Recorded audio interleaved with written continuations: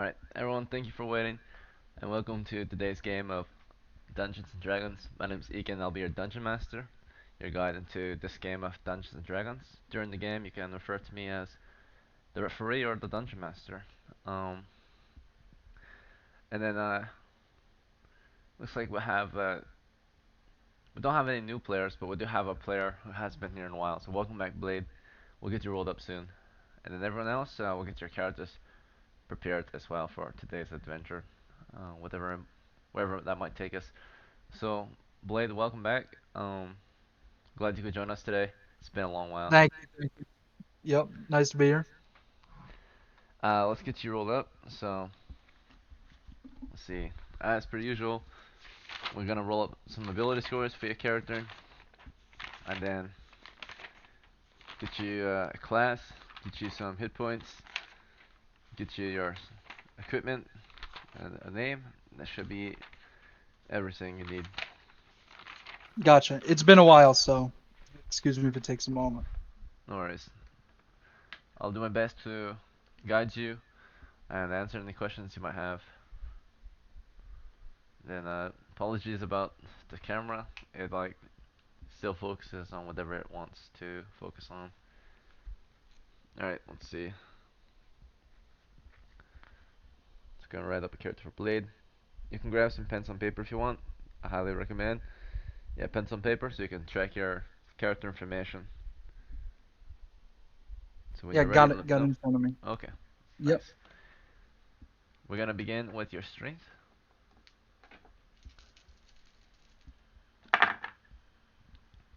Alright, your character has 6 strength.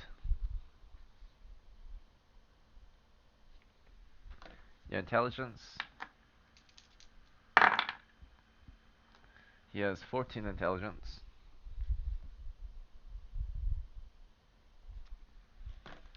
Your wisdom is 7.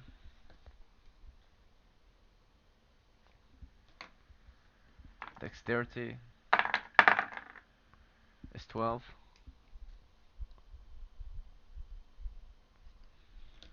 Constitution is 9. And charisma is 13. Okay, so for class I recommend magic user or thief. I'll swing magic user. Okay, sounds good. And besides the standard BX rules for magic user, which allows them to have one spell first level, or be able to cast one spell first level, we have our house rule for them. Like every class in our current rules or house rules, you can use any weapon or any armor as a magic user in our game. Um, let's see. Alright, next Okay. is your hit points. You have 1 to 4 hit points with a bonus of 0. Your magic user has 3 hit points.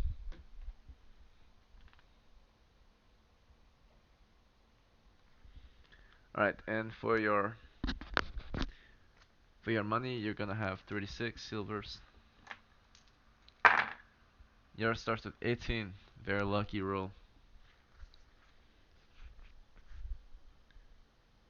Okay, first we have to purchase your magic user some clothes and a spellbook costing you 3 silvers. Alright, next we're gonna want to get you some protection. You're gonna need a weapon to defend yourself with. First I recommend the missile weapon. The cheapest is a sling for 1 silver. There's a sharp bow and a quiver of arrows for 3 silvers. A crossbow and a case of corals for 4 silvers. And a longbow and a quiver of arrows for 5 silvers. You can also choose to go without a missile weapon, but it's recommended. Okay. I'll buy a short bow.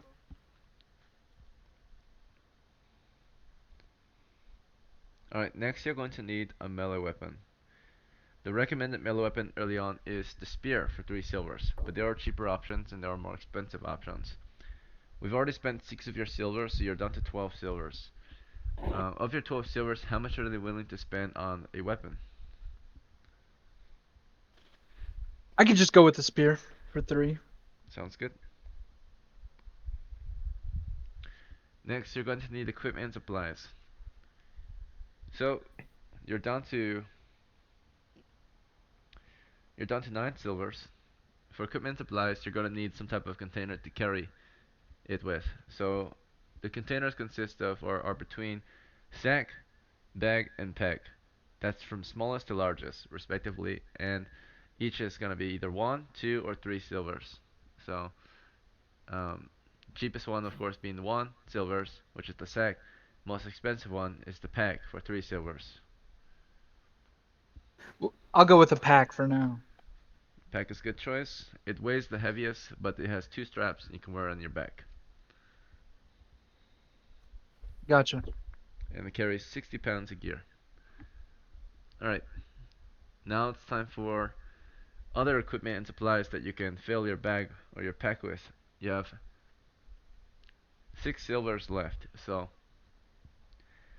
as a magic user, I'm going to recommend you're going to purchase all the equipment and supplies you can afford. First, I might recommend torches and a tinderbox to explore the dark halls of a dungeon. It sounds like a good choice. Do you have any other ideas on what you might want to get, or would you like some more recommendations? I'd appreciate recommendations for now.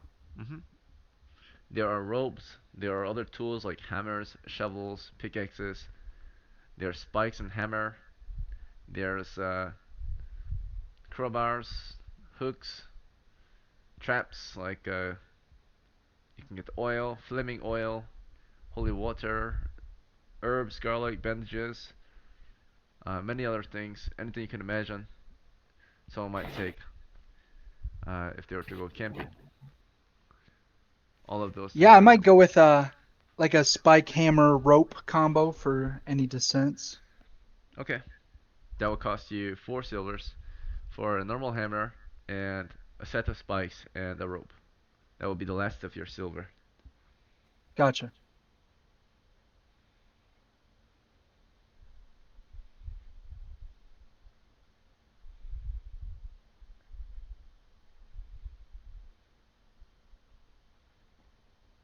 Alright, next you're going to decide on your spell. You could either have 2 Dungeon Master handpicked spells, which is read and detect magic, which will allow you to progress faster, but they don't do much by themselves. Then there's, of course, you can pick your own spell off the first level spell list, or you can get 2 random spells to put in your spell book. I think I'll go with what's more useful? Do you think read and detect are a good If you plan choice? to play long term, read and detect for sure. If you don't plan to play long term and you know what you want, I would say decide on your own spell, such as sleep or light or any of the deadlier or more effective spells early on. And if you don't know anything at all, then I would recommend random spells. Yeah, I'll just go random. It's in Very luck well. of the draw. You never know, you can get very lucky. Or get a spell that you didn't think you were gonna use but end up using it. Number 5 and 6. This chart can be found in the basic rules of Dungeons and Dragons.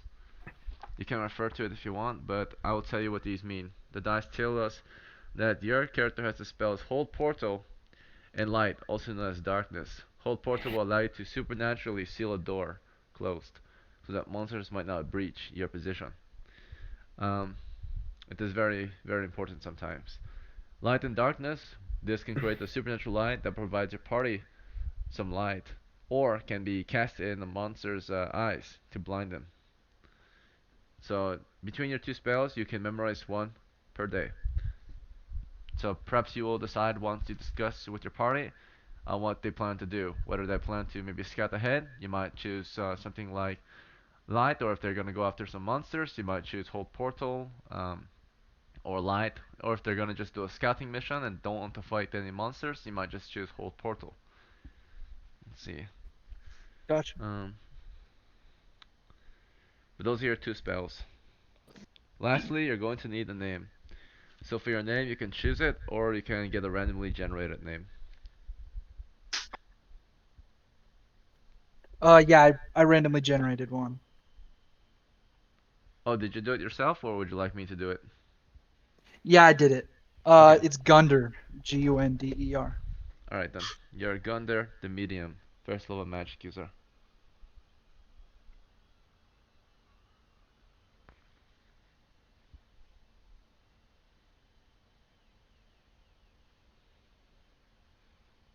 Alright, thank you. And that's it. Welcome to the adventure. Everyone else, Sweet. um, it is time for your preparations. So I'm gonna just go down the list. Thank you for waiting. We're gonna start with Boomer. He's joining us as Romeo or Romeo. Um, I believe you rolled this character last time we met. You did. You finished it by yourself, right? No, you helped me roll it. Oh, but Or, you wrote it out yourself, or did I write the whole thing? uh, I have it written down myself. Okay. You also wrote it down as we were doing it. Oh, I do. Okay. Mm-hmm. All right. Let's see. Here it is. Romeo, the first level cleric. Do you have any preparations? Mm, with no silver, there's not really much to do, so no, you can go ahead and skip over. Very good. And Henry, do you have anything to prepare before we start this adventure? Two healings. Okay. And nope, that's all I got. All right. You mean to prepare two spells, cure light wounds? Yep, two cure light wounds. Very well. And then next, does Hans have any preparation? No. My rope was cut so it's 40 feet long, and I am down to I think it's 8 um torches.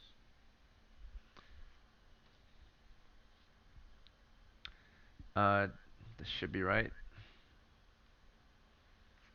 8 or 7, I can't remember. I think it's eight. But that's it because I have no monies. All right. Thank you. And then Sora, does Hagrid have any preparations to make? Is he alive? Yes. In your last adventure, after the long march, your character grew exhausted and fell back to the reserves. Eventually, the party made their way back home. You don't remember much of the journey back, but you did make it back home. Okay, then how much silver do I have? It looks like you have 6.6 silvers. Oh. Okay, nothing. I'm all good. Okay. And then, so Flockleys, welcome back. It's been a while. Um, let's see. Do you have any preparations to make? Can I unretire Bradamart, Yes, you can. Let's and see. then I will retire Sophocles for now. Alright. So Bridemart is returning to the adventure. The Yep. campaign currently takes place in the village of Sliveria, and that's where the majority of the party is at the moment. hmm So if you want Bridemart to be there Is too, you'll have to take a. Go ahead. What was your question? I was gonna ask if it costs money to travel to the other village. Yes. It does not exactly cost money all the time, but if you want to travel there quickly and safely, you'll take a carriage there, or you'll have an escort take you there, driver. So if that is the case, you're gonna take a coach or stagecoach or a carriage there. It costs about 1d6 silvers, on average 3. The journey to Silveria from Givelon is maybe a few days northeast. Okay. I will sell the canoe that I have to get some more silvers, and then I will pay the carriage to get to the village safely.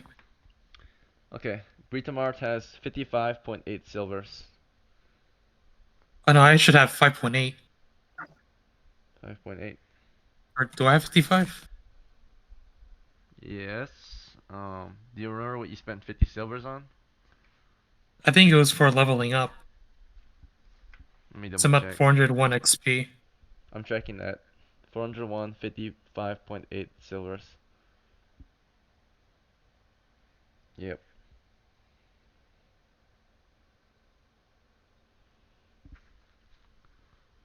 Alright. If you have something different, I'll say that there's a 2 in 6 chance that you're right. Yeah, I have 5.8. Alright. I'm gonna go with what I have written. So you're gonna have 55.8. Because I usually don't make a mistake. Okay. Alright.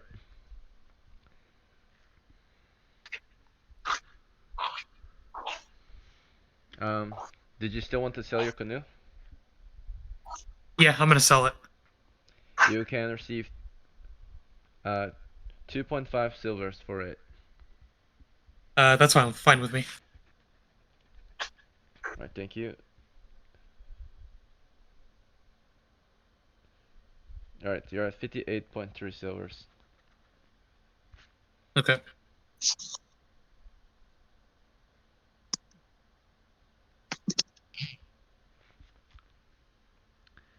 Alright, so it looks like everyone's prepared for the adventure. Before we begin, you guys will have a 5-minute break to go ahead and grab your drinks, pencil, and paper. I'll see you guys in 5 minutes.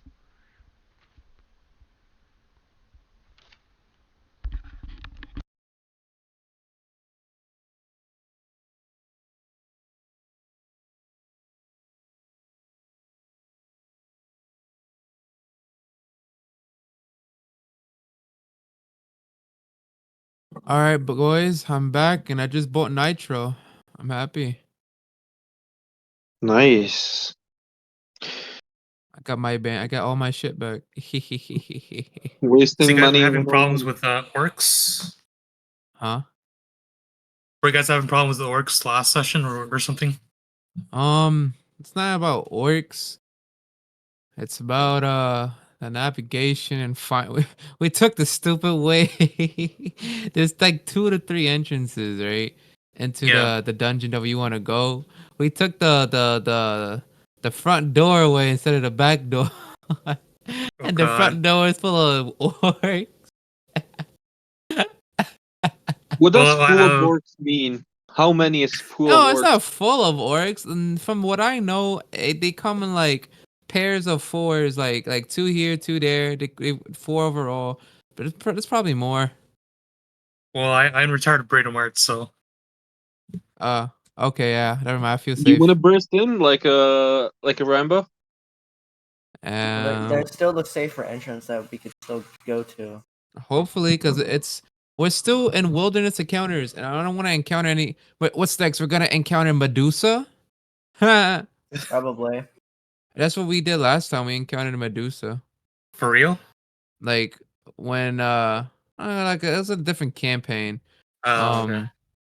Our I was last one like a level 3 dwarf at the time, and I found an elven cloak that made me invisible when I put it around me and shit. So I was an elf. Oh no, I was a mage. Yeah.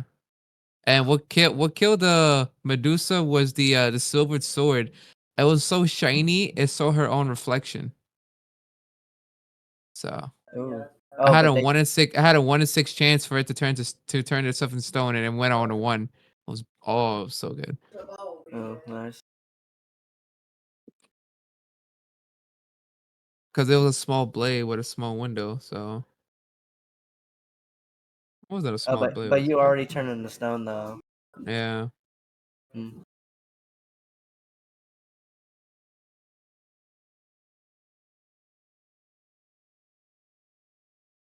What? Once you're turned into stone, you can't turn back.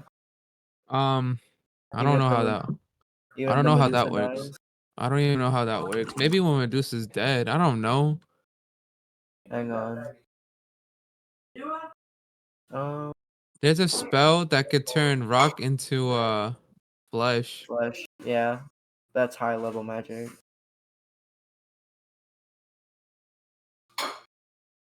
Doesn't that make like a golem? Huh? I guess I don't know. Or That might work maybe on a maybe golem. I don't know. I think that spell is a curse though. Flesh? No, it's flesh to rock. Rock to flesh would be like to stop someone from being turned to stone. Or flesh to rock, yeah. That would be evil. Oh yeah.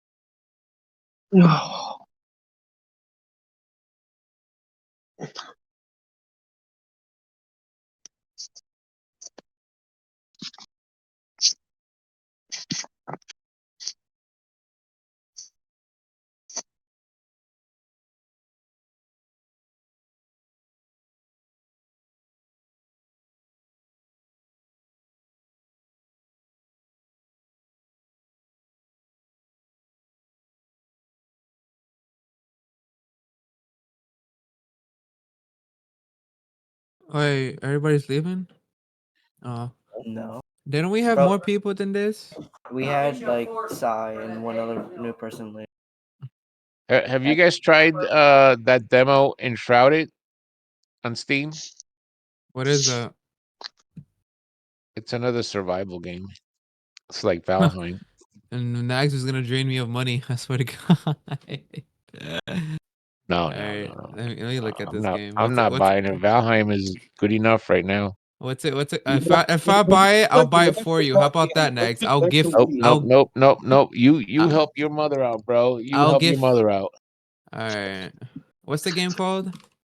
Enshrouded.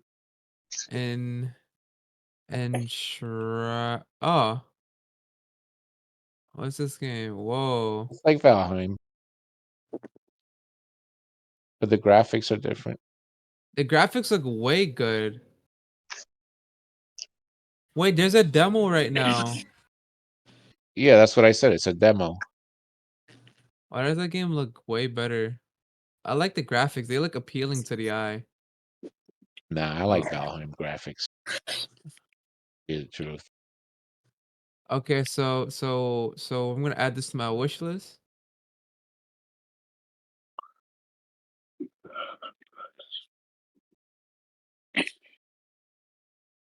There's 7 players if I stay. Are you playing? I don't know. I feel like this is too big for me. What? Oh my god. What? This is the average group. Yeah, this is the average brook. If you Yeah, if, I if know. the That's group why I'm average never group, in them. yeah. Well, you're never gonna play I'm then. saying if you play with a smaller group, you're probably gonna die. That's what I'm saying. Yeah. Why would you want to play with a small group?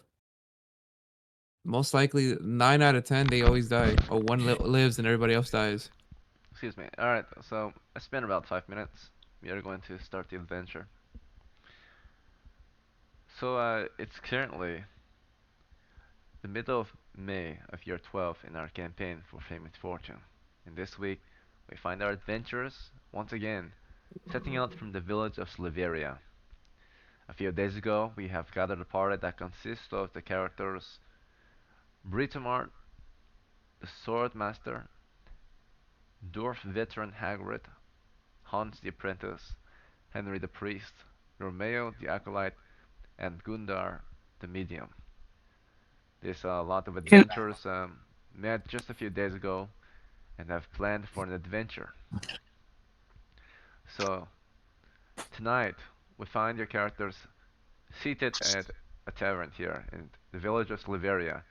The village of Sliveria is just a small settlement just outside of a large town in the realm of mankind, and it is in a somewhat safer region of the world, but west of it lies wilderness, a small patch of wilderness or territories that are not controlled uh, by mankind.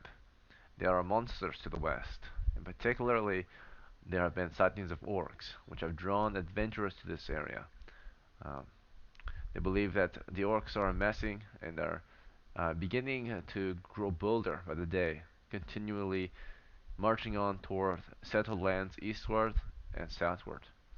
Adventurers have heeded the call and have journeyed into the plains to hunt down these small orc warbands before they might grow any larger. But also, what has drawn your party in particularly is the rumor of a lost stronghold that has been found again. This time, of course, uh, by a monster of a great fortune. Those brave enough might seek this place out. It is Fort Stoneholm. Its location was only recovered due to young dragons having been spotted and followed into the stronghold's ruins.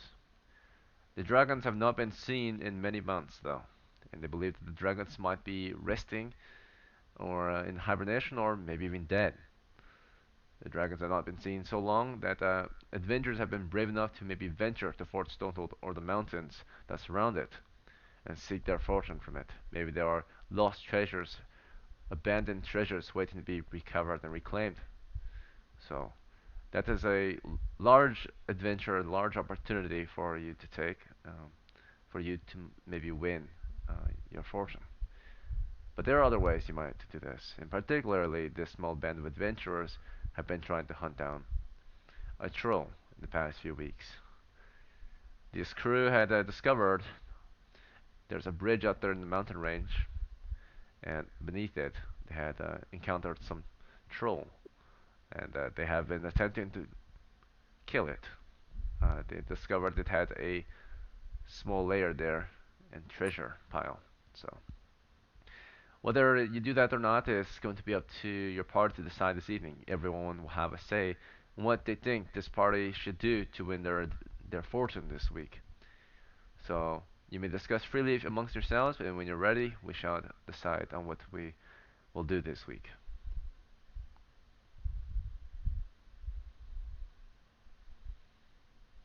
Hmm. Oh, well, who's the party leader? Well, I vote for Ritamart. Oh God. oh boy. Well, I have a suggestion. We could try and find the other entrance to Fort Stonehold, the easier one. Hopefully. Yeah, we have to find once we go we go west, and then we have to look for a hill. Yeah. You could ask around maybe if there might be a little bit more information. Yeah, we could do that. Yeah. That's alright with the rest of the party. Were you guys Fine, fighting a but troll? fine by me. Not this session. We've sort of Maybe we can uh find adventurers who have actually been there, and they can yeah. inform us. Mhm. Yeah, we can go do that. But Breedomar, we're saying what we've kind of the troll part. That part will take a lot more planning and manpower. Currently, we don't have the resources. No, it's only like 300 something gold pieces in there. Yeah, No, I but mean it sounds kind of worth it, but how badly did it go last time? We was a bunch. Well, according to what we heard, a group of adventurers went there and they got chewed up and one survived. Yeah, but didn't you go also? I wasn't. I'm Henry. What you mean? No, as Henry, didn't you guys go and try to get it, and you couldn't? Yeah, but I don't know if there's more than one in there. there was more than one. So yeah, there's two trolls in there then. Now there's two Yeah, trolls. Shit. yeah. Let's just search for the Please. for the entrance to the dungeon. Yeah, I'm not fighting two trolls, bro. maybe when we have better supplies and expert level adventurers. But so far, we don't got none of that. I have a +6 to hit too. That's crazy. All right then. Okay. All right, looks like we decided.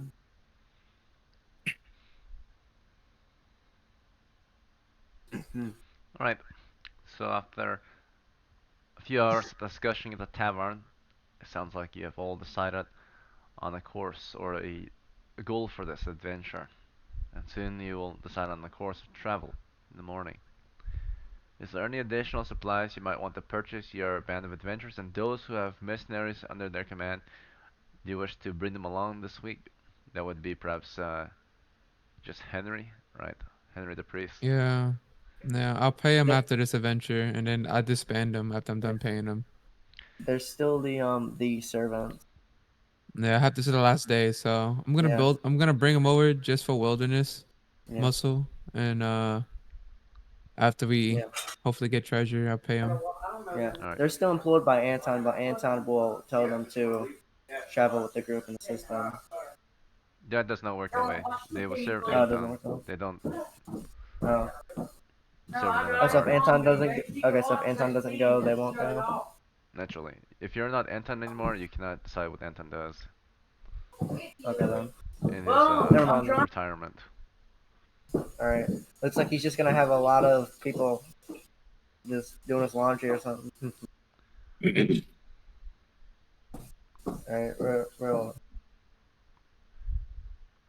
So Henry has invited 4 mercenaries to join your party as well. He is paying them out of his own pocket though. Yep.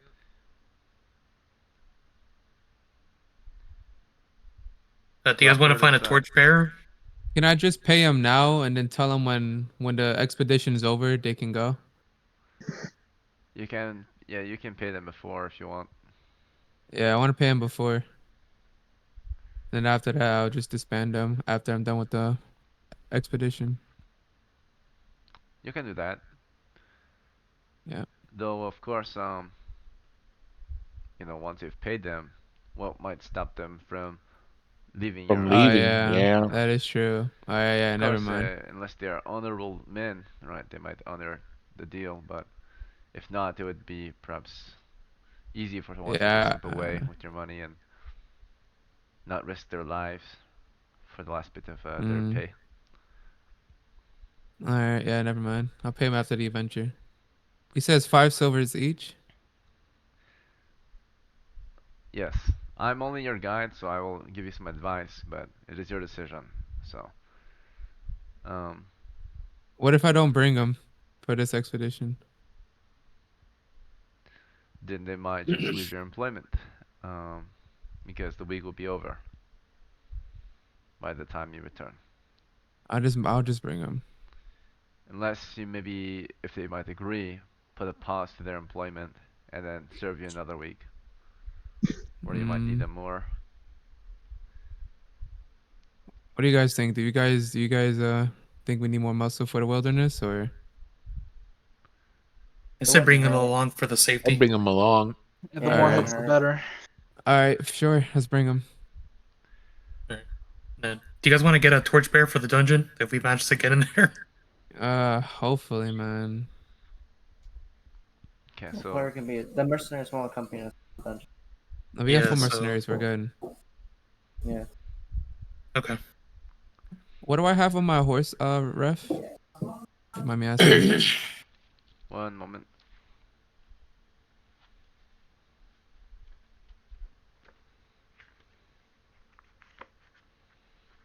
Right, so as Henry goes out to look over his horse's equipment, it sounds like Britmart, you're looking for a torchbearer,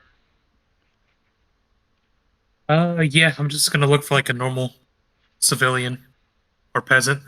non-combatant that might join your ranks Yeah. Yep. as a retainer. Very well.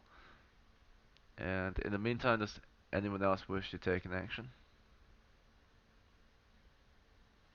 I want to join Henry. I'll ask around for information. I'll go to the tavern. Alright.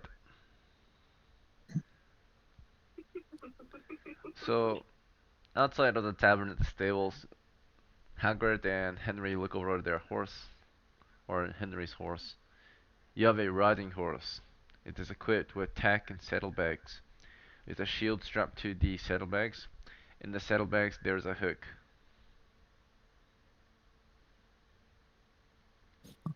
Interesting. Hagrid, do you need a shield? I don't think so. But I would really appreciate like a little bit better armor because the only thing I have is Gambison.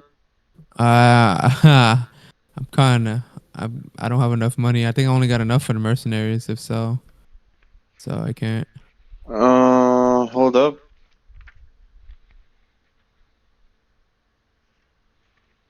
Yeah. Hagrid, you're wearing a heavy gamson, you have a shield over your shoulder, and you're wearing a heavy helmet. You're good. You don't need armor, bro. Yep. So no, I don't think any. I don't need anything. Thank you. How much is it? I want to see if I could sell this shield. I could use a shield. Oh, you can. Yeah. Actually, let me just go to the party with the shield first before I even sell it. See if anyone needs it. So I'm gonna take the shield off. Okay. Mm. So as you're looking through your equipment, you remove your shield. Romeo has joined you. So Romeo, it sounded like you were about to go look for information, but decided against it and joined Hagrid and Henry late at the stables. All right. And in the meantime, while the rest of the party waited at the tavern, ready to go on the adventure, also Britomart was there. Britomart, you were looking for a torchbearer. Is the tavern the place you want to search for a torchbearer or somewhere else? I'm gonna look in the tavern. Yep. Alright. And as you look over the crowd, you just want to look for a normal civilian to invite? Yes. Okay, you approach a random villager in the tavern. You might ask him his name and figure out if he wants to join you. How do you want to approach, or what would you say to this stranger? Hello, sir. You look like you're in need of work. You see, me and my party here, we need someone to hold a torch. We're trying to reclaim a fort that we found a few weeks back, and you would be compensated for your time and your labor, just for holding a torch.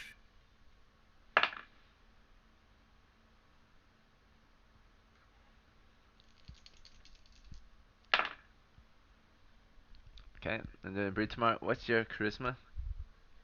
I've got a +1. Oh, what a kind offer, sir. Just for holding a torch, you say? Yes, And and this silver piece can be yours, and I put down a silver piece and I slide it to them. hmm, not a bad gig at all. So just a silver piece a day, you said? That's correct. Well, I'm not doing anything better. I suppose this is a great deal for us. Though I must say, I don't really have any equipment to bring along. Just the clothes on my back, I suppose, and these trusty boots. I will carry your And torches that's though, if you have them to provide. yep. And that's all you need. We have the torches. We will provide everything, and of course, we will protect you as well. Well, offer accepted, sir. My name is I'm Benjamin. All right, Benjamin. It's a pleasure. We set out tomorrow. And you said your name was. Breedomart. Oh, you're a woman. Sorry, I could not tell in your helmet. It's quite all right. Well, I suppose I'll see you in the morning then. Very well. Yeah, woman. Yeah, the most Skyrim NPC quote of the.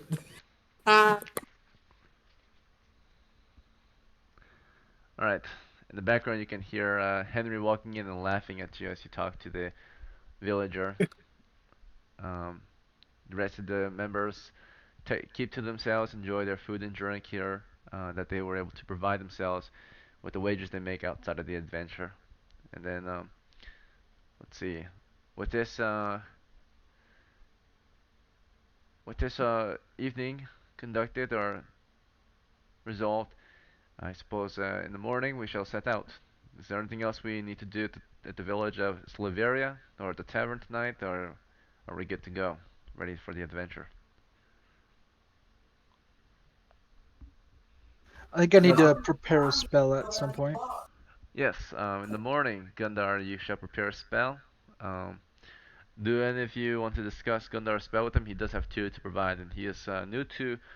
His family is not new to adventuring, but this character is new to adventuring. Sure. What does he want to talk about? What does he need to know? Well, those who might have a better idea. Oh, go ahead, Gundar, if you have to, or if you know what you've got. Yes, What I is have a hold portal and light and darkness. Wondering which Um, one to prepare. Yeah. so Like, so light and darkness. You can reverse the spell to cast darkness into an area where light can be touched in there. Just pure darkness. Light, you get to blind enemies. Hold portal. I heard of it. I think it's to lock a door or an entryway that has a lock mechanism to hold the door shut. Hold any objects that has a lock. You can lock it. Which would you think would be more useful? Uh, personally, I would say light. Blinding is really effective against bigger enemies. I'll prepare light and darkness then.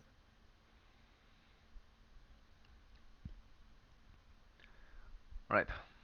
Yes. In the morning he will memorize uh, one of those two spells. So it sounds like you're going to memorize light, and you can speak the words in reverse to create darkness, if that is your choice. In our game of Dungeons and Dragons, it is our house rule that infravision is not exactly as stated in the rules. Instead, it allows you to see better in darkness. No monster or no demi-human shall have actual infravision to see heat signatures or whatever. Instead, absolutely no monster or no demi-human can see in complete darkness in our game. Because of this, thieves are able to actually hide from monsters. If it were the case that they would have infravision naturally, thieves could not hide from monsters naturally because they would be able to see their heat, their body heat. So monsters in the darkness will often be resting, maybe waiting for the next meal or something like that. Or they might have their own light source instead, maybe a large fire pit where they might rest around to keep warm. Or if they're cold-blooded, they might just be waiting for prey. Might have other ways to sense movement, whether that be a sense of smell or hearing. What do Monsters you have call a that? different sense of senses in the darkness. But Mm. uh, infravision is what you will have if you're a demi-human, not a halfling though, but if you're an elf or a dwarf, it will allow you to see twice as far in dark conditions with minimal light. So say a candle provides 5 feet of light. With infravision, you can see 10 feet ahead instead. So with a torch, you can see 20 feet ahead. If you're a dwarf or an elf, you'd make a great scout. Along with thieves. Thieves can be very quiet. They can't see as far, but they're very quiet. Um, and the light and darkness, naturally, if you create a supernatural darkness, it will be very helpful for thieves, right? They can wait in that area for combat, and then they can move out of it when they're ready to attack from the rear or something, right? No monster can fight in complete darkness, or they can try, but at a great penalty.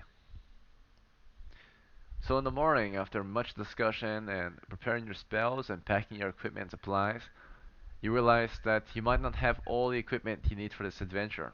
Of course, you have weapons, of course, you have armor, you have torches, but you might not have the means to stay out there for very long.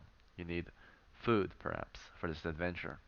It's not a very long adventure, but if you plan to stay out there more than a day, whether by choice or not, then you will definitely need food to keep your party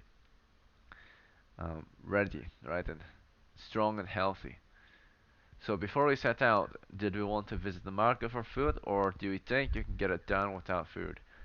The adventure can be conducted without food if it's a straight trip back and forth from the stronghold back to the village. If you're only going to be out there for a few hours. But if you plan to be there the whole day, you'll need food. We'll be searching, so we might need food. What do you guys think? I'll be right back. You do whatever. Okay. I'd say it's probably better just to be safe. Yeah. Okay. How many Who would days like worth to? of food do you guys want to get? Just a day's worth, maybe. A That'd be day? fine. I say we get 2 days of food, No. just to be safe. All right. All right. Burrito Mart will pay for 2 days worth of food. Alright, so 60 pounds of food for 2 silvers. Yes.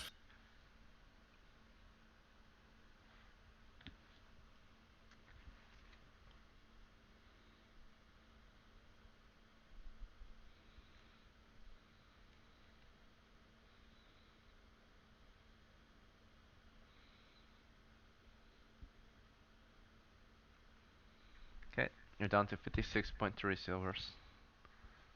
Okay.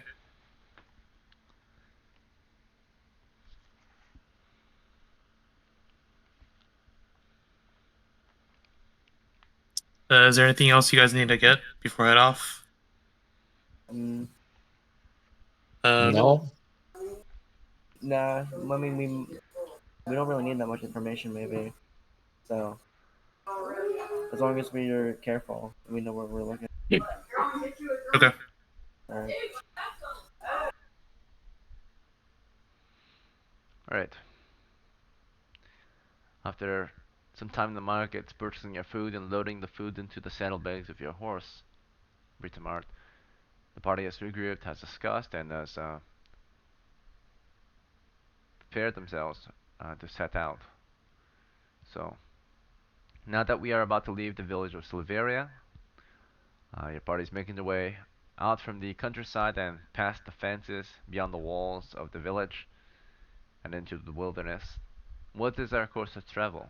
The usual course, if you plan to get to Fort Stonehold, is to follow an old road westward into the mountains. From there, the road will continue along a river, you've heard, and should take you straight to the stronghold. But rumor goes, or rumor has it, that there is a safer way into the stronghold. They claim that, or people say, that there be a few caves behind the mountain itself. One cave in particular is large. Through it is a massive cavern system that leads into the stronghold, or at least what lies beneath it. A dungeon is what they claim it be. Not a simple cellar beneath the stronghold, but an actual underground fortress. That is what actually guards or holds all the treasure you might seek. So you might be in search of a cave instead of the stronghold.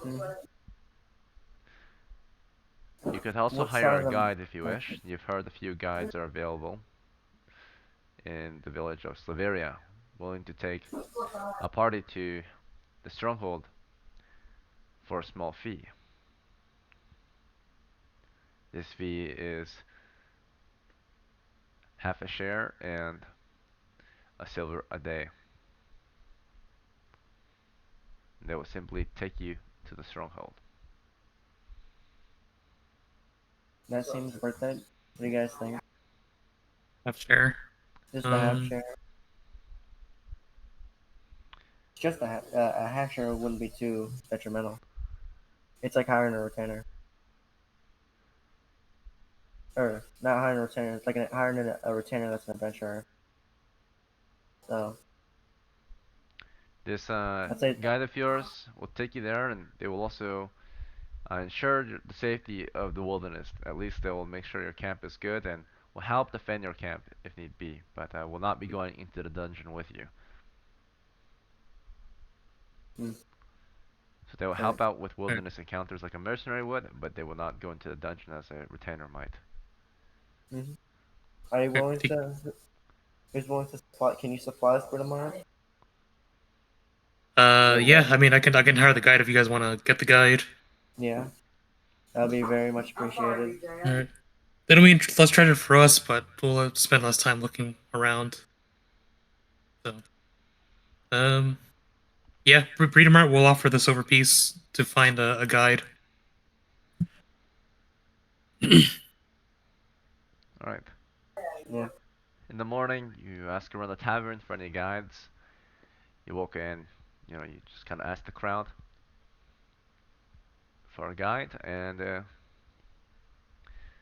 man does step up and offers his services. So, it is as you have expected. He asks for a silver a day. He asks for a half share. He did not ask for any down payment, and nothing more than that. His name is Cassander. He's simply a guide. Well, Do you wish Cassander, to, okay. sounds reasonable. I believe it is quite reasonable. Do you plan to set out this day? Yes, we're actually done preparing. We will be setting out in a few minutes, actually, if you're prepared. In a few hours, I can be ready to help your party. I've only just come here for breakfast, but my equipment, my supplies will be ready in a few hours if you can wait a little. We'll be setting out at noon instead then. That sounds good to me. What about everyone else? You guys want to wait until noon? That sounds good. Yeah. We'll have less daylight, but If you had recruited me last night, I would be ready this morning. But if it is now that you must leave, then I will need a few hours That's to fine. arrange myself. Does he know of the cavern back entrance? You wish to enter from the cavern? Yes, I do know the way to the cavern. If that is the way you would like to enter, that is the way most would like to enter. I think it's a smart choice. very well. Yeah, we will meet you at noon. Very well. See you in a few hours. I'll meet you here at the tavern. Sounds great. In those few hours, does your party wish to do anything else here in the village of Slaveria as they wait? Or perhaps they'll just pass the time at their small camp or here at the tavern? Can I ask around for information? Sure. Where do you want to go to ask for yes, where would you like He'll to go, ask for information? he'll go talk to the the barkeep at the tavern. Okay. If you're talking with the tavern keeper, does anyone else wish to take an action?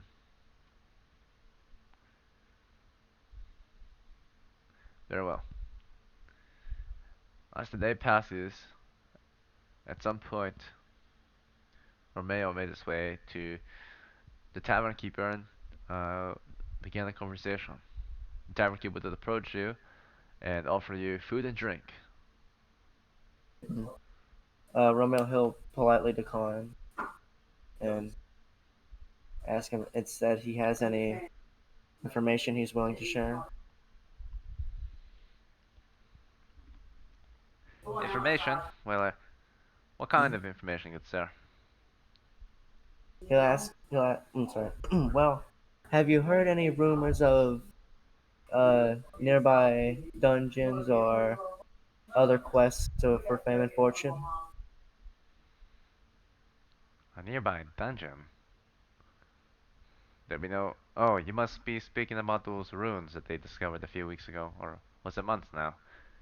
West of here, yeah, many adventure types have been stopping by and talking about a place called Fort Stonehold. Hmm. Oh, You've heard of, sorry. I'll be right back. I have to go serve this gentleman over here. Tavern keeper leaves. No. He's here to serve Alright food and then. drink, naturally. Alright then. Let's go back to the party. Very well. After a few hours of waiting here at the tavern, you're finally joined by your new guide. He's a thief. His name is Cassander.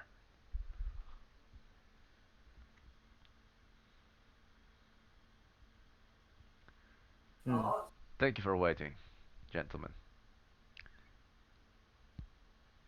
I am now ready to set out when you are.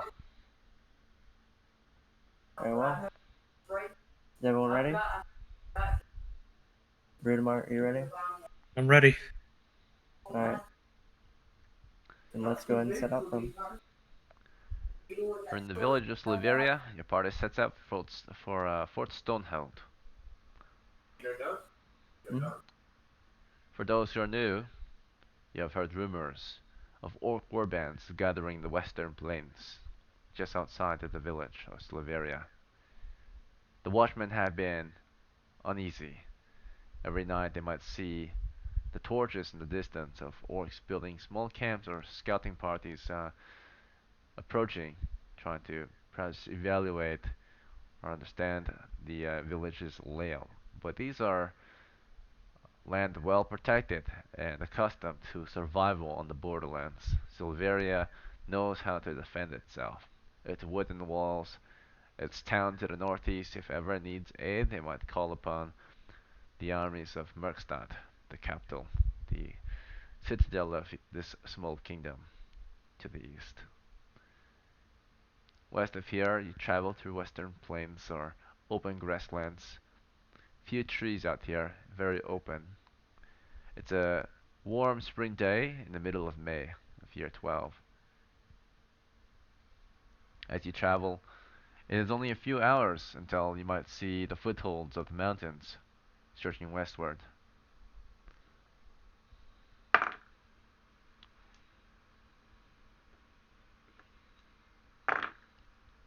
Carefully you approach, and soon you find yourselves marching through the valleys of the mountains. You've arrived in the mountains that supposedly surround the stronghold or, or hide the stronghold you seek. Your guide leads you along the road northwest. This road continues along a river through the mountain valleys.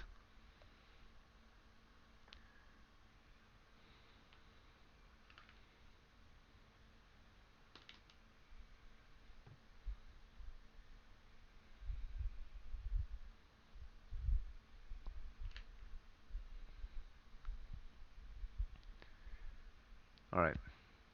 As you approach what looks like a stronghold embedded in the mountains, your guide, Cassander, begins to veer northward, taking you into smaller valleys within the mountain range, and then directly westward. Soon you approach what appears to be the backside of the mountain range that you saw the fortress embedded into. You're northeast of this mountain. You move across the open rocky terrain and high into the side of a mountain. You have to climb it. It is not too high up, maybe a 30-foot climb or so. It takes you up a path on the mountain that is natural and somewhat easier compared to perhaps scaling the mountain from any other position. It is not exactly easy, but it is doable. It is tiring, it is somewhat steep, but you make it. Through this part, you find an opening in the mountainside, a wide cavern entrance leading into a deep and dark cavern. From here, it tells you that this cavern is the way toward the stronghold within the mountain. It is not the stronghold itself. It might not have the treasures you seek, but it must be ventured through to reach the entrance. Whether it is safe or not is uncertain. But this is the point in which he will stop, being your guide. He will wait for you outside of this cavern. This is the entrance you have chosen. Alright. So we have a cavern entrance. It is roughly 10 feet, or not 10 feet, sorry. It is roughly 30 feet wide. It's a wide cavern entrance, and it continually narrows as you look down its dark descent. Um, I tried to talk before, but I got something happened to my Oh, no my. worries. Um, I asked the guide how far has he ever ventured into the you know into the shaft itself.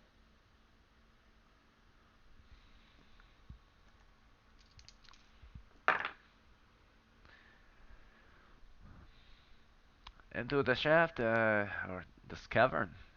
Well, Yeah. hmm. I have not exactly gone in, ever, but I have led other parties into the cavern, and from what I've been told, it is not exactly a far trip to the entrance, but it's not exactly safe. One party had Well, encountered the brutes that people know to roam these mountain ranges or mountains. There are supposedly orcs within this cavern you might encounter. So be ready for that, I suppose. very well. What the I asked him when was the last party that he besides us that he brought here? How long ago?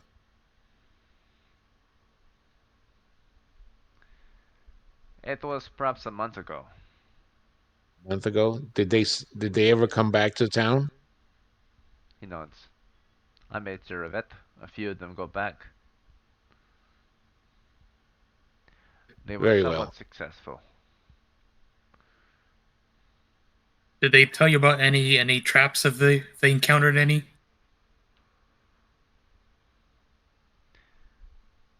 They did not speak of any traps, but I would still be careful for the possibility.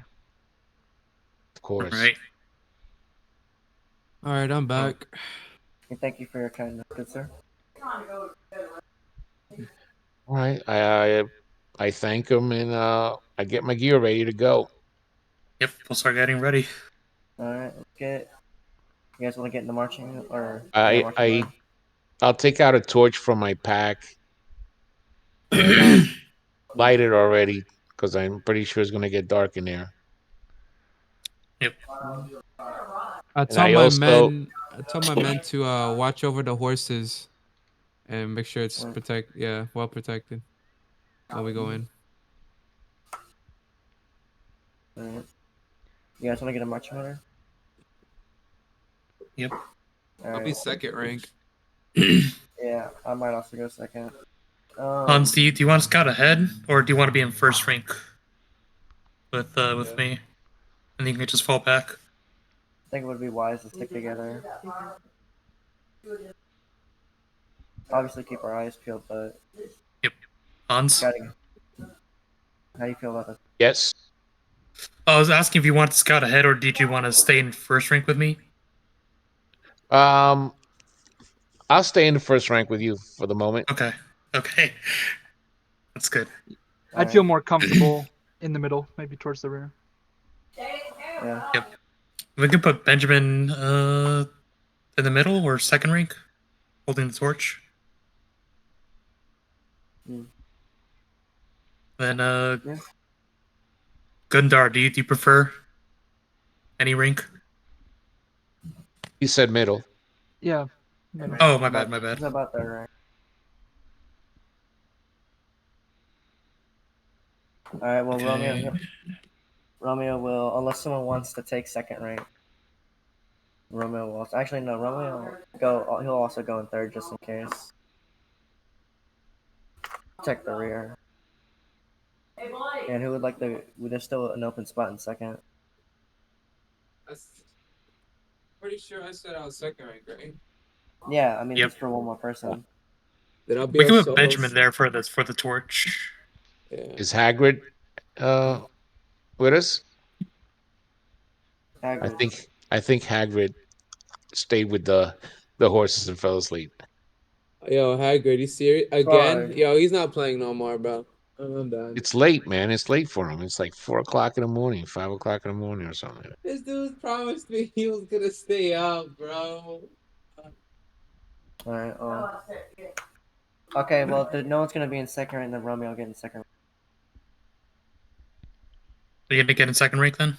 Yeah, we'll have 2 clerics. Okay, that leaves Gundar by himself in third rank. Mm-hmm. I'll do my best. Yeah, we'll do it. We'll try to protect you.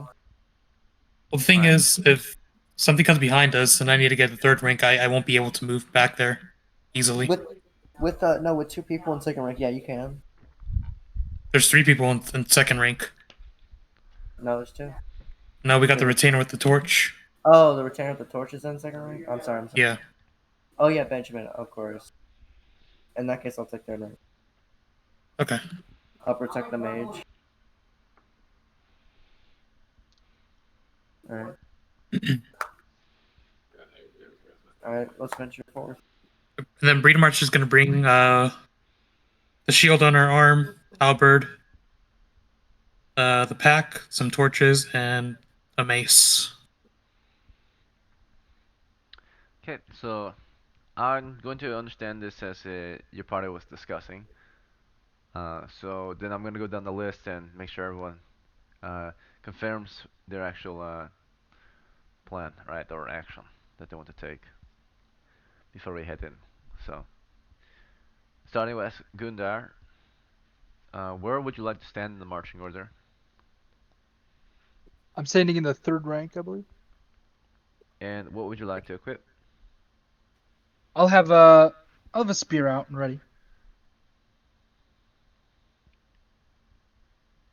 Hold on. Hold on. Wait. Wait. If you have a spear, why aren't you up in second rank with me? I could be. Yo. Yo, Romeo. Yo, Blade, you wanna Hmm? yo, Romeo, go to third rank, bro. I'm in third rank. Gunder has a I'm spear. in third rank. Who's in second rank with me then? It's the retainer The Benjamin. torchbearer. What does he have? Does he have a spear? No, he's just holding a torch. A torch. He's a non-combatant, yeah. Alright, so We can put him in first rank if you guys want to. and then he can go to third rank. He can squeeze into third rank. Yeah. Who, the retainer? Yeah. The torchbearer? We'll put the Yeah. torchbearer in third rank. No. When a creatures come up, he can squeeze Oh, between second to third rank. that'll leave first rank without any light. Hansky, Alright, can you so light another torch? Just never Excuse mind. me? Just forget what I said. Okay. Yeah. You want another torch? No, it's fine. It's fine. Let's continue as we are. alright, so I'll start again. Gundar, do you want to be in third rank or second rank? I'll be in third, and I'll prepare my short bow instead.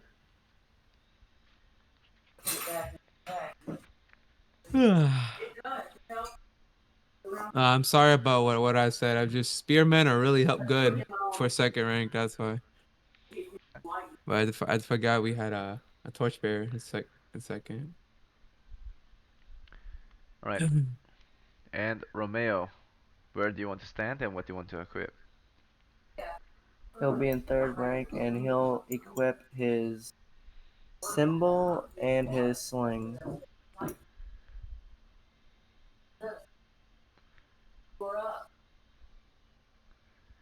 Okay, and Henry, Shield and holy symbol.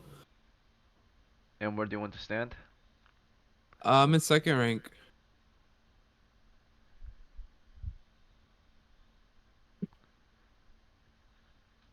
Alright, then Hans, where would you I like? am in the first. I'm in first rank. I have a torch lit in my left hand, and I have a sling loaded and ready to go in my right hand.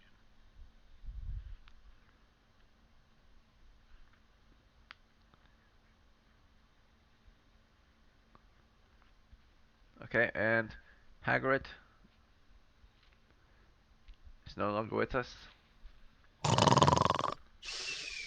All right.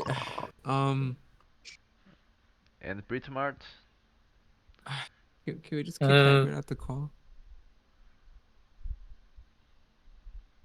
where would you like to send Britomart and equip? I'm on the rank 1.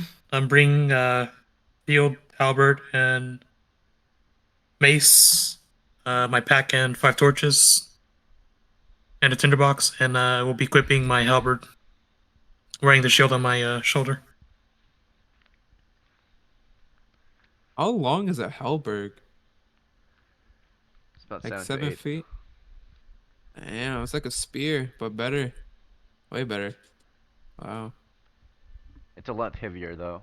You cannot use it in one hand. You can also slash with it too. Can you slash in like tight quarters or no? No, you I can't would slash with assume it. you. I would assume you can thrust into it. You can Yes. stab and slash. That's really good. What's the damage on slashing? Is it the same or is it different? The D12. I believe. And then stabbing is like what, D6? It's a That's D10. interesting. Well, I might be switching Oh, it at some point to like D8 for stabbing, D12, D10 for slashing. Oh, okay. Because it would be similar to a pike if it was to stab. Pike deals 1d8.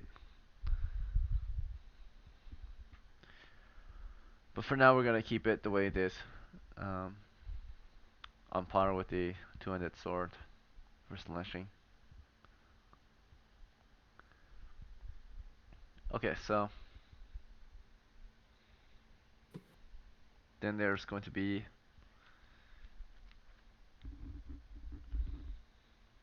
Benjamin. He said he would equip a torch. Yes, we're gonna put him in second rank, but Hans, yeah, you're holding the torch, right? Yes, I'm holding a torch also. Well, that's the case. Um, We can keep it as it is. well, in that case, because Gundar has a spear, he can go to second rank if he wants to, and we can put Benjamin in third with a torch. oh, we were losing light source in the front because we can't see for No, further. I have a torch in front.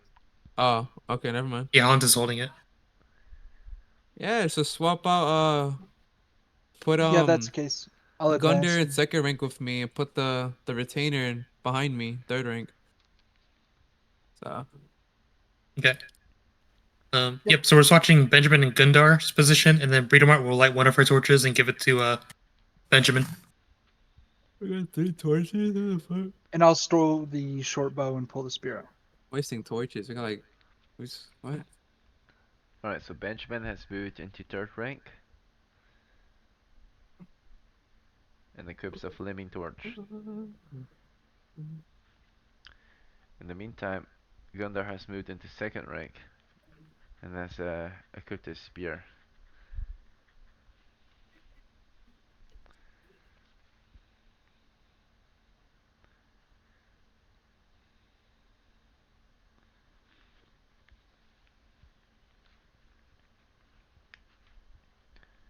Alright, we are about an hour and a half through our game, halfway through our game.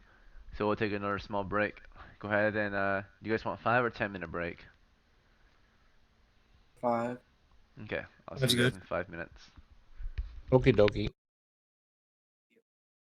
The nameless puppet appears to be one of Geppetto's early attempts, if not his first attempt. Man, already halfway through the session, we're not even in the dungeon.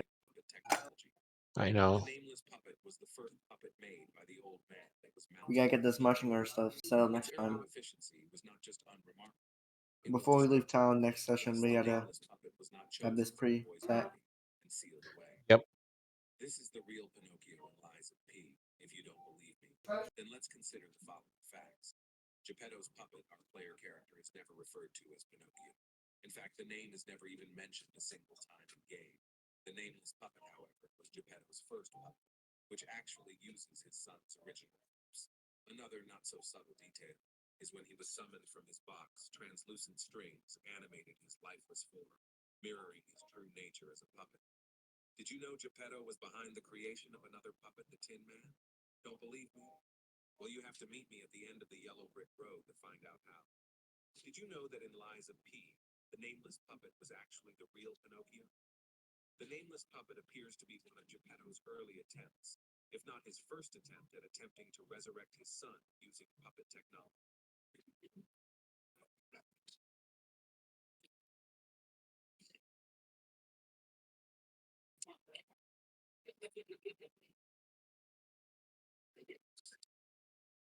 It's getting time. Let's make some dinner. I gotta get all the bison hairs out of my pot. All right, for dinner tonight, I'm making a traditional Swiss camping food, fondue. Traditional fondue is pretty simple. You melt a bunch of shredded cheese over a low heat. You add a splash of white wine, and then you dip whatever you want in it. Traditionally, bread, potatoes, and meat, stuff like that. Some cheeses work better than others. Fontina, Gouda, Gruyere are really good fondue cheeses. And don't throw it all in at once. Oh, oh, you want some meatballs? You want a meatball?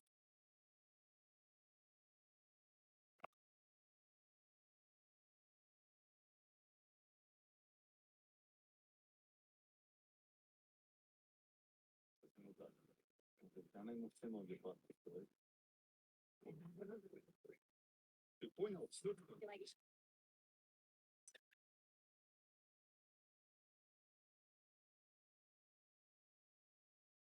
They like spicy passions. This is what I use for my floodlighting when I'm filming at night. And when I'm winter camping, Creepiest shit I have ever heard. around something. You hear that? You hear that? Sound it a bit?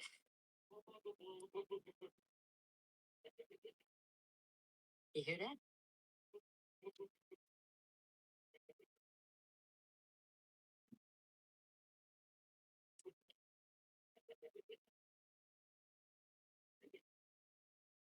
It's getting time. Let's make.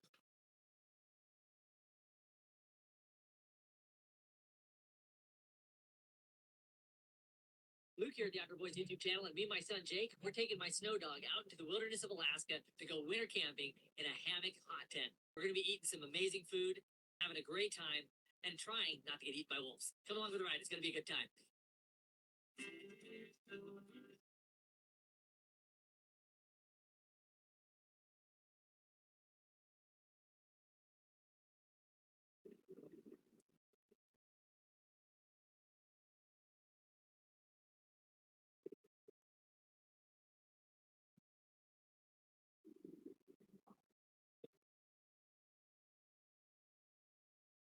So, one of the most common questions I get working with the wolves is if I'm scared, especially with him being like this. He's just growling. He's always been a vocal pup ever since he was a baby. And as far as our relationship goes, especially with Nikito, I bottle raised him and his sister from 3 days old. He will be 9 years old next month. And I've been around him every single day pretty much since then. Even on my days off, I'm over here messing with him. But as far as there being a possibility of him biting or something going bad, there's always that chance. He is a wild animal. He's not technically domesticated. He's just used to me, and to him, I'm family. But even with him growling, as you can see, his tail's wagging. He's a good puppy, and Dad loves him. Yeah. Whatever else you want to know, just ask. So, one of the most common questions I get. This is when it got scary.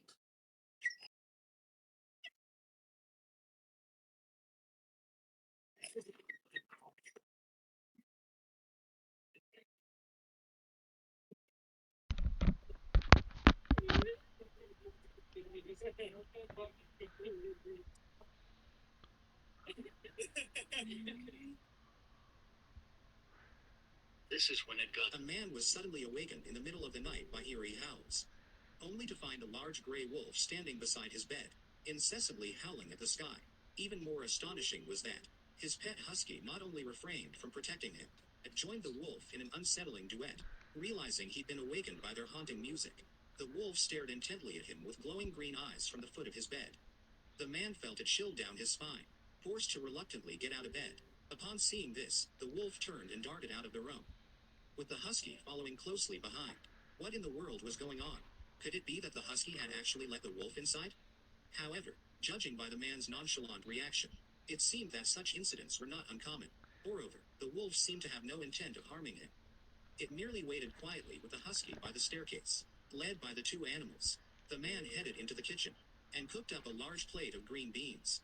Turned out their nocturnal serenade was simply a call for food. Surprisingly, the wolf savored the green beans, sharing them harmoniously with the husky, bite for bite, in a heartwarming display.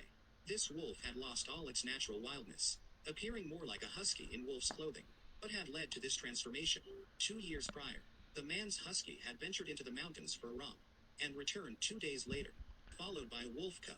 Initially mistaking it for a puppy, the man decided to take Hello. it in. It has ate been and roughly slept 5 alongside. minutes. Okie dokie. Sweet. We are All about right. to continue our adventure then. Is everyone back? Hi, Ma. Hi, Ma. Yep. Yep. We back. Romeo? Hello. Hello. Yo, what's up, Romeo? Alright, I'm welcome here. back everyone. We I'm shall here. continue. The entrance to the cavern is very wide, 30 feet wide, rocky, dry. Um, there's not a lot of vegetation out here in this range of mountains. It's pretty cold out here and windy. You're about 30 feet from the valley, down below. The cavern continues southward, or descends toward the south. Alright, so Woo. are you guys going to draw up your own map, or do you want me to draw a map for you? Now, if I draw a map for you, you move at the standard rate of movement. So that means encounters a lot more often, versus, or you can't move as far, right, before an encounter starts. If you map on your own, you move 3 times faster. So your party, from my understanding, is heavy footmen, which means every 30 feet is a turn. But if you map for yourself, they move 3 times quicker, so they can cover 90 feet of ground, or up to 9 actions, uh, 9 small actions, in a Alright. turn. Okay. So who's We're gonna be a mapper? I'm mapping right now. So to our left is the east, right? If we were to turn left from where we're standing, if we were facing the entrance to the cave, Yes. all right. Okay. So I'm mapping now. Okay, Very so well. we're heading inside west then? No, it'd be south. Yeah. Okay, so the cavern entrance south. Okay. Yes. Mhm. Oh, one moment. I'm getting a call. Of course.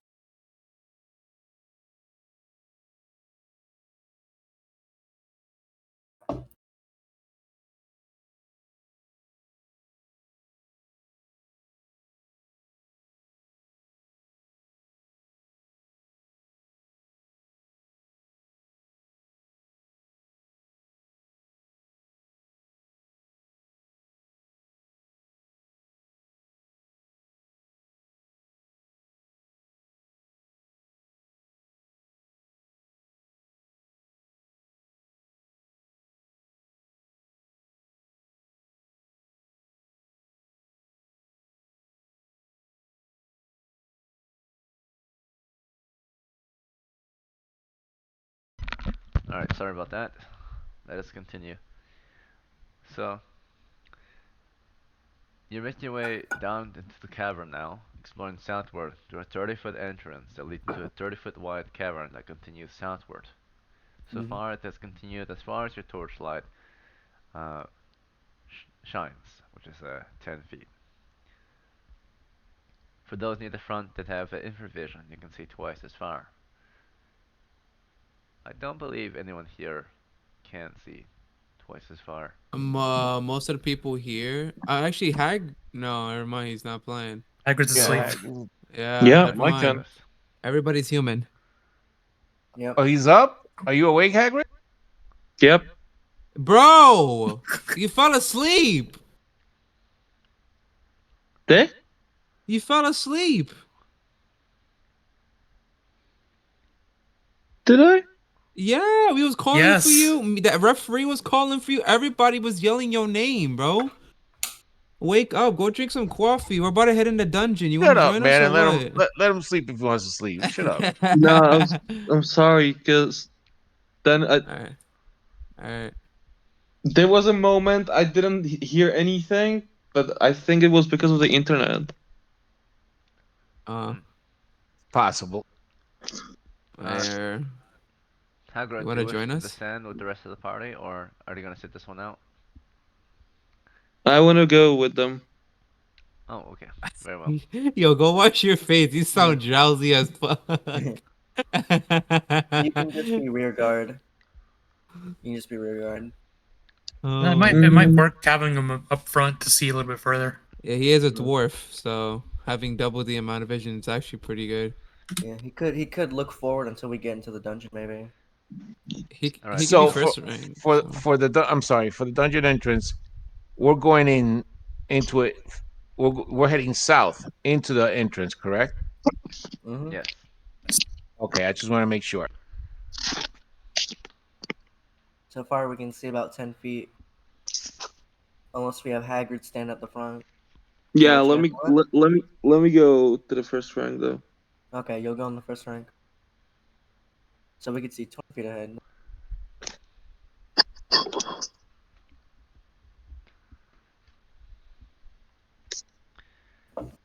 So Hagrid has joined rank 1.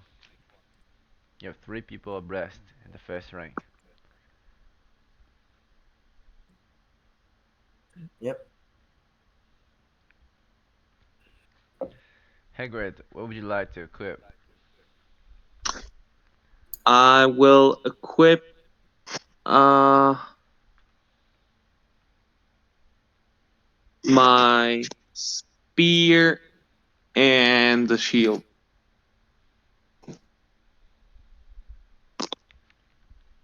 Alright, very good.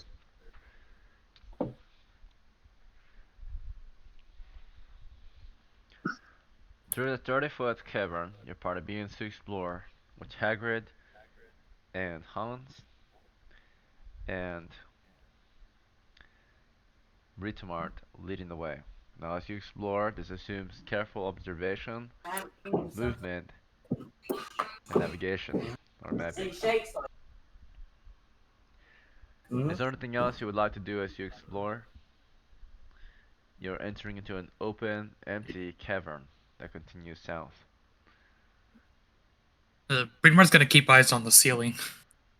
Okay, so you're already keeping a careful observation of your surrounding, but if you would like, you can slow down and carefully observe the ceiling in particular at the cost of either half your movement or uh, at the cost of not being aware of everything else around you.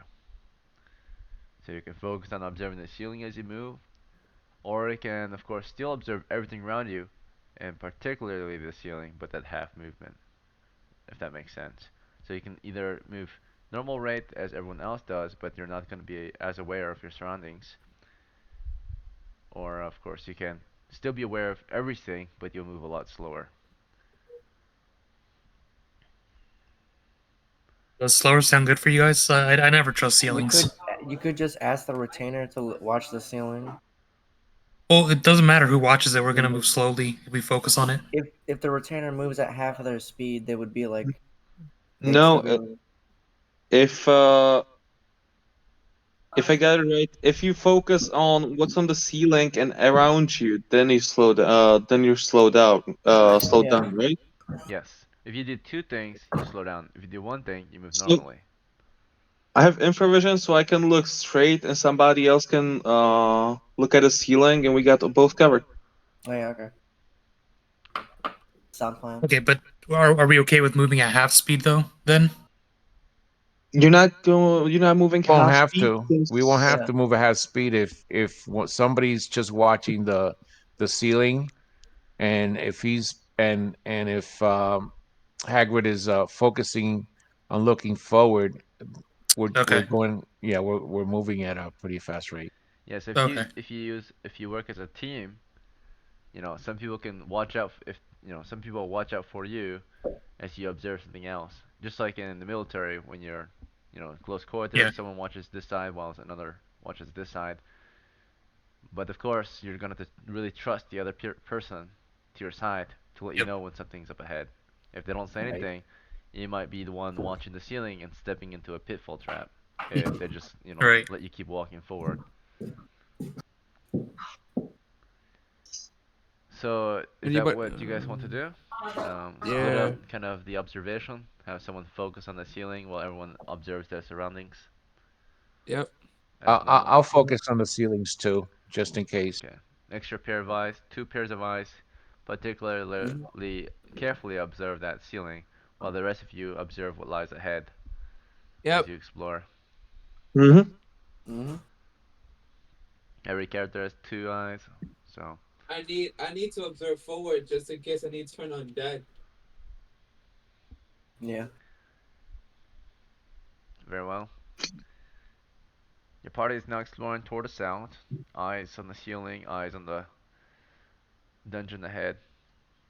The cavern has continued another 10 feet south, so this makes the cavern roughly 30 feet north to south and about 30 or sorry, 20 feet north to south and 30 feet east to west so far is how much you've explored. And it opens out to the southwest and continues into another cavern. So you're exploring from the north. Do you want to be closer to the east or the west side of the cavern, if that matters? Otherwise, you can be kind of in the center, in the middle of the wide cavern. Is Say there a we particular hug the side you want to east. veer? You'll see that the cavern continues southwest. So if you're toward the west wall, you're closer toward where the cavern continues. If you choose the east side, you're further away. Mm. So we could travel towards the east just in case there might be something up ahead. We'd have more distance between us and it. Very well. Is that the plan? Yeah, I mean, we are kind of semi-exploring. Mm-hmm. So we have explored Sounds good. along the eastern wall southward and then westward along the south wall. The south wall of this cavern only continued for about 20 feet before it continued into a new cavern. This new cavern continues southwest. This is the second cavern. And from here you can see that it is roughly 20 feet wide east to west so far and about 30 feet long north to south as you're gonna make your way through.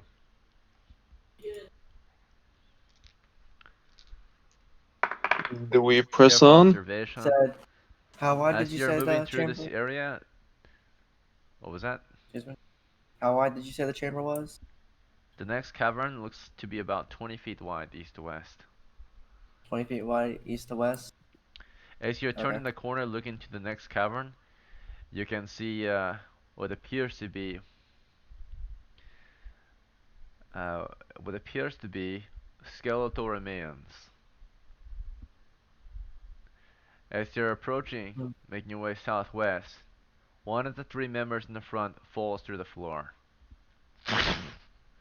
Collapses roughly 10 feet into a pitfall trap and takes 1 to 6 damage.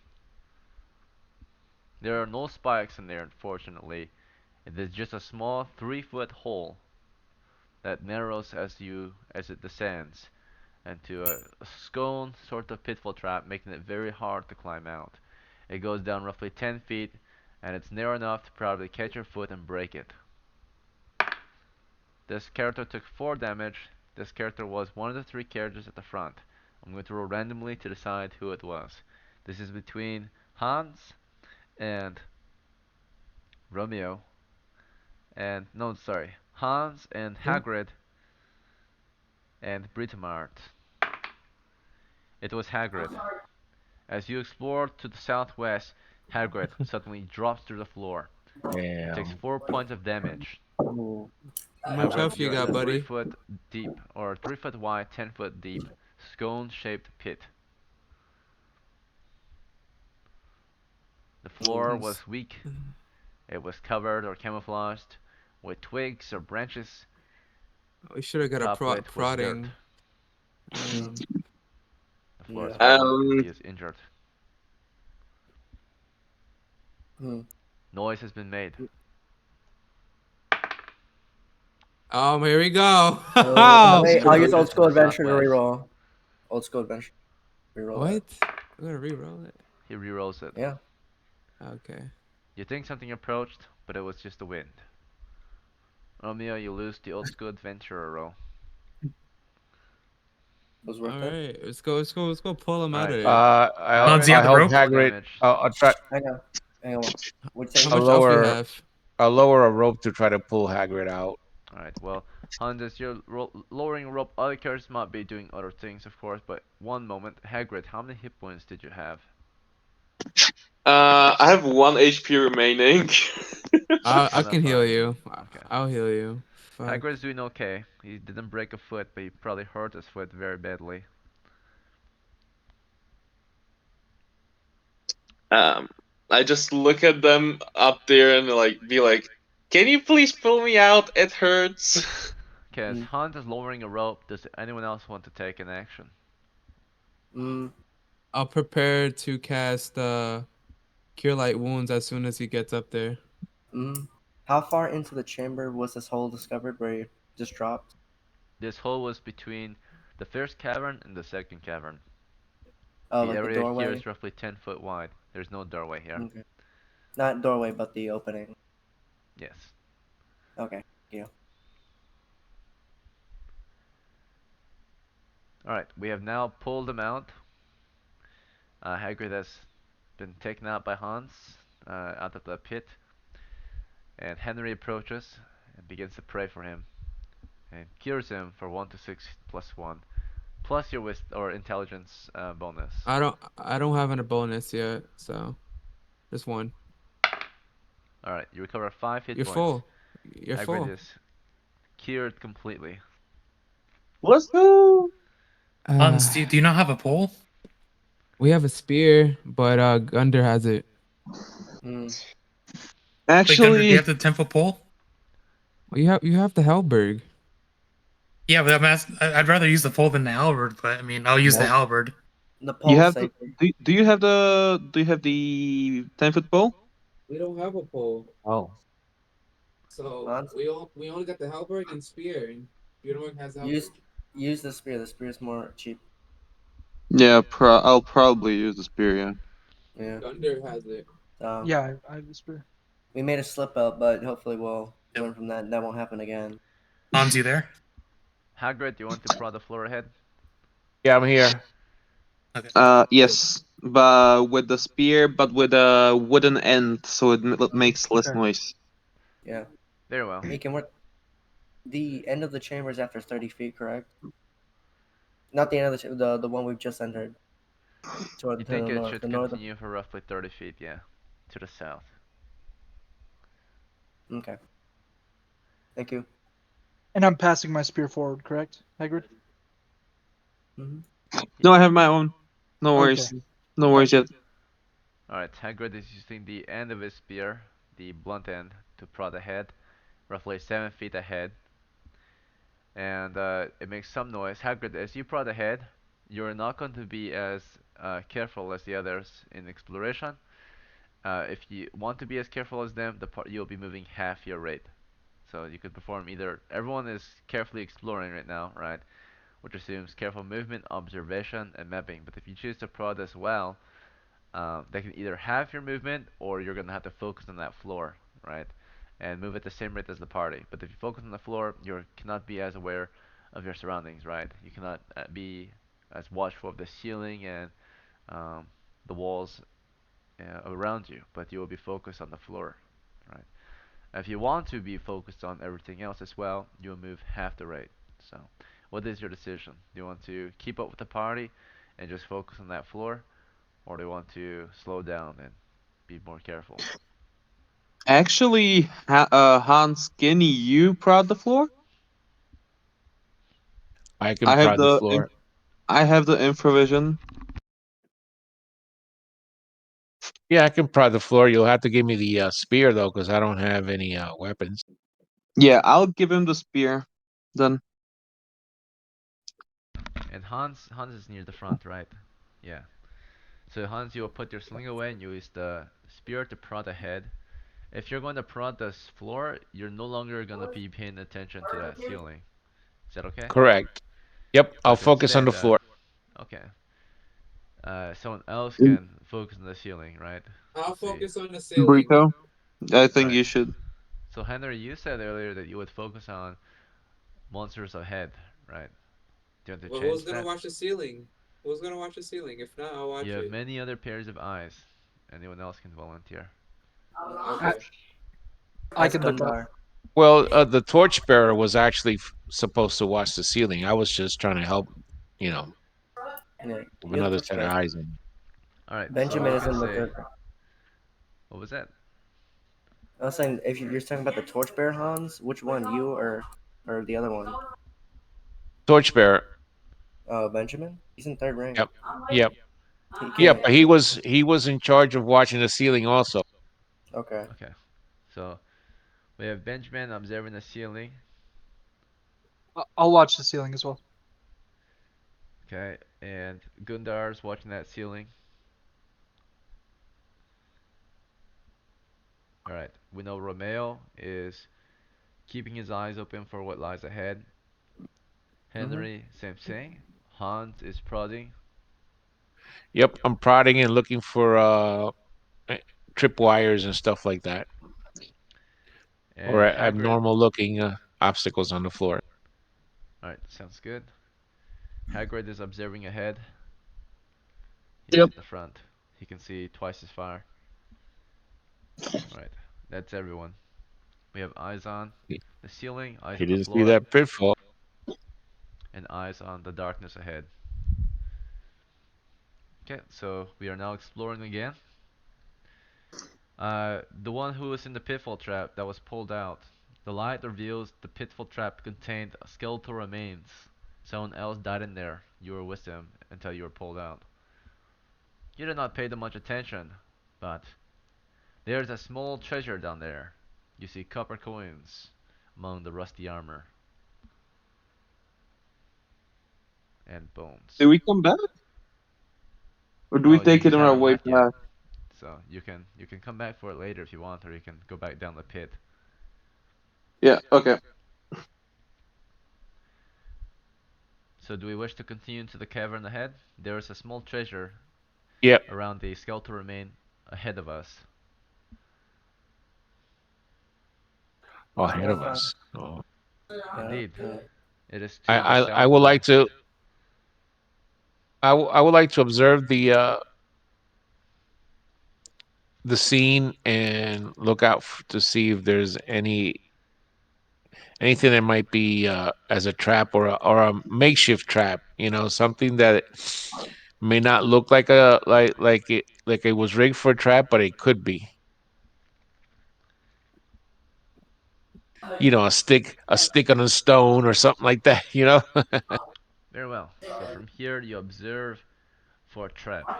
In particular, you look for a stick and a stone. You so far don't see No, anything like that. not a stick in a stone, but something that is a You want trap to that's been used with the natural elements, natural material, natural you know, material. So you're looking for a trap. like Boy Scout traps and stuff like that. You know how you are in the woods, you make traps and you can make snares and you can make spikes, with trees, with branches and all that. Of course. So where the skeletal remain is, you observe for a makeshift trap. You don't see any visible ones, but if you'd like, you can spend a turn observing it for hidden ones. I think we should, if we're gonna go get that chest. All right. I thought it just had a few coppers. Look, I already fell there, so I think it's gonna be okay. Oh, I was under the impression this was another spot that we was looking at. I'm sorry, not in where you fell. Then I must have misunderstood. Yeah, the pit is in front of us. Yep. Yeah, And we then just went all in. he saw was a few copper pieces. A Yeah. small chest. Hagrid, was there a small chest? I just know there were a couple pieces, couple I heard he copper can say a pieces, small chest also. and rusty armor. So A there small might treasure be. chest. I wasn't really paying attention to my surroundings. I was in great pain. We'll just look into the pit and see if there's actually a small chest. A turn has passed. So I'm going to say that after 90 feet of exploration or 9 minutes, a turn will pass. Because you guys can move up to 90 feet. So either 9 minutes or whatever comes first. If you move 90 feet in the dungeon or you talk for 9 minutes in real life, then a turn will pass. But the turn just passed and you can hear something approaching from the southwest as you're discussing whether to move southwest or to observe the pit. You hear monsters perhaps approaching from the southwest. Mm. You're approached by something that steps into your torchlight. Uh, they appear to be these brutish men with pig faces. They wear hides, smelly, dirty looking hides. You can already kind of smell them. They smell uh, like very sweaty and dirty men. Uh, Almost like rotten bacon. And they carry they all are carrying one-handed weapons. These are they look like almost like they're men, humans, but they have these pig heads, right? So they all are carrying either an axe or a spear or maybe even a falchion. One has a falchion, the others have axes or spears. Okay, I want to hand over the spear back to Hagrid and move towards the back of the line as soon as possible, and try to find a little nook where I can stay out of line of sight. Hmm. Hmm. All right, so you start to fall back into the dark corners of the cavern. You go northeast behind the wall. Hans. Yes. Okay, so Hans is Mhm. falling back as your party Mhm. stands before the monsters. The monsters Mhm. keep their distance of roughly 10 feet as they stand Yeah. before you.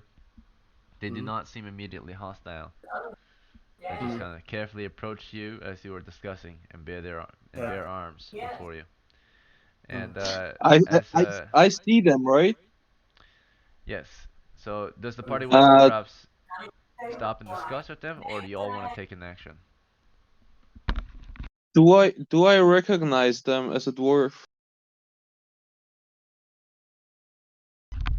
They do not appear to be dwarves. They are demi-humans, but they are not dwarves. Thick faces. What are the features again? You said They, pig like Yeah, nose. they're orcs. They're They have orcs, pig yeah. face. Smells okay. like rotten bacon. Romeo, he'll Orcs ready.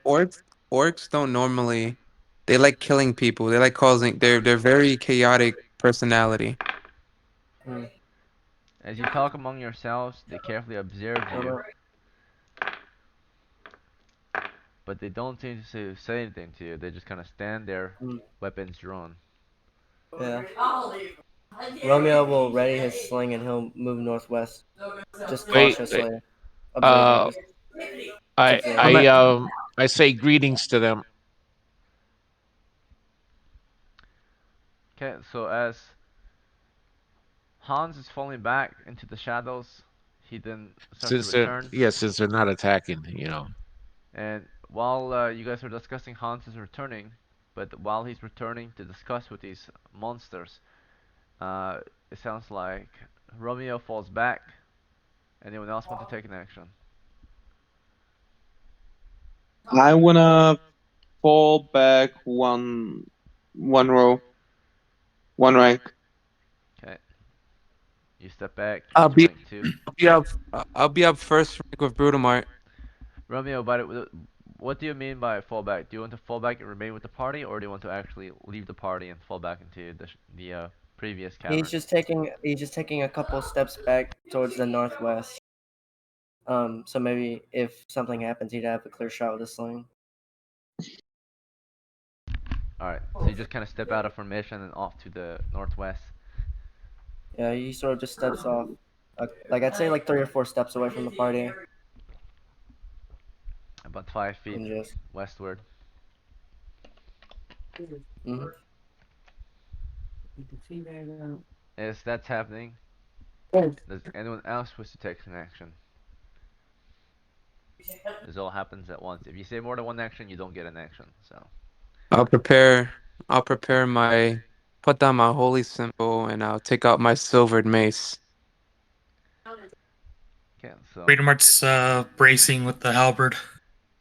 And we're standing right in front of the pit too, or I guess right behind it. We're putting the pit between us and the orcs. at the moment, your party's past or we haven't really explored into the next chamber too much. So, I would say you could back up around it, yeah. But we are already like Yeah. either next to it or past it or around it. So you just back up and put the pit between you and the monsters. That's what Yes. Britomart at least suggests. Are we all okay or on board with this? Because right now Yeah. we're Yeah. not really in formation, right? We're kind of like just gathered and Yeah. we're just talking around the pit. myself. So the party Alright. start to fall back, but some of you don't fall back. Some of you take your own actions. Some of you move westward. Some of you fall back. Some of you stand where you are to talk with the monsters. Hans, do you want to fall back with them, or do you want to stay where you are and talk with these monsters? Because if you fall back, I uh, they, s- yeah, go ahead. since they're not attacking, I will talk to them. Okay, so you stay on the other side of the pit to talk with them. As the party carefully backs off, as some of them draw weapons as well, or ready them, we can see, Bridemar is not too hostile because he already had his halberd out. He just kind of braces it, pointing it toward the enemy defensively. We can see Henry is a bit more hostile. You can see him putting his necklace back over his neck, reaching for the mace at his belt, and taking it up in his hands. And then you can see as he's backing up and doing that, Hagrid of course is just falling back, I suppose, preparing his weapon, and Romeo, right, is with his sling moving westward, showing some hostility. Like he already had it drawn. He's just defensively moving away. Oh, you're right, sling and stone, it's holy symbol. And Mass. No, it was Mason sling. Nope, this symbol in sling. Hmm? Okay, I'll go over your notes, Deacon. I trust you. I wrote it all down when we were going Yeah. over it, so I'm sorry. Yeah, I'll trust your notes. you can switch to it now if you want. If anything, you can pick. He'd be actively drawing it, so he will not.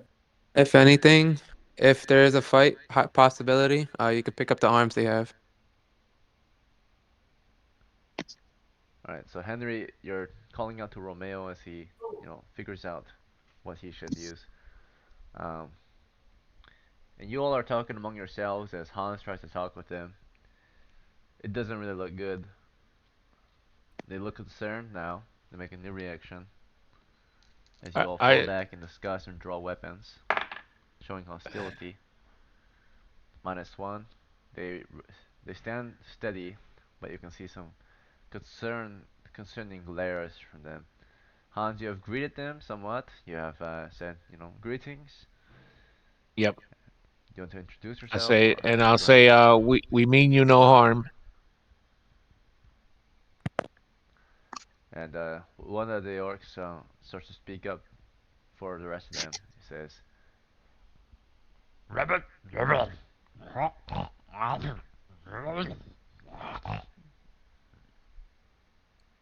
I And he starts to point toward the exit of the cavern. oh, I start shaking. I start nodding yes and start backing up, right? and I'll fall back with these guys. And I say they want us to get out, How many of the but then orcs do we but then see? I tell Hagrid, don't you know how to speak their language? I do not understand. I do not understand them. Right? You don't. I just look at Hans and be like, nope. Damn, you. I don't speak big language. Oh, you're as ugly as they are. I thought you might. Mm. How many Oh There. no. how many orcs do we see? You see 5 of them, but soon the torch, of course, is withdrawn, and the only one that can see them is Hagrid now. You can see the 5 of them start to step forward closer to your party and step back into the light of your torch. All right. Now they I'll are start getting between, or a sling ready. Yep, I right. read my sling. Guys, I So don't while think you're there's any saying that, way. I start pointing my weapon at them and telling them to come over here. they In a growl and hostile just way. kind of stand their ground. They're defending their lair or home. They don't need to come Mm. to you, right? They can wait here all day. All right. Word. Okay. So I'll fling a stone. Since they're hesitating, I will pretty take an open. action and I will sling one also. Alright, as you sling your stones, they prepare a shield wall. They raise their shields, and missiles are very ineffective against a shield wall unless you get a lucky shot. So, shields cannot protect the entire body and can still be penetrated after a certain time. So, with enough Mm-hmm. force and damage. Um, your party begins to open fire, starting with Britomart. You're near the front. If you want, you can kind of poke over past the hole and into their rank, their first rank, unless they back up, of course. They seem to be backing Uh, up now that you're slinging at them, so you might be able to get 1 or 2 hits in before they fully back up. Or they can switch to a missile weapon or something else. I didn't bring any missile weapons. Yeah, I'll take a stab at them. Okay, so as they're backing up, you go ahead and attack with melee. And Gundar, you're kind of in the ranks of the party. What action would you like to take? As they're backing up, I will switch to my short bow. Okay, and then Romeo, off to the west, somewhat separated from your Mm-hmm. party. Mm-hmm. It The was pit is east of searching you. for. Yes, Mm-hmm. He was searching for a clear shot, and he has one now, there right? is. Yeah, you open fire with Okay. your sling, Mm-hmm. and Henry, Yeah. you want to Sling. open fire as well? Okay. And Hans opens fire, and is that right? Yes, sir. And then Hagrid, you're firing as well. What was that? I'm gonna switch to my short bow. Okay, very well. So we'll start with melee. So during the melee, we can see Britomart, uh, or the one to initiate combat was actually Hans. He took the first shot, right? And that's when they started to back up. He took that shot, or did he wait for everyone? So Hans would have drawn his sling, and who would have wanted to take that first attack? Would it be Well, everyone at the same time, or so this was I would assume before it they was started to back everybody at up. the same All time. right. So Yeah. as you know, Hans took out his sling. He would say, "All right, they have left us no choice," and he would raise his sling, and everyone would do the same and open Mm-hmm. fire, right? And they would get that shot off before they start to back off. And then after they start to back off, Rietmar would get that uh, attack in as they were backing off. His Yep. yeah, long melee attack. So here we go. We're gonna start with missiles. We'll be starting with any fighters who are using missile weapons. This includes Hagrid, I think. So Hagrid, you're able to get that short bow out and begin opening fire on the enemy. I would say that the party would wait for you to equip your weapon before you fired, or before they fired. Same with Gundar or anyone else who was switching to a missile weapon. Um, so Hagrid, here's your 2 shots, or here's your first shot that happens during the first attack for fighting classes. Okay, so Did they raise the shield wall even before we yes. fired? Yep, they would not just watch you raise your weapons to take aim. They would Okay. get to raise their Okay. shields before you fired. That's a very quick action to take. So Why there's a can't raise. I ever play with you guys? Because you're always doing something else, and when we're playing, you don't even, respond. Yeah, you So just leave. What? we're Alright. we're not. We're just sorry. We got things to do. Okay. Didn't you flaked out on the last game like that you joined last night? Hey, you passed out. Oh, I'm sorry. Yeah, that's why we just go on ahead without Can you. you wait 10 seconds? I just gotta switch to my data. Okay. Let's see. It's about Why is it Oh my raining? lord. What was that? That was a knife stabbing noise. Yeah, That yeah. Can you hear me? Hello? Sword. We can Yeah. hear you. Okay. I'm ready. Are you okay, Swarog? Are you Yeah, okay? my Did internet's you just get fucked up. stabbed? Yep. Okay. alright. We shall begin to roll the dice.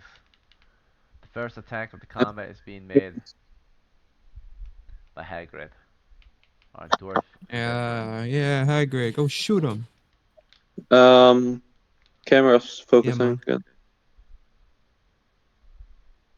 Good. Come on.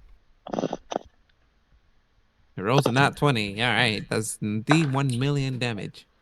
Scores a 3 to hit, Mm. missed. Okay, so now we're going into normal missile phase. We shall start again with Hagrid, his second shot. 9 to hit is a miss. Hagrid minus 2 pieces of ammunition. That you have arrows, Yep. 8. minus 2 arrows.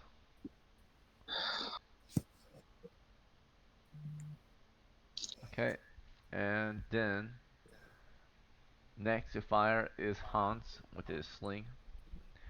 The enemy are aware of you and you are not behind them, so it's a normal attack.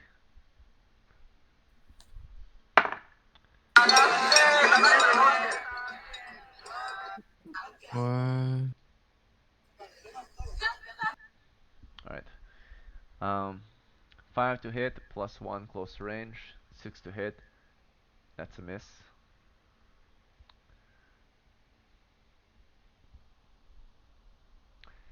Let's see. Also firing at their position is Henry. 3 to I hit, miss. miss. Jesus Christ. That dice is bad luck. Yeah, you can. Yo, that dice is bad luck. Everybody's missing. Yeah, for Romeo, please Please, use a different dice. please. You Alright, have any more Romeo. dice? Uh, I might start rolling myself. 13 13. plus 1 a 13. hit. 14 against their shield wall. Uh, 14 is a miss. You need like a 15, I believe. -1 dexterity. Ugh. Oh, then that's Dexterity. 13 to hit. Yeah. You missed. Alright. They have, with their shields, they have an armor class of around, let's see, it would They all be, have shields. yes. With a Okay. shield against missiles, they have armor class 3. Oh. Oh. So, Damn. That's like a next is 16. Yeah, 16 to hit. Gundar, Mm. also firing with his short bow. Yep. Come on, Gundar, you can do it. Scores a 10, plus 1 Oh my close god. range, miss. All right. All right. Yo. There must be a Yo. draft in this cavern. Yeah. So, Britomart, no, no wait, not Britomart. Henry, You use the sling and stone. Yeah. All right. So then -1 stone. And Hans used the stone, so -1 stone. Yep. Keep in mind, 10 stones is 1 pound, so you all typically carry 3 pounds of stones, so 30 stones. But if you carried less, then you have less ammo naturally. Let's see. Romeo has -1 stone, and Gundar is it arrow, right? -1 arrow. Yep. You have 9 shots left.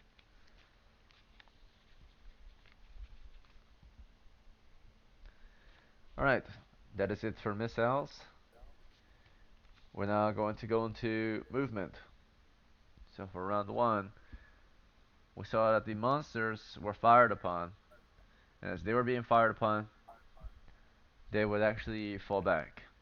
Because you fired before Breedmark could stab, Breedmark could not stab them then, because the movement would happen before Breedmark's first stab. So before Breedmark could even get a chance to stab them, as you fired into their shields, they would be backing up, and Breedmark would be trying to stab at them, but it would be too late. They backed up beyond the light of your torchlight. Do I still see? No, they have backed up far enough for you to not see them.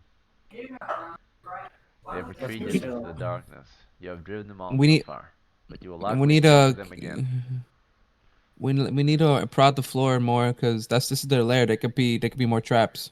Yeah, I really don't want to continue forward because we don't know where we're getting into, but we need money. Yeah, we can pursue. We can still pursue them cautiously. Duarts call out to you from the darkness.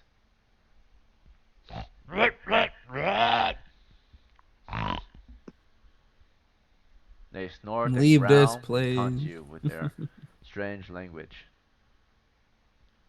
Right. Guys, do you guys want to proceed into the next cavern and take more pot shots at them? Yeah. I'm down. Okay. Watch for traps because this is their We'll lair, continue they in can- formation forward. Very well. Yeah. We'll go back to our old formation and continue.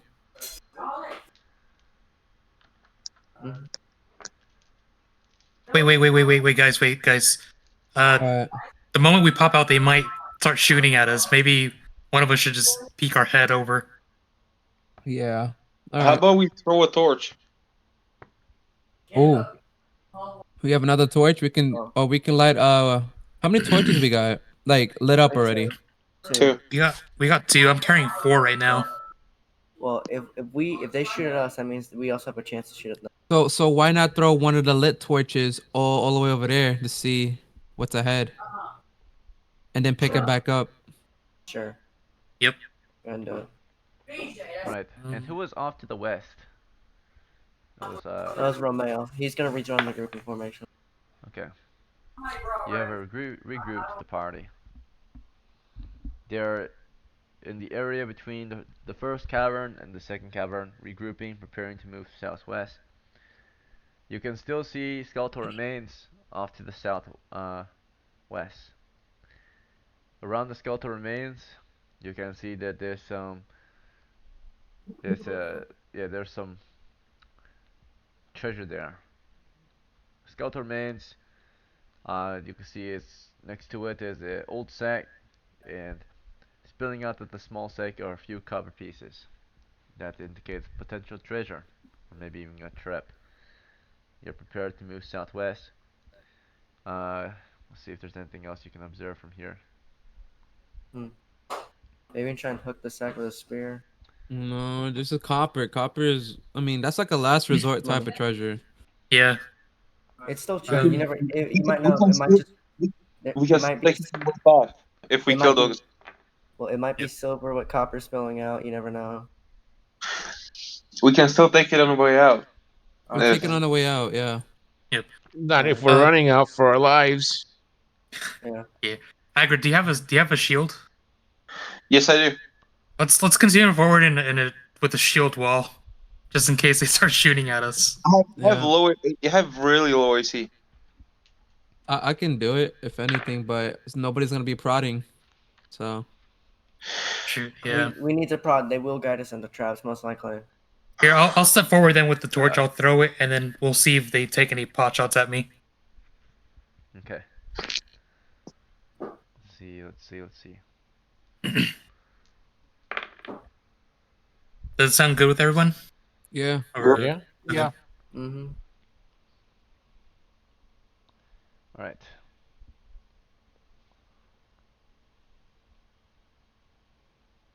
Okay.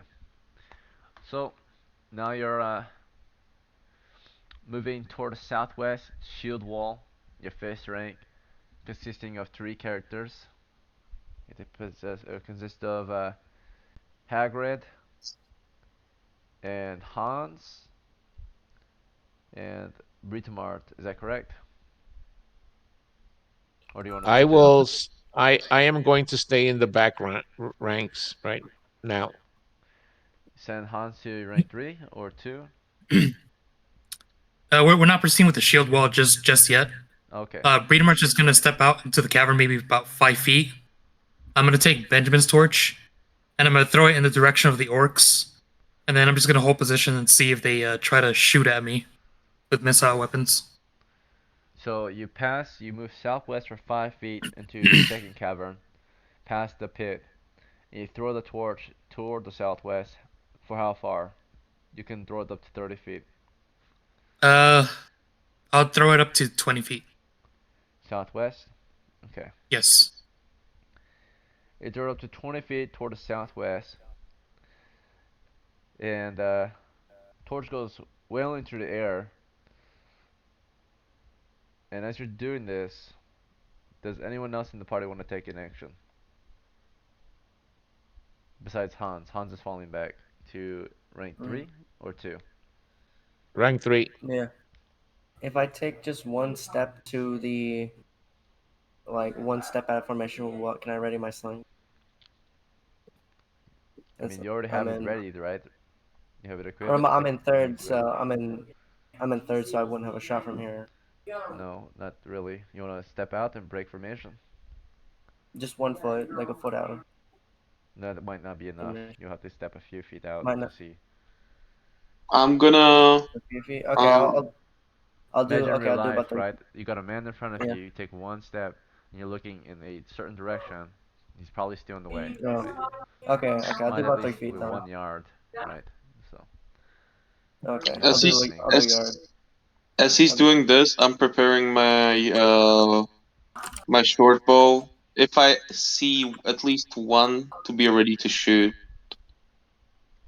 Yeah. He'll move Okay, about a so yard. Romeo moves uh 1 yard west. Okay. Mhm. I'll ready my short bow as well. Gundar's ready a short bow. Hagrid ready the short bow, or equipped short bow. All right, Hans, you're in the back.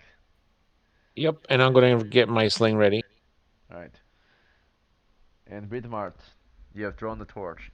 It goes 20 feet into the cavern southwest and lands in a a pool that immediately ignites.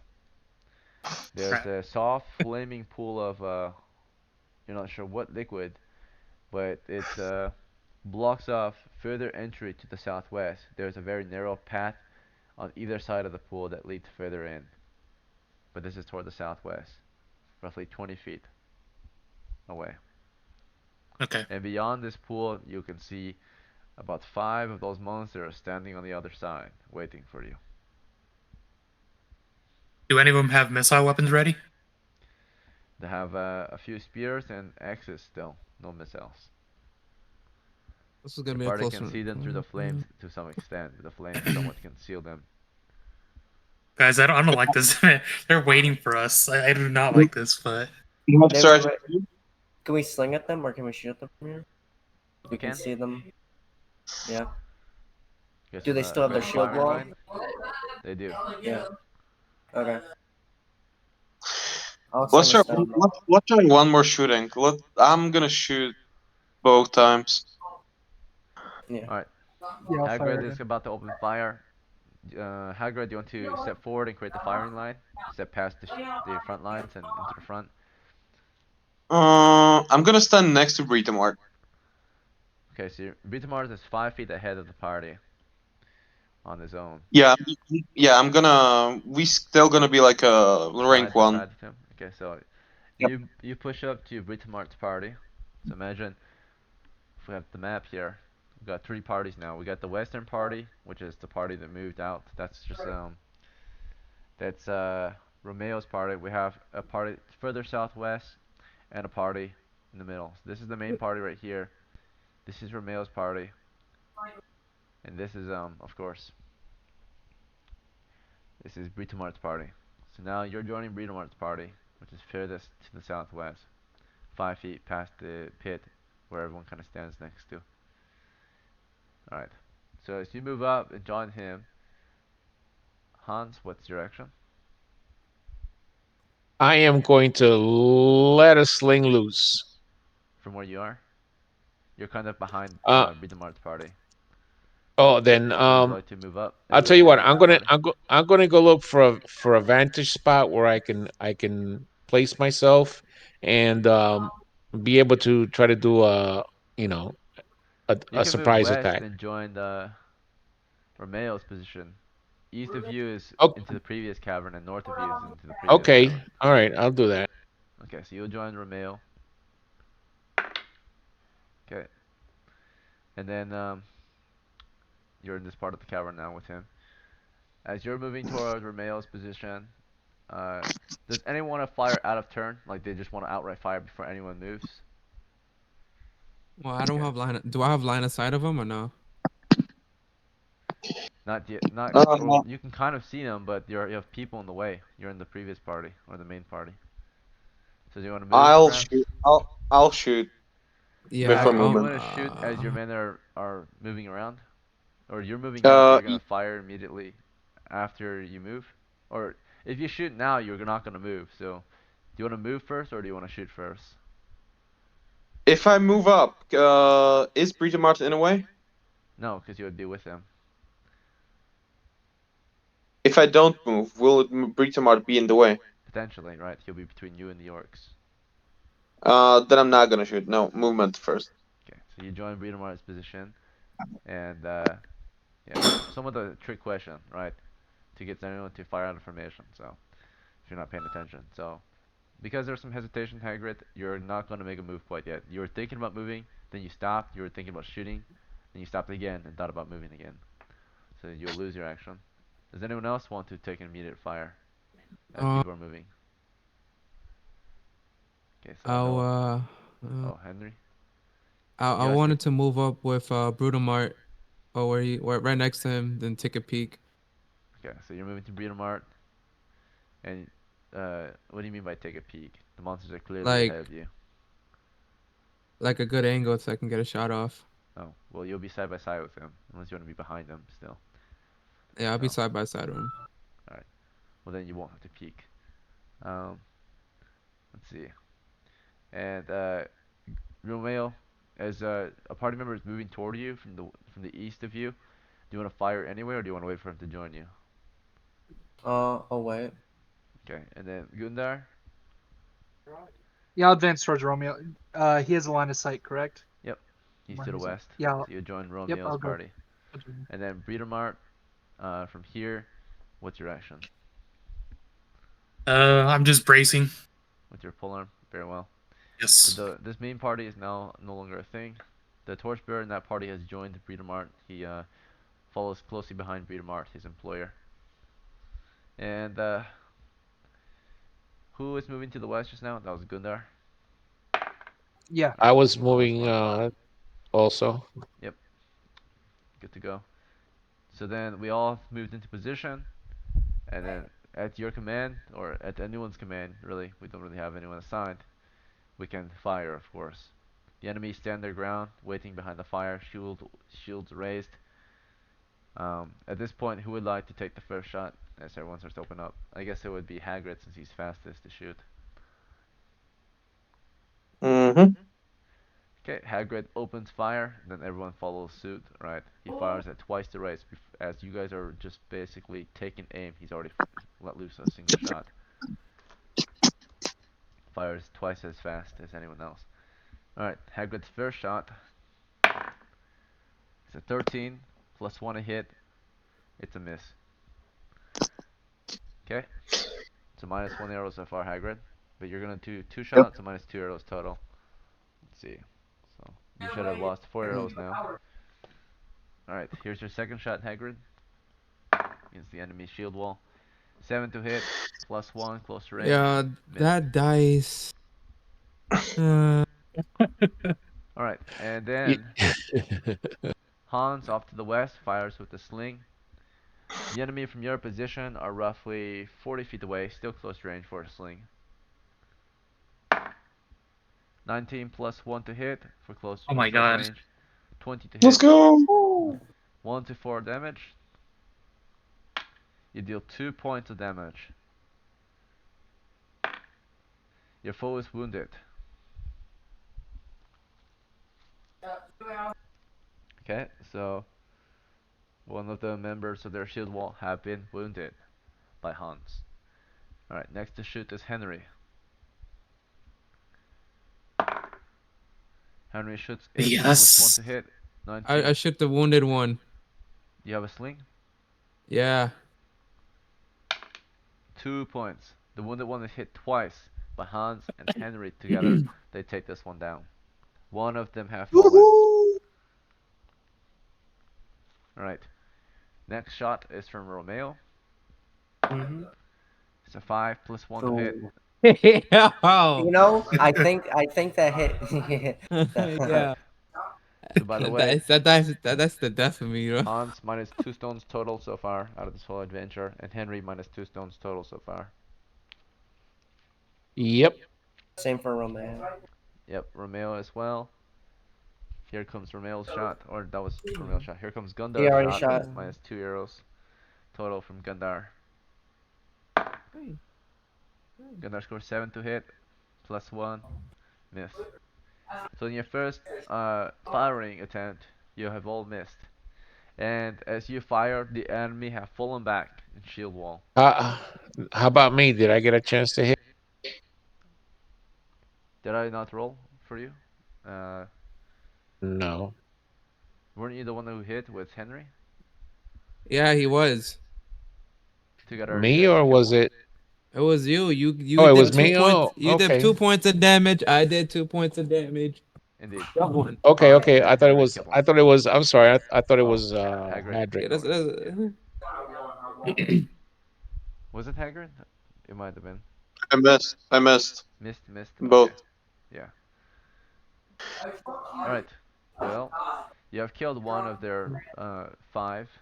The 4 of them have fallen back into darkness. How big is this fucking cavern, bro? So they quickly and carefully fall back, and they disappear out of your line of fire again. The fire continues to burn in a 10-foot pool to the southwest. What is this pool? I'm curious now. What the? How wide is the chamber? Flame Does it is cover the pretty entire low, chamber? but it could be quite hot. I'm not sure. How wide is what? How wide is the chamber? Does it cover the entire chamber? The The fire. The fire. pool? Yeah. To the southwest? No, the cavern to the southwest is roughly 10 feet wide. The pool is almost 10 feet wide. There's a narrow path on either side. If you're careful, you can climb across. Okay. But as you're climbing across, they might hurt you, right?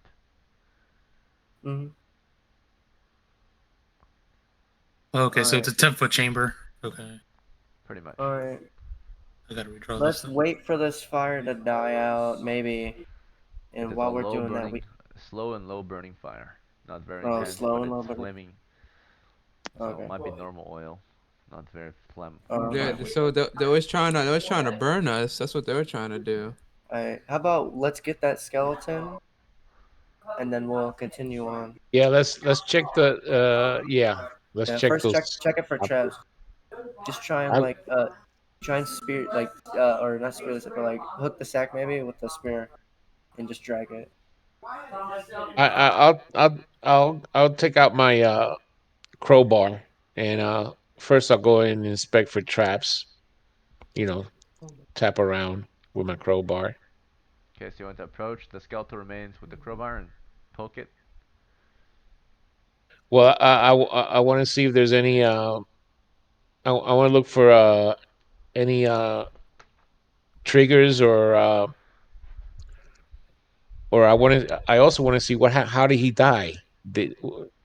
Was he bludgeoned? Was he stabbed? How do I see any injuries in the skeleton? It is an old human skeletal remain wearing rusty scale and mail armor with a rusty helmet. There's just a pile of bones beneath it or under it, and in its arms beneath it is a sack. Spilling out from the sack are a few copper pieces. Um, you don't see any missing limbs. You don't see any flesh, so it's hard to tell if it was bludgeoned or Okay. not. None of the So bones look what I'll broken. okay, what I'll do with the hook of my crowbar, I'm going to try to hook the skeleton and pull the whole thing over towards me. Mhm. Drag the Yeah, skeleton. drag it, over towards me. Okay, so as Hans is observing, Yeah. while Hans was busy observing the skeleton before he started to hook it toward him, did anyone else take an action? Pretty Uh, much keeping watch southwest from here, making sure the orcs don't yeah, come back. yeah, Me I'll keep too. watch. Me too. Okay, so some of you are further southwest keeping watch for the enemy position, right? So Yeah, I would try Britomar moves to. southwest, and let's see. I'll help I'll go down too. the I'll list. go to southwest. So Gundar, what is your action as Hans was busy observing? Yeah, I will stay with Romeo's party. By the way, it is turn 4 now. Let's Mhm. check for other wandering monsters in the area. It's been quiet. Okay, so Gundar, you stick close to um, Romeo, you said? Romeo. Yep, Okay. yep. Then, Romeo, where are you gonna go? He's going to. We're currently at the mouth of the chamber, correct? Uh, what Or chamber? not current. To The second cavern, the first the cavern? southwestern chamber. Okay, so you watch the southwest. Mhm. Okay, Yeah. you're on guard toward the southwest, past the Mhm. skeletal remains. So you kind of guard the skeletal remains that Hans searches through. Yeah, he'll try and keep his distance to not maybe trigger anything though. Okay, and as you're moving toward the southwest, let's see, to guard, you're good, and you make it to the southwest. Gundar has followed you. He made it to the southwest. You guys are just south northeast of the pool of flaming oil, or not maybe it is on fire. Whether it's intense or not, it's not very intense. It's a soft burning oil, normal oil looks like, mixed with water. Um, Next there's Henry. Henry, you said you want to guard the southwest as well, firm up against the Yeah, southwest. Okay. yeah. Would you like to be first or second rank southwest? Second rank. Okay, so you're behind someone toward the southwest. Who wants to be in the front toward the southwest? Between the three I'll of you be so in the far. Romeo and I'll be in Gundar. the front. Romeo is first rank southwest, and Henry second rank southwest. And Gundar, are you first or second rank southwest? I'll stay second rank. So you and Henry kind of take over behind Romeo. And then Mhm. He's Hans, very brave. your action? I'm pulling in Oh yeah, you're the gonna. skeleton with the Oh, hook of my crowbar. yep, my bad. I kind of forgot. Let's see. All right, and then Hagrid. What was your action? Actually, I'm gonna help Hans. Okay, so you would be with him, helping him to observe, because his first action was to observe. So Yep. He of course was searching for the way that, or just looking it over, examining it. So, do you have any questions? Are you looking out for anything in particular?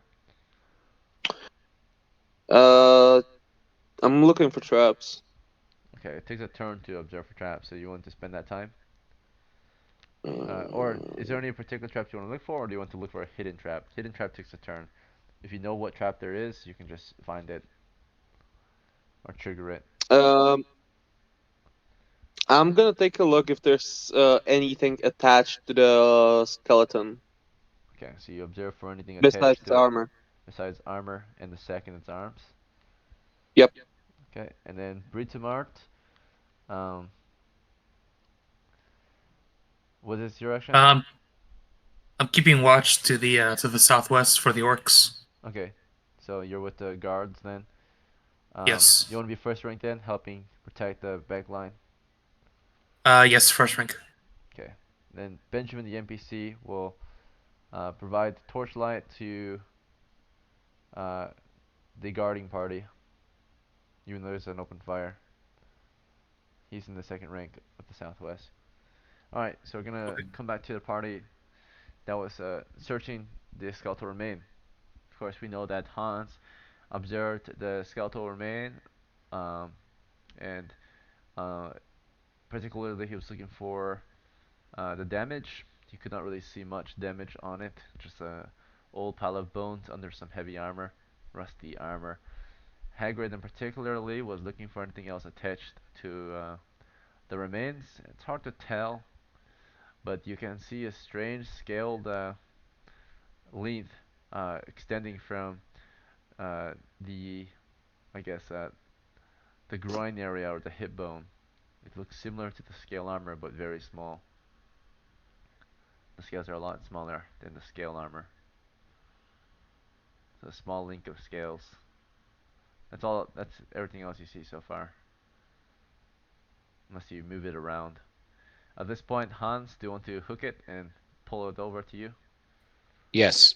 Okay, so as Hans is pulling it over to him with his crowbar, and as the rest of you are on guard watching the southwest, um, Hagrid, what action would you like to take next? You said you were trying to search for traps. Are you still gonna search for traps, even though he's moving it? No, I'm gonna help him. Help him move it? Mm-hmm. Okay. So the two of you want to move it northeast? Or which direction do you guys want to move it? Mm, I would say northeast. Northeast? Okay. yeah, sounds good. Surprise. Let's see. Party is surprised. They are surprised as well. As you move the skeletal remains, you reveal a small bundle of sleeping snakes that just barely start to wake up, and you barely notice them. For one moment, you're just looking at them, and for one moment, they're just kind of, looking toward you. And then you can immediately take action after. So at first, it was just both sides were surprised, right? As soon as you could take action, what would be your first move, starting with Hans? You reveal a bundle of snakes. So a bundle of snakes. Yes, there's a total of I 5 of them. 5 of them. I pull back. I just pull back. I don't want to get bitten by the snakes. All right, you step back. Hagrid, what would you like to do? So do I. I just get back, Let me move see back. their reaction. They just kind of are disturbed and just kind of begin to look at you uncertain or perhaps defensively, right? There's a bundle of 5 snakes. They're starting to hiss and separate from each other. You only moved the skeletal remain just a few inches when they were disturbed and, of course, unfurled and made their way out of the remains. They just kind of hiss defensively now. You have disturbed their little house. The snakes are about 3 foot long each. The rest of the party can hear the snakes behind them, but they're on guard. Do any of you want to stop guarding and see what's happening behind you, or want to stay focused? I have a question though. Sure. What's up, Hagrid? Do I see their color? Yeah. Yeah, you can see the color of their scales. Is it like a white gray? Is it like gray? Yeah, they're great with white, gray color scales with white Um, underbelly. All right. So as Hagrid observes them from a distance, Hans, what are you doing? Um, I'm pulling back, and I'm going to reach into my. Well, I'll get far away, way enough that they won't, try to get me. And I'll reach into my bag and pull out. I have a little flask of oil that I want to pull out. Okay. As you're doing this, the rest of the party guarding toward the southwest. Do any of you want to take an action other than guarding southwest? Romeo will turn around and he'll like have his sling ready as he's watching these snakes, unsure of whether or not they'll attack the party. So you start guarding northeast instead? Hmm. Okay. The rest of you are focused southwest. Alright. Back Yep. to Hans. Hans, you have prepared your oil, and Hagrid, you have kept your distance and observed the scale of, or the color of their scales. What is your next action, Hans? What are the snakes doing? They're just spreading out, but defending their little house. The Skeletor remains Okay, now. I will try to sprinkle oil on them. Is this normal oil or flaming oil? Let's see what I wrote down. Let's see, I can check as well.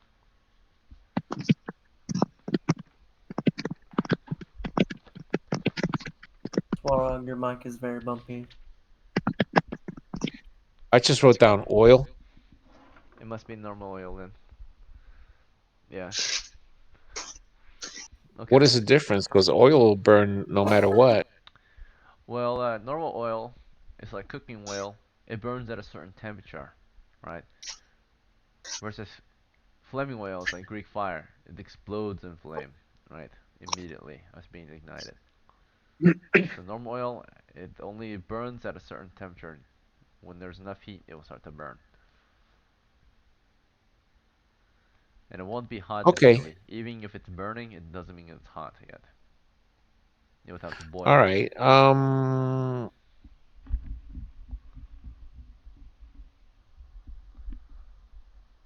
Flaming oil will burn intensely, but will burn out very quickly. I still want to like. I'll throw the whole. I'll open up the stopper and throw it where the snakes are at. Okay. So you open up the stopper and you throw your flask of oil in their direction. As you're doing this, Hagrid, what do you want to do? who's the other torchbearer? Uh, it's you and Han, or no, it's Hans and the other torchbearers with the party to the southwest. It's the retainer. His name is Benjamin. Can, can we say that as he's opening the flask, he gave me the torch? No, but you could go over and get it, or you can get. You mean Hans's torch? Yeah, Hans's torch. Okay, you're taking it out of his hand. Yeah. Okay, so Hans, you kind of like you're trying to open it. You just pass your torch off to him before you open it, right? Because you need two hands to open it. One hand to hold the flask, one hand to pop the lid open. And then Hagrid, you would take his torch, and is that it, or? As he when he'll throw it at them, I'll throw the torch. Okay. And then as you do this, uh, Romeo, watching the northeast, do you want to take another action, or do you want to just keep uh, standing by with your weapons? How far are the snakes from me? They're about 5, 6 feet away, northeast. 5, 6 feet away. Can I take can I step away from them for about like 3 feet? What do you mean, like which direction? Southwest? You're at the Uh, ledge, so basically, of the fire pit. oh, When you say okay. We're southwest, you're like stepping into the pit.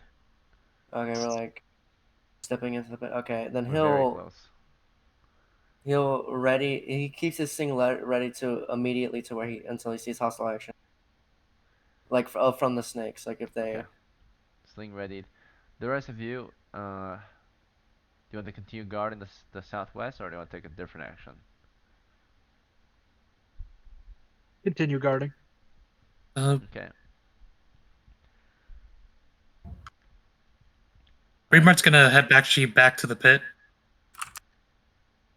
Do what or to? I'll stand above. I'm gonna stand above the pit, Okay, you're already there. and Yeah. okay. You mean the I'm gonna poison pit alarm or the normal pit? the normal one. The Oh, normal one, okay, yeah. never mind. You're not there yet. You have to make your way around. Between you and it, Yeah. though, is a skeletal remains and a bundle of snakes. You can move around them, but you would be very close as you move around them. Roughly 3 feet from the closest one on either side. Oh no, I mean I want to say like above. I want to say on the high ground, kind of looking down at the pit. Uh, Hmm? which pit? The one that the second party's at with the skeleton and the snakes. Um, yeah, so they're not at a pit, they're close to one. Northeast of them is a pit. That one's Oh, okay. between, I'm so or yeah, confused right now. between I am so. you and the pit that's behind your party to the northeast are some snakes, though. So if you want to make your way all the way over there, it is a somewhat far walk, and you would be trying to pass a bundle of snakes that has spread it out and created a sort of line of defense, blocking your party from the other party. Oh, okay. So the stakes are between us, Yes. the two parties, essentially. Oh Indeed. shoot. Uh, yeah. I will. I'll move to the rear and I will stand guard against the snakes. Then. All right. So you have you move back and prepare to stab at the snakes. And as you're moving back, suddenly from the northeast, a flask of oil and a torch is thrown into the snakes. They are spread out, so Hans, do you want to target the skeletal remain, or do you want to target one of the 5 snakes that are spread out? They have spread out. Uh, I would like to withdraw even more after I threw my call it, Okay. the oil. I would like to move back further away from the snake. To the northeast direction, or which direction? Yeah, northeast, because that would be closer to the exit. Okay. So you're falling back northeast, toward where you opened the pit earlier, and then or the party opened the pit trap. Uh, the snakes again right now are roughly 5 feet from your position, and you're with Hagrid as you throw your flask. And again, same question: did you throw it at the skeletal remains or a particular snake? Oh, I threw it at where the snakes were at. If they were all Oh, in a clump or whatever, yeah, they right spread there. out by the time you already got your stuff out, though. So, Uh, Okay. how? did you It's want to? only gonna hit one. Did you throw it at one or did you throw it at the bone pile? No, I'm I asking if the oil is gonna hit only one snake. You're not throwing it. It's just Hans. So, I threw it to where they were supposed to be gathered. I thought they were all oh, still they're gathered there not because gathered that's what anymore. you. By the time you Oh, got your oil out, they were already spread out, as described to you you, didn't right? say that though. Oh, did I not? Yeah. Okay, Um. so you can not throw the flash then if you want. I, I'm not sure. Does anyone remember me describing them spreading out? No. No. No, I don't think so. No. They were in the bundle and they started You to s- spread out. Okay. no, he only said they're in a bundle, like in Yeah, their you only like as said a they were in a home. bundle. They was just And starting to stir, and they were in a bundle. he never said spreading out. All right. Sure. Then you did get your flask of oil out, but you don't throw it because they were spread out by then. O- They did not. Okay. Yeah. Alrighty. They took an action too. So as you took your oil out and opened it, they spread it out. So again, they So I'll created a move back. line. I'll Yeah. move away Yeah. from them. Yeah. So you move back with your oil ready, and Hagrid, you don't throw the torch then. No, I'm gonna. I still have my spear in hand, and I'm gonna move behind Britomart. Hagrid looks like you have a sharp bow in your hands. Short bow? Yeah, you equipped it. Oh, You wanna switch? okay. Then I'm gonna move by Britomart, and after that, I'm gonna take out the spear Okay. for my short bow.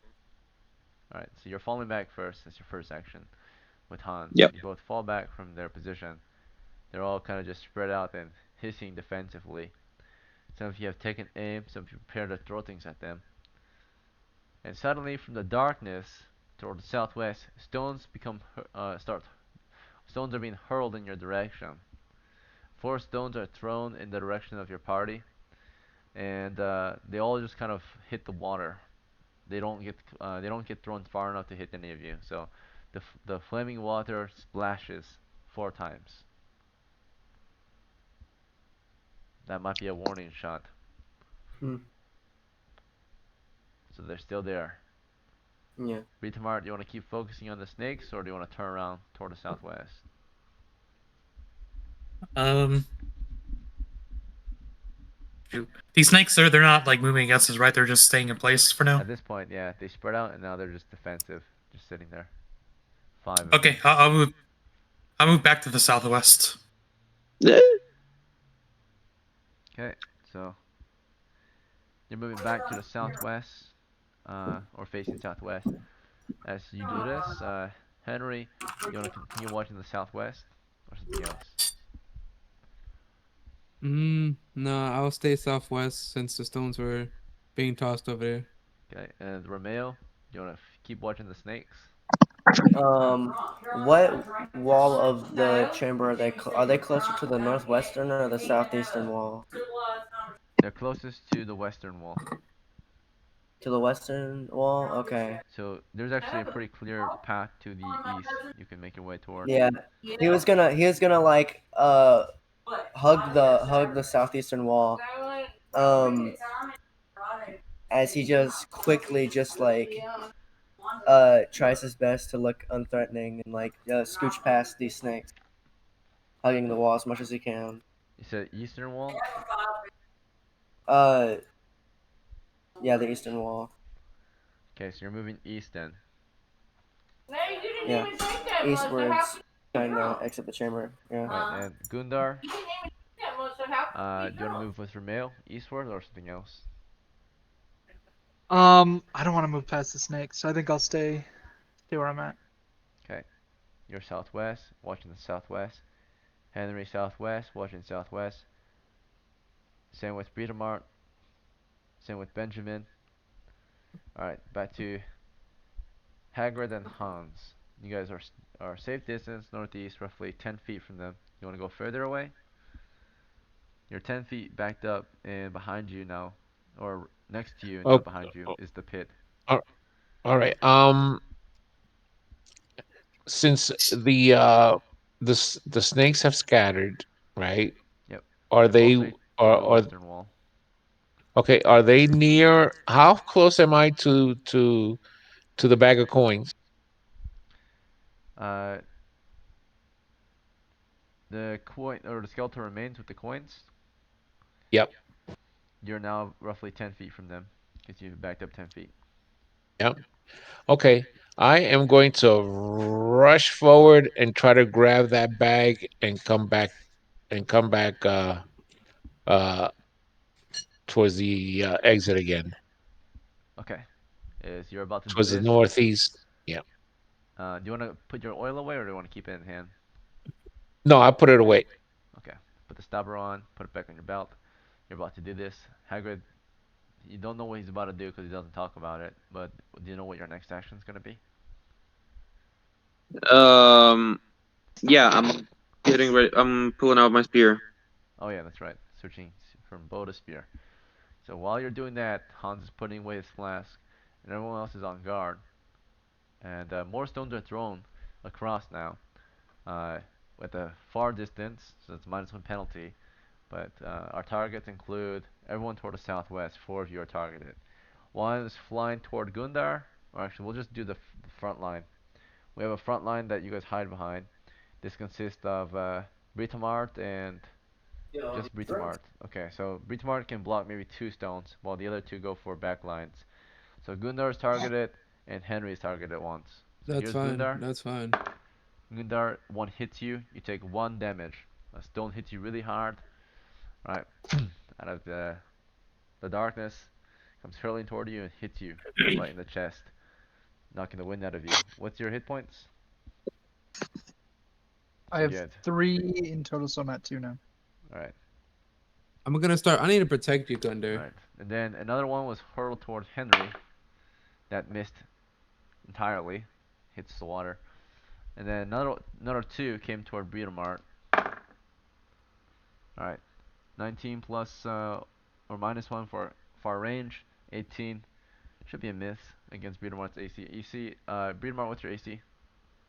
-1, but I'm wearing my shield on my arm, so Oh. 0 maybe.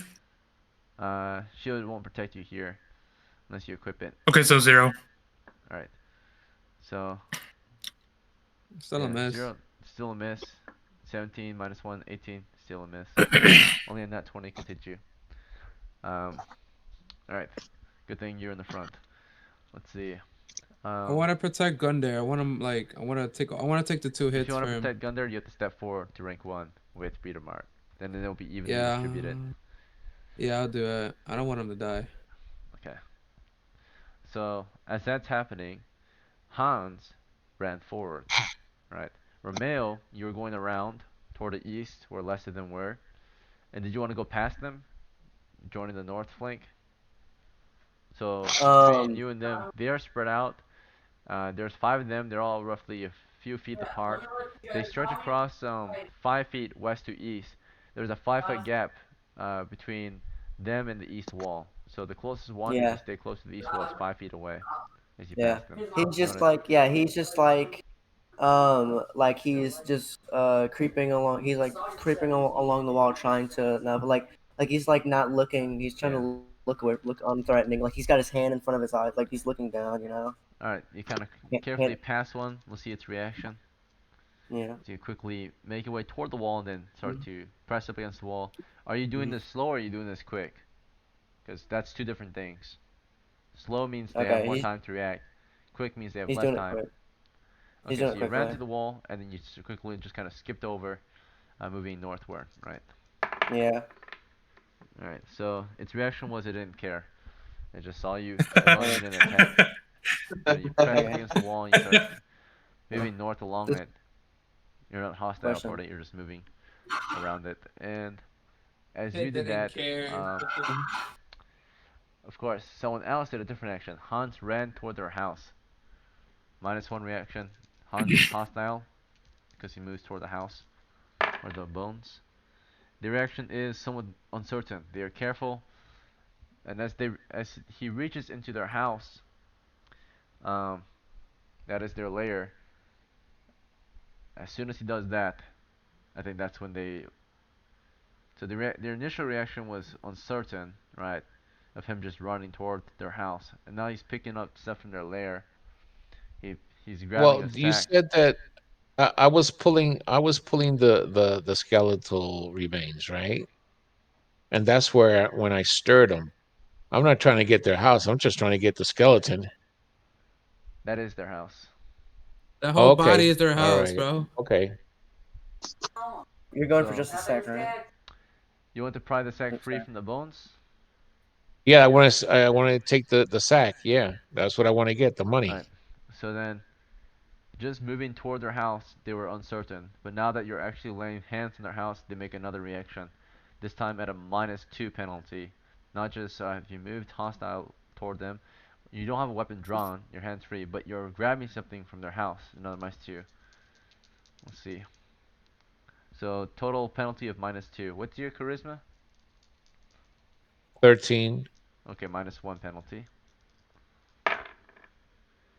And 9. They are afraid of you. As you charge their house, they all kind of back up and hiss as you pick up the sack and run off. And as you pick up the sack, you see small little snakes dropping from the sack. Some of them are even inside the sack. You wanna keep going? I will drop the sack and step on it. Okay. You show extreme hostility. Another minus. This time is still -2 penalty. -1 for just being at the lair, -1 for, stomping on their babies. Alright. Now they're hostile. So you drop the sack, and you guys see the snakes are hissing, they were afraid, and from a distance they start to spit at him. Alright. They spit at him. Let's see. And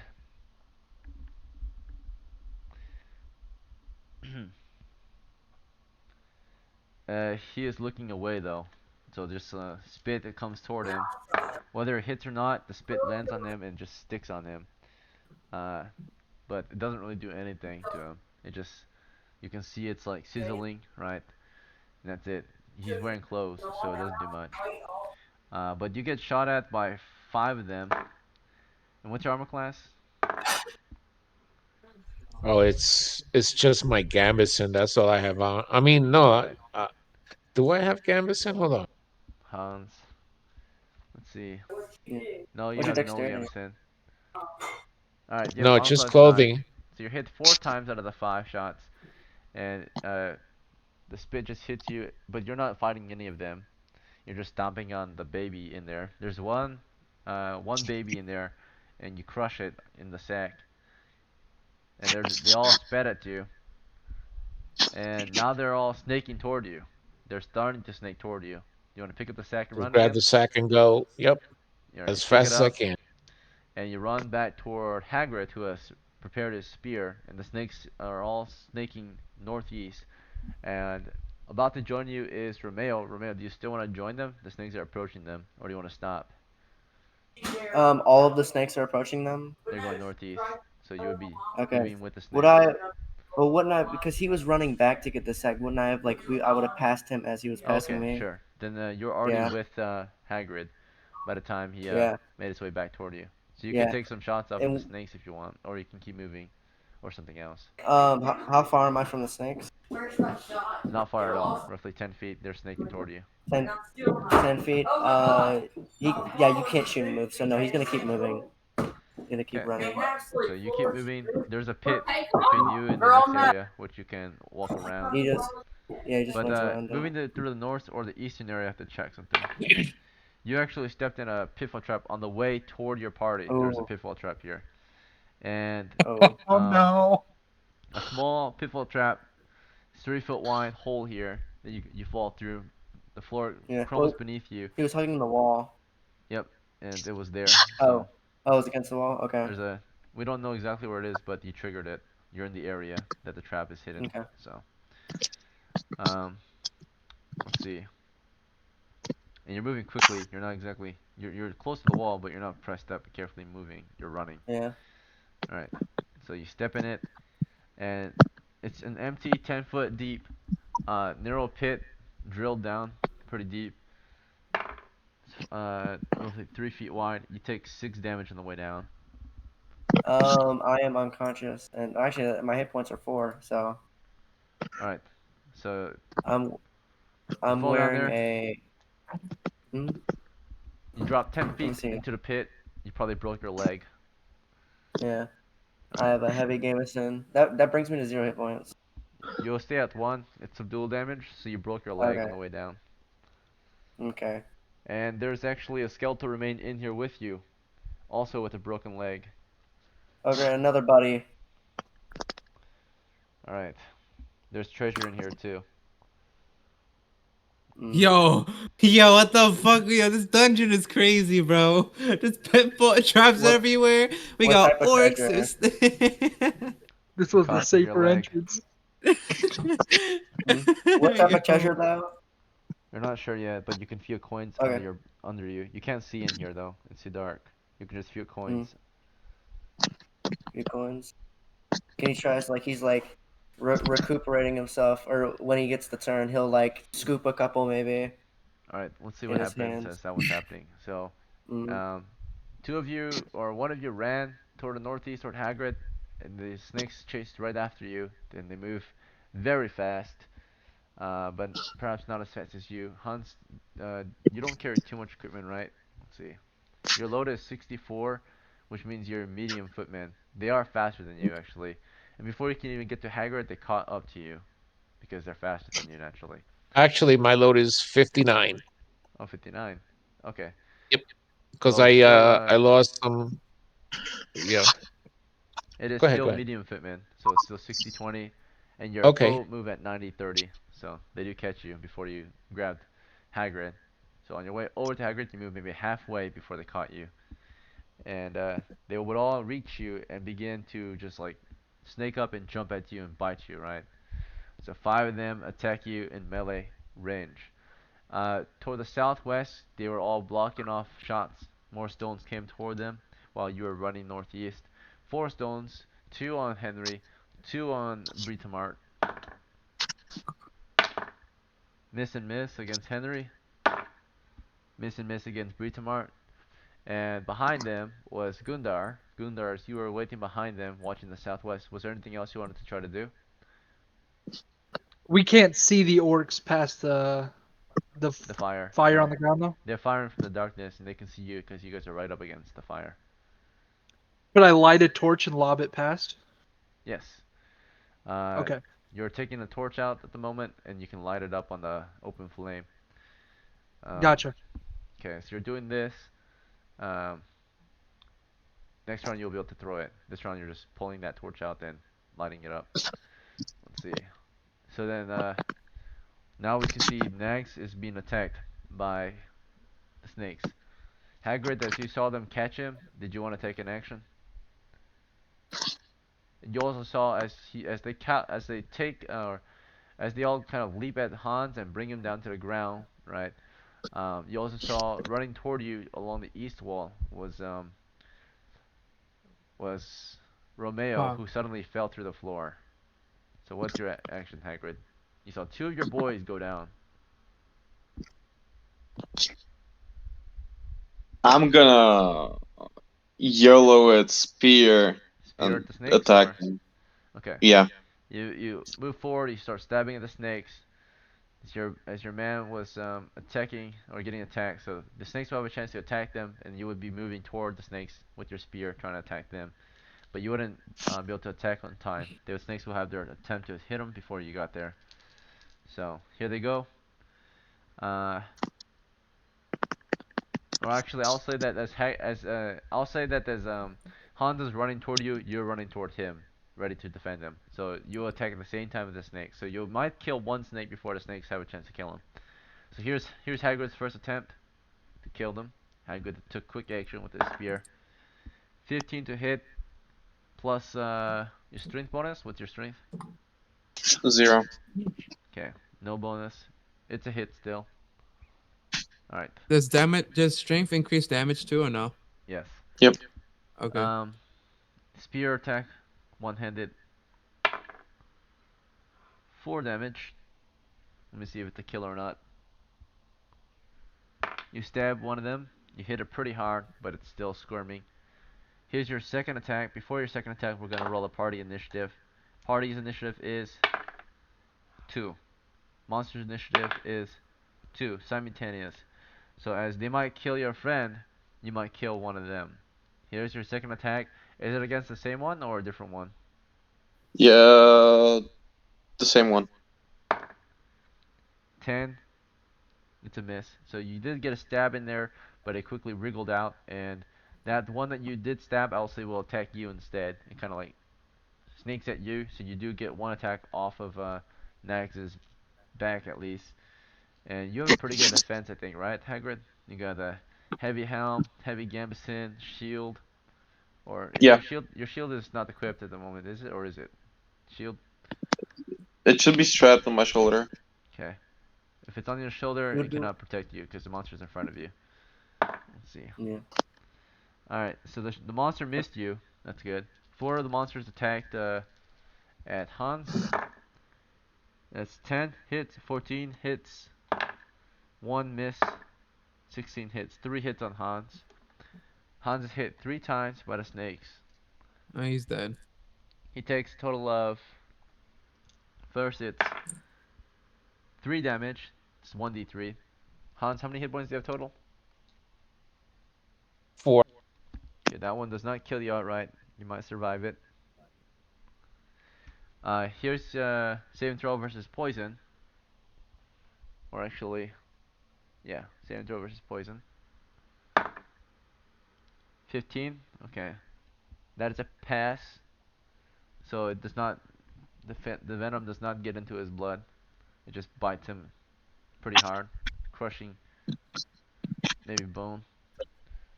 Very hard bite. Next bite hit as well. 3 bites hit him. The second bite that hit him caused 5 damage. That's a He's death blow. dead. Here's the saving throw versus poison. That next one got through his skin and did poison him. He would be at 1 hit point with poison. Or here's the saving throw versus death. Not 20. Alright. The wound was in his. The wound was in his face or his head. So we'll say the back of his neck. So the back of your neck was hit by one of the snakes, which brought you to your knees. And this one, of course, injected venom in you. And unless you have an antidote, you will be dead soon. You're at 1 hit point though, because you survived the saving throw versus death. Now the last one, the third snake, hit you as well, and you were already wounded. So that third one is an automatic kill. So while you have a snake in your neck, the last one, uh, now that you're already wounded, goes for an execution, right? They all like leapt onto you. This last one, leapt up at you, wrapped itself around your arm, and then snaked into your chin, or bit into your chin, and venom was injected into your chin, right? So you got venom in your back of your neck and venom in the back or on your face, and it easily spreads. And Hans collapses with too much poison in him, but he collapses atop another pile of treasure. He looks just like the guy that he took treasure from, right? Now the corpse to lie on top of a pile of treasure. So under It's him an is the infinite sack. cycle. Um, indeed. All right. So Gundar, I don't know if you want to stick around with these things. You're somewhat at a distance still, but you have a chance to flee still. Do you want to take off to the northeast, or do you want to But I'd stay have and to fight? run. I'd have to run past them. Oh, sorry, I meant Hagrid. Did I say your name Oh right? yeah. My bad, Gundar. So Um, Hagrid, uh, do you want to stay and fight, or do you want to run? Or what's your action? can I get can I get dice? Would I have enough time to get next to my party? Which party? The one to the southwest, or the one? You're The one that usually. the one that have Henry and Britomar with it. They're to the southwest. The monsters are between you and them. So here's you. Here's your party. Here's the monsters. And we know Oh. that Romeo fell into a pit by himself. He's like Yo, between the he's taking monsters. a nap, bro. He's Yeah, taking no, a no. nap. Like He's taking a ooh, he's money. taking a fucking nap right now. Yeah, instead of death, he's unconscious in the pit because he Oh, took yeah. one damage. And wait, let me roll if he's unconscious or not. It was Abdul, so if he fails the saving throw Yeah. versus death, he's unconscious. Alright, he's still awake actually. Oh yeah. He's screaming in pain. He's He got still a broken leg. Alright, yeah, he's like, so ooh, This for is the the money. As remainder he's of second the like, character that adventure, has a yeah, broken. shing, I'm sorry. we have Well, you can seen talk. a death in the party. So unfortunately, Nags Huntus met his demise in the dungeon. He was very brave. He almost got out with maybe a sack of treasure and a dead baby snake, but he was followed by the whole family and killed. So at least he did something, brave, and also murdered a baby snake. Let's see. But Hans has died. Yeah. So for the remainder of the adventure, you're welcome to see how it ends, or you can of course take your leave. I want to tell you though, it was a pleasure playing. I love to see that kind of bravery and joking. All your jokes were very fun to watch as well with Hagrid. So it was a pleasure having Hans around until it wasn't. Right, he is now dead. So um, I hope to see you at the next game though. Thank you for playing next. All right, Okay, dope. and then the adventure must continue though. So Romeo, we're gonna see what you're doing in the pit as Yeah. he's in the middle of deciding whether he's gonna run or not. You're in the pit with a broken leg Yeah. and darkness, no torchlight. Um, Yeah.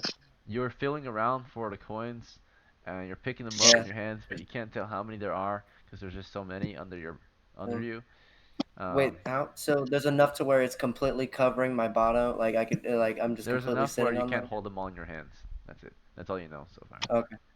Yeah, he'll just take maybe as many as he can. He'll just put them in his pockets, and he's like, probably gonna die in this pit. We have no pockets, Oh, no unfortunately. pockets. Okay, well, he'll. If you had a pouch, you Wait, could does store he it have in a that. stack? Does A he have a medieval stack? Hang on, pocket let me is called check. a pouch. So, Yeah. Yeah. Hang on, let me check. wait, do you have two pouches? Maybe is that character? No, that was your old character. No, that was my old character. Would he be able to like? Is my character? Is his shirt like tucked in and he has like a belt on or something? You have a tunic and a belt With over it. a belt, or could he just like dump it down his tunic maybe so it won't spill You can out? try. Um, Yeah, he'll try. as Or you're any, working on or this, actually, excuse me, I'm sorry, I didn't mean to interrupt, but he'll actually take his boot instead and he'll put him in his boot. okay, Sorry. you're 20 thinking about coin what to do. feet. Yeah, Toward the he's a little southwest, dazed. we see the other party is still taking fire. What's your next move? You can hear someone crash. You heard two people crash to the ground. One person fell to the floor, you think. One person just hit the deck. You guys are still blocking shots from the southwest. It's kind of chaotic. Uh, What do you do?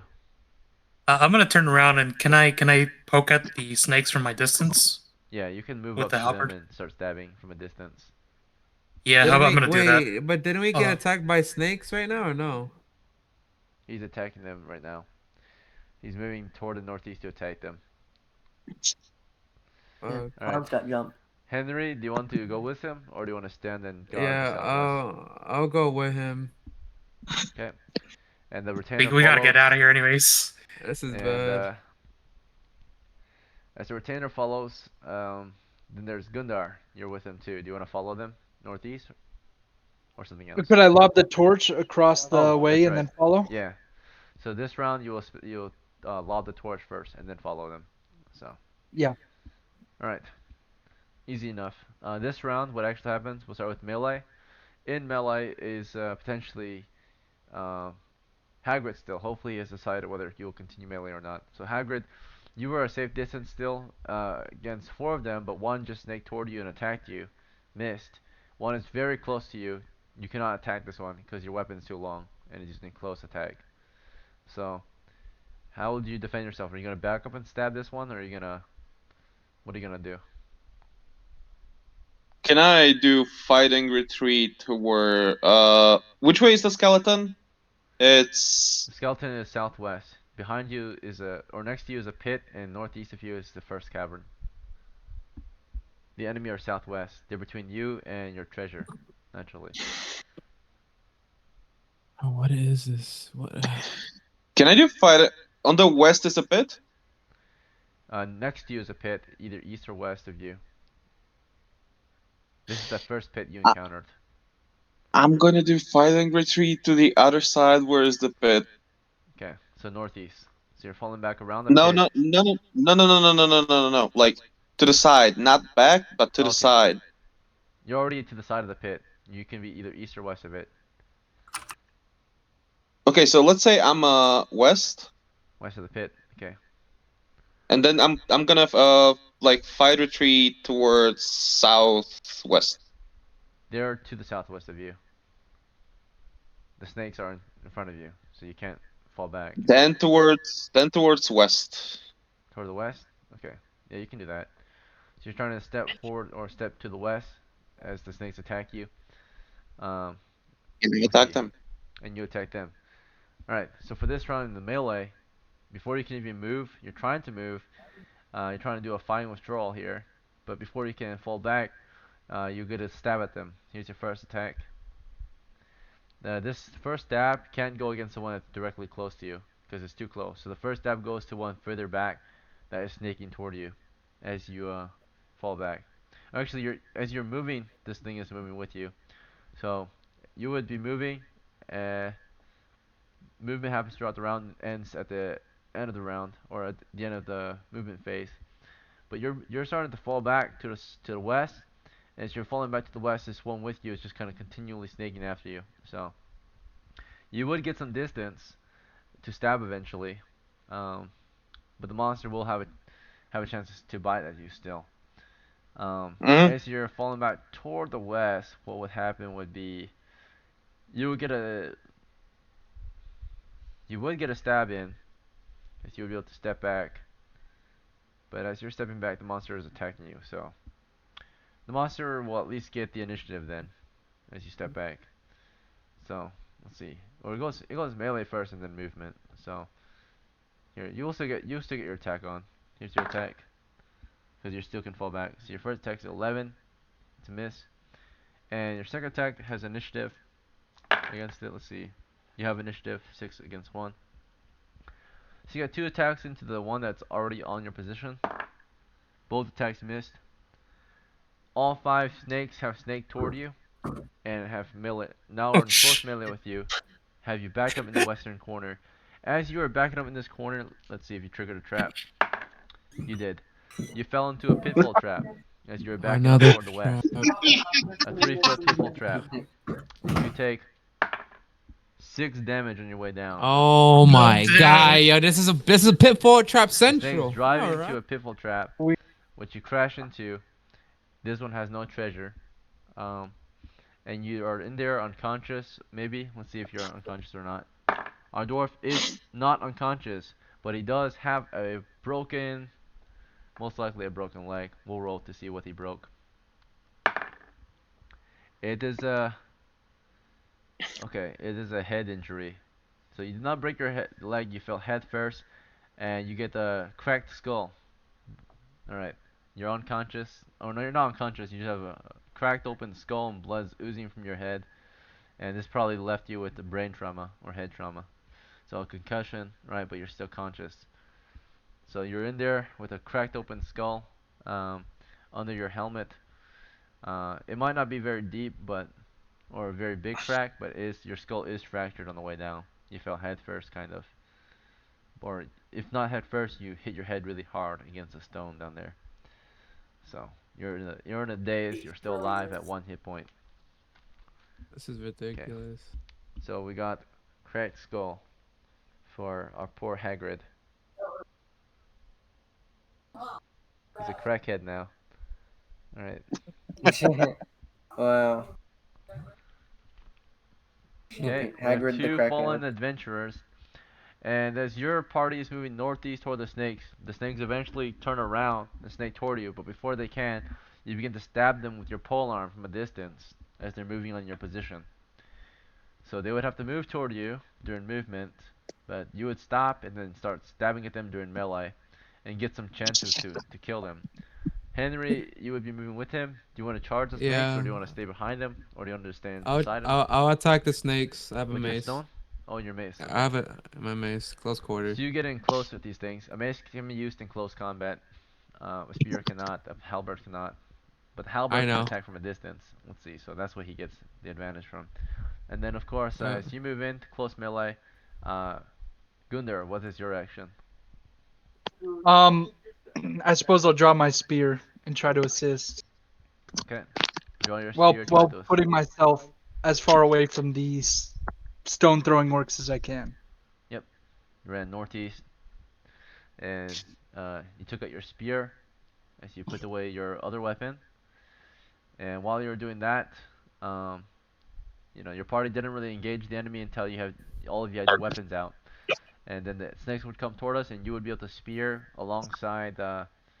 You can, if you want, you can be beside Breedermart and stab at them from a distance, or you can be behind them. Now, if you're behind them, you have to wait till they close in.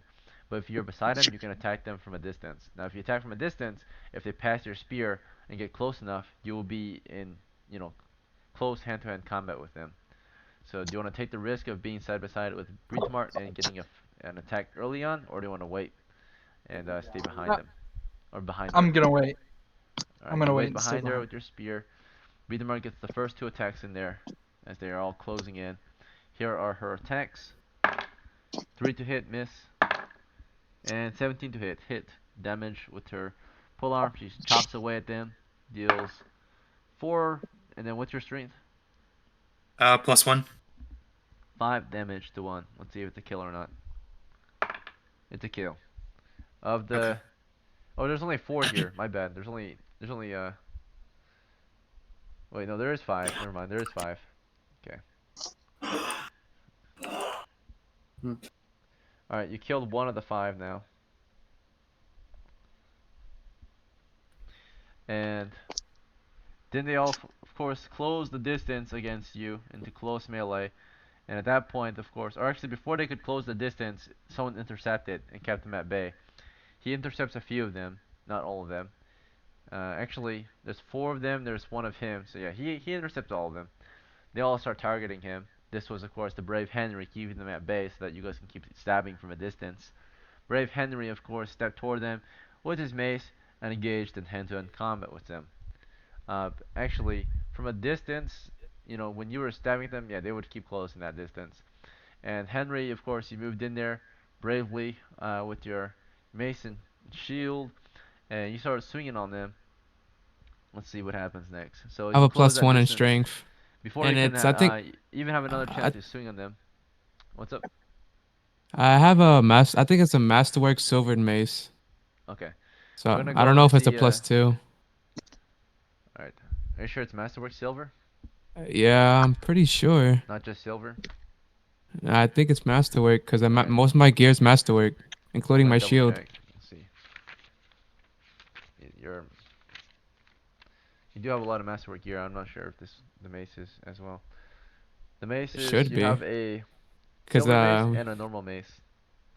okay, so never mind. It's not masterwork, it's just silver. Alright, do you want to use the silver one or the normal one? The silver one. You do understand that the silver one has a penalty, right? The normal one then. I didn't know I had a penalty. Of course, it does. Silver is soft and heavy. It's a -1 attack. So it's only good on magical creatures then. hmm Normal steel weapons are better against, naturally, everything else, but the silver one, which is duller or not as sharp, not as light, is better against you know, certain monsters, but not normal monsters. Alright, and that's why you have 2 variations. That's why the Witcher has the Um, steel sword and the Question: silver does a sword. masterwork helmet have like a face mask, like a face guard? A visor? Yeah, it Yeah. protects your face if it's a heavy one. What about masterwork Normal one? ones protect your face too, but the heavy one is like full coverage to your neck as well.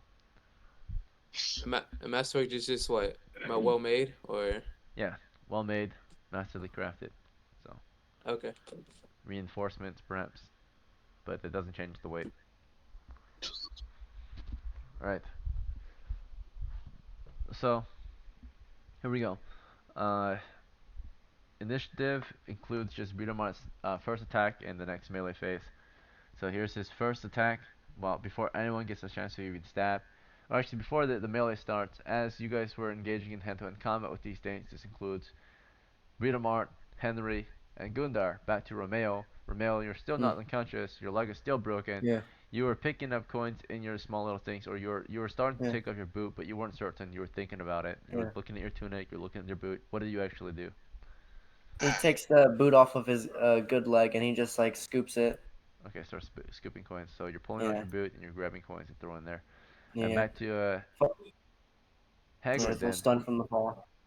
Okay, sounds good. Hagrid, you fell in your pit. You're still conscious. Your head is bleeding. You see blood just dripping down your face. You're not in a good situation either, but at least the snakes are not coming after you anymore. What do you do from here? I take off my helmet, tear off a piece of my clothing, and try to stop the bleeding. Alright, good call. Um, let's see. As you work on this, first, and then, yeah, as you work on that, trying to take that heavy helmet off, which takes a while because it's a heavy helmet. We're Yep. going to go back into the melee. So for this melee, we're going to start with Britomart again, right? So here she goes. 3 to hit is a miss, and then her next attack, we're going to see who has initiative first. Here's the party's initiative. It is a 3. Here's the monsters. It is a 2. We have initiative. Brietomart's second attack scores in at 20. Hits damage is Oh God. a 5 damage against 5 plus 1, so 6 damage. Against the fresh one, she kills it. A small fresh one. Oh. That's her second attack. Here's the first attack from Henry in close melee. That is a 10. That is I have a -2 armor class. that doesn't really help with your attack roll. But you missed. Uh. All right. That was your Oh, attack. I thought you meant. Alright. I'm. Oh, go shit. I thought they were attacking me. We have the initiative. Oh Next yeah. is uh, Yeah. Gundar with his spear from a distance. 16 to hit. Alright. Looks like Gundar got it. Perfect. Gundar deals. Is it in one or two hands, Gundar? I would have put it in 2. Alright, +1 damage. What's your strength? -1. Okay, So no 2 bonus. damage. Plus or 1 from 2 hands, so 3 damage. Kill. Gundar got his first blood. First kill. Let's go. And before the snakes can finally counter the attack, there's only 2 of them that are able to attack, because 2 were just killed. And they're just attacking me. Yeah, they're just attacking Henry, that's right. Good call. Alright, miss. And 19 to hit. -2. You have -2 armor class. Yep. And they have +0 attack. They miss. Alright. Fully protected, armored Henry. They stand no chance against them. The second wave of attacks, here we go. Before your next wave of attacks, actually, Romeo, at this point, you were able to remove your boot and scoop a handful of coins into your boot. You got 1 handful in there. You want to keep going? Yeah, he's gonna keep going. Okay, and then back to Hagrid. You managed to take off your helmet now. It took 1 round to take it off. So this round, you're now tearing off a piece of your tunic to throw over your head. Let's see. But do you have armor over your tunic? Yeah, you do. So you cannot take your tunic off. Then you have to take your armor off first. So your acronyms take about a minute to take off. If it's only my head bleeding, can I just Do you have bandages? Oh. roll up my Gambison sleeve and just rip the rest? Do you have a knife to tear it? The gambeson is not easily cut, right, or pulled off. No. If I can roll up the Gambison Press it sleeve, against it. Use the gambeson to soak up the blood. or I have a cape, right? Maybe you have a cloak. Yeah, you can take that Yeah, off. cloak. It's probably Can I rolled use up. cloak? Yeah, you start to unroll it from your belt and Yeah. press it against your head. So first you have to take it off your belt. It takes 1 round. All right, as you're doing that, going to the next character, back to the melee. Another 10 seconds of hand-to-hand combat goes by, and first is Breedemar with her polearm, scoring a 9, missing. Then it's the party initiative versus theirs. Party initiative is 3 versus 4. Monsters have it this time. Here come their attacks. 2 against Henry. 14 miss. 11 miss. Alright. Here's Beatermart's second attack. I'm Missed. holding them off, boys. Here's Henry's first attack or only attack. Missed. And here's Gundar's attack. Hits. Gundar gets another hit for 2 damage straight. Let's see if it's a kill or not. It's a kill. 2 kills in a row. 1 Gundar. left. Gundar the fighter. The Gunda's now a fighter. The Serpent Slayer. Indeed. He's a snake slayer. That's his He's title a great now. spearman. The snake spearer. Gundar, Let's see. Yeah. Snake spear. Alright. Next is back to Romeo. You want to keep scooping coins? You got 2 scoops of coins in there now. Yeah, he's gonna keep scooping. Alright, you go for a third round of scooping. Next round you'll have 3 scoops in there. Alright, still scooping away. And then back to Hagrid. You're able to take off your cloak, and now you're able to press it against your head to stop the bleeding. It's not bleeding too much, but it is bleeding. We'll see. So this will at least stop it from bleeding or getting infected, hopefully. And then from there, so you don't have an open head wound, I will, dry up. Okay, cauterize. Next is back to the melee. Another 10 seconds of melee going by. With 1 monster left, it's going to make a morale check before we continue. It is going to continue fighting till the very end. Here's Britamart's next attack. First attack. It's a 16 to hit. and that's a You hit know, for damage. I'm like I'm like a 2 plus sponge for 1, these snakes. 3 I swear to God. damage. It's dead. Beatermark kills the last one. Oh my god. Alright. The snakes have all been slain. The treasure is yours, and 2 of your men can be recovered from the dead or from the pits. I wanna bag up all the snakes. Alright. I'm So, already heavy as it on the is, other so it doesn't side really of the matter. pool of fire now are the enemies. They have their stones, and they're prepared to Uh, throw them. You guys want to stick Uh, around or Did the fight them? torch land to illuminate them? It did, but they ran toward you and ran up to the Oh. fire pool. They're on the other side of the fire pool right now, just waiting we with can see stones. them. You can see them. They got shields uh, and stones. Gundar, can you return fire? I can fire. All Alright. right. I'm gonna focus on getting Romeo out of the hole. Okay, so while that was I'm a happening, protect we were fired upon actually. So while you guys I'm a were protect Gunder. that final round, of course, 2 stones flew toward Gundar and 2 stones flew toward I Breedomart in the midst of it. I want to take the stones for Gunder. I want No, this was while you were in the melee. So oh that fuck. final melee round. So here they came, like out of nowhere almost. That's how we recognized that they were there. The stones came hurling toward us. 2 for No. Gundar, hit and a miss. Gundar takes 1 damage. Oh, A stone in the back of his head. Let's see. It hurts really bad. Gundar's in a daze. And then Don't die, 2 Gunder. stones for Breedomart. Miss and a miss. Alright. Breedomart, My you want sole to turn objective around? is to protect Oh. Gunder now. Alright, so Henry, you step past Gundar, you raise your shield against the enemies hurling stones. And then Gundar, as you wait behind him, do you want to get your bow out to return fire? Yeah, I want to pull my bow out. Okay. And as you're doing that, back to Romeo, you want to keep scooping coins or something else? Keeps giving coins. Okay, back to Hagrid. Your bleeding is slowing down, but it hasn't stopped yet. You want to keep holding the cloak there? It should take about a minute. So a total of 6 rounds. What Hagrid, else can I do? you can stop doing that and try to climb out or something. What would be the chance of me climbing out? Very low because it's a sheer surface, but if you had a rope and spikes, you might be able to get out. Or you might end up like the other skeletal remains in the other pits. Yeah. I'm gonna wait. You wait for I'm your gonna turn. hold it. Alright, Yeah. and Breedmart, who do you want to try to save first? Hans is dead. You don't have a rope. Or do you have a rope? no. Can I see the hole that Romeo fell down Yes, you from find the it. lighting from the fire? Okay, so first I'm gonna remove my pack and I'm gonna throw it to Benjamin. I'm gonna tell him to light a torch, and then I'm gonna go over to the hole that Romeo is at, and I'm gonna stick my halberd half the side down the hole and tell him to grab it if he's still alive and try to pull him up. Okay.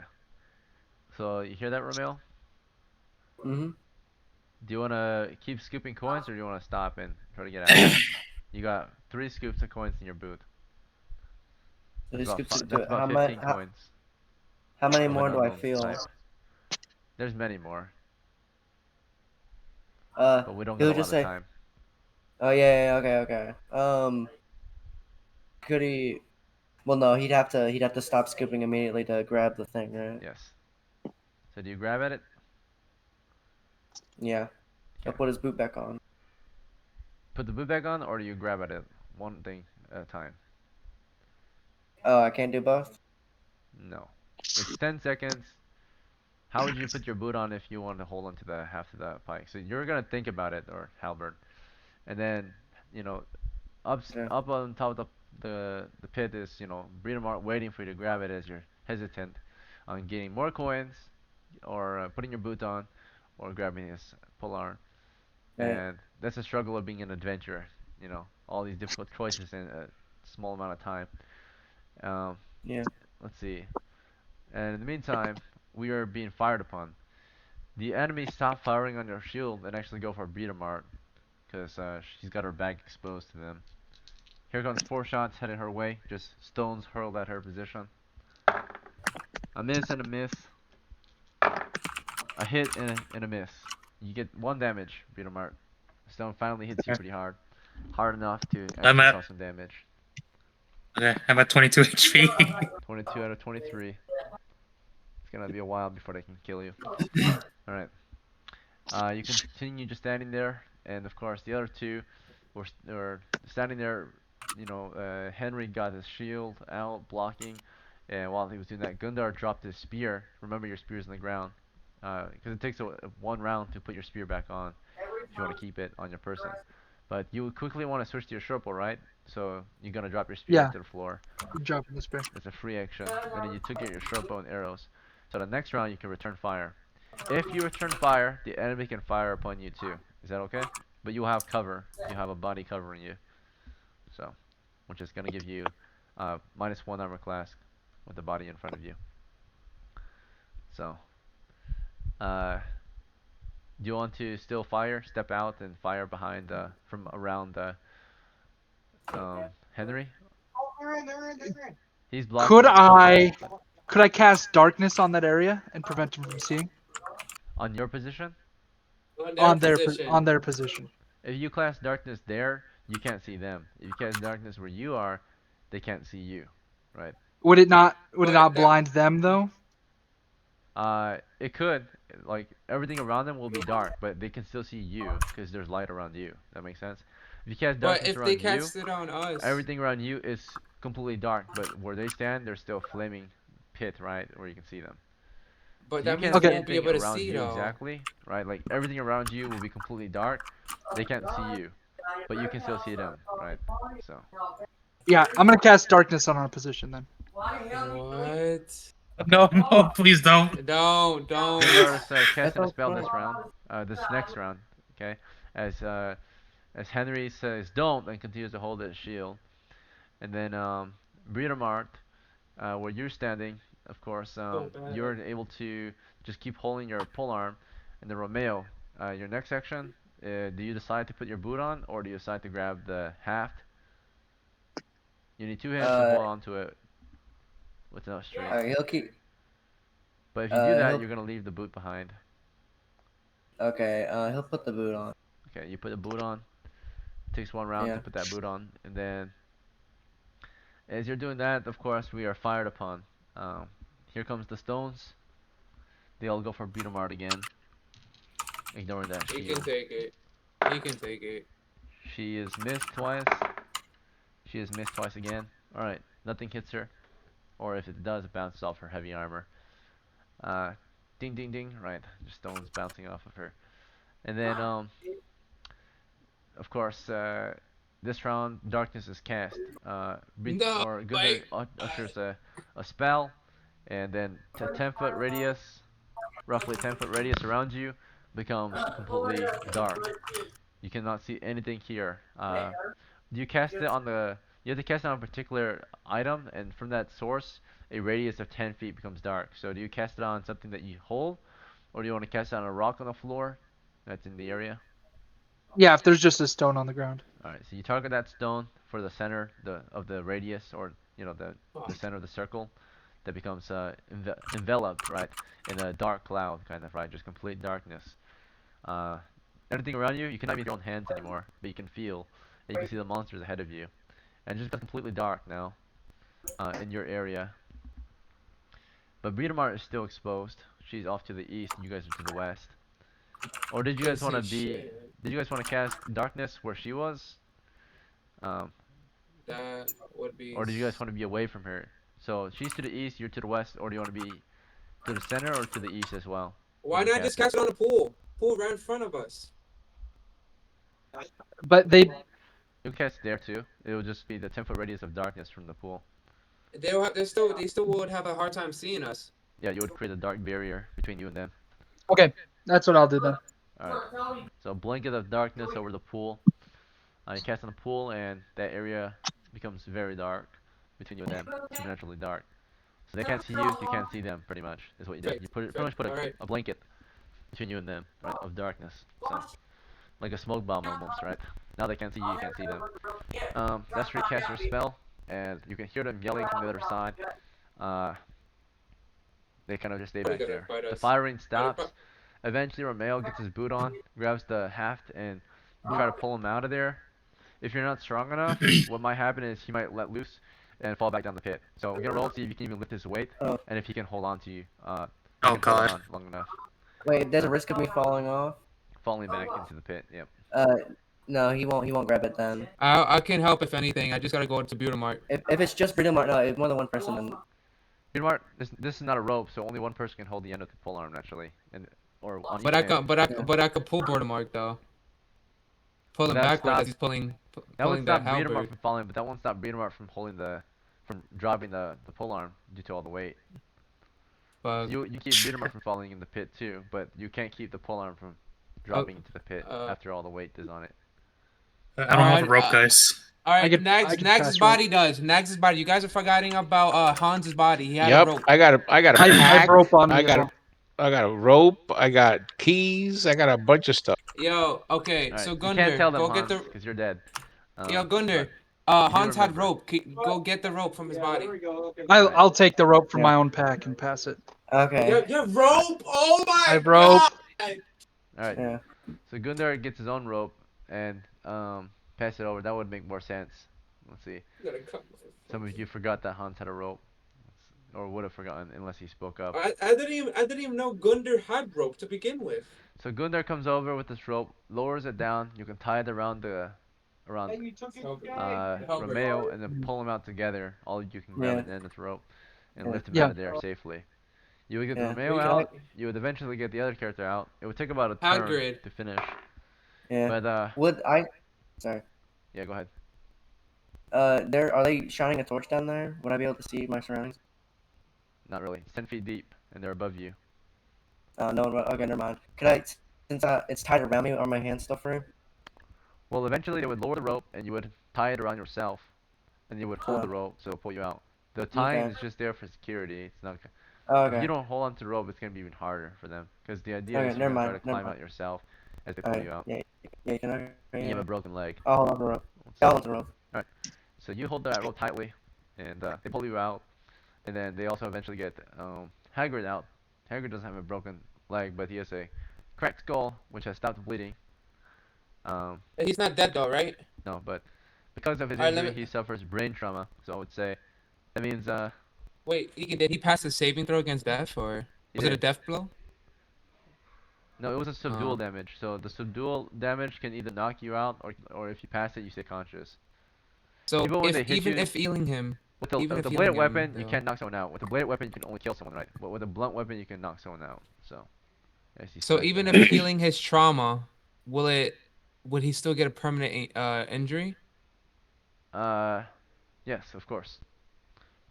Permanent injury is the head trauma. So, But if I cracked heal skull. him, he'll still be able to fight. He has that one hit point. Yeah, you can heal him. They're both at one hit point. You can heal them both. They just have their injuries.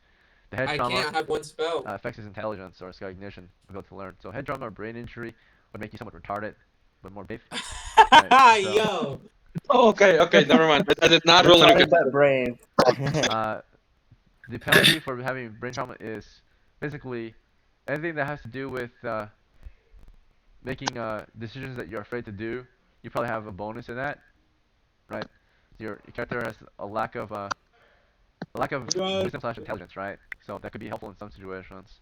You know, it can also hurt you in some situations. So you don't really have great ability to sense anymore. Basically, what's gonna happen is anything that has to deal with intelligence or with, the mind is at a -4 penalty because you're somewhat disabled in the brain, right?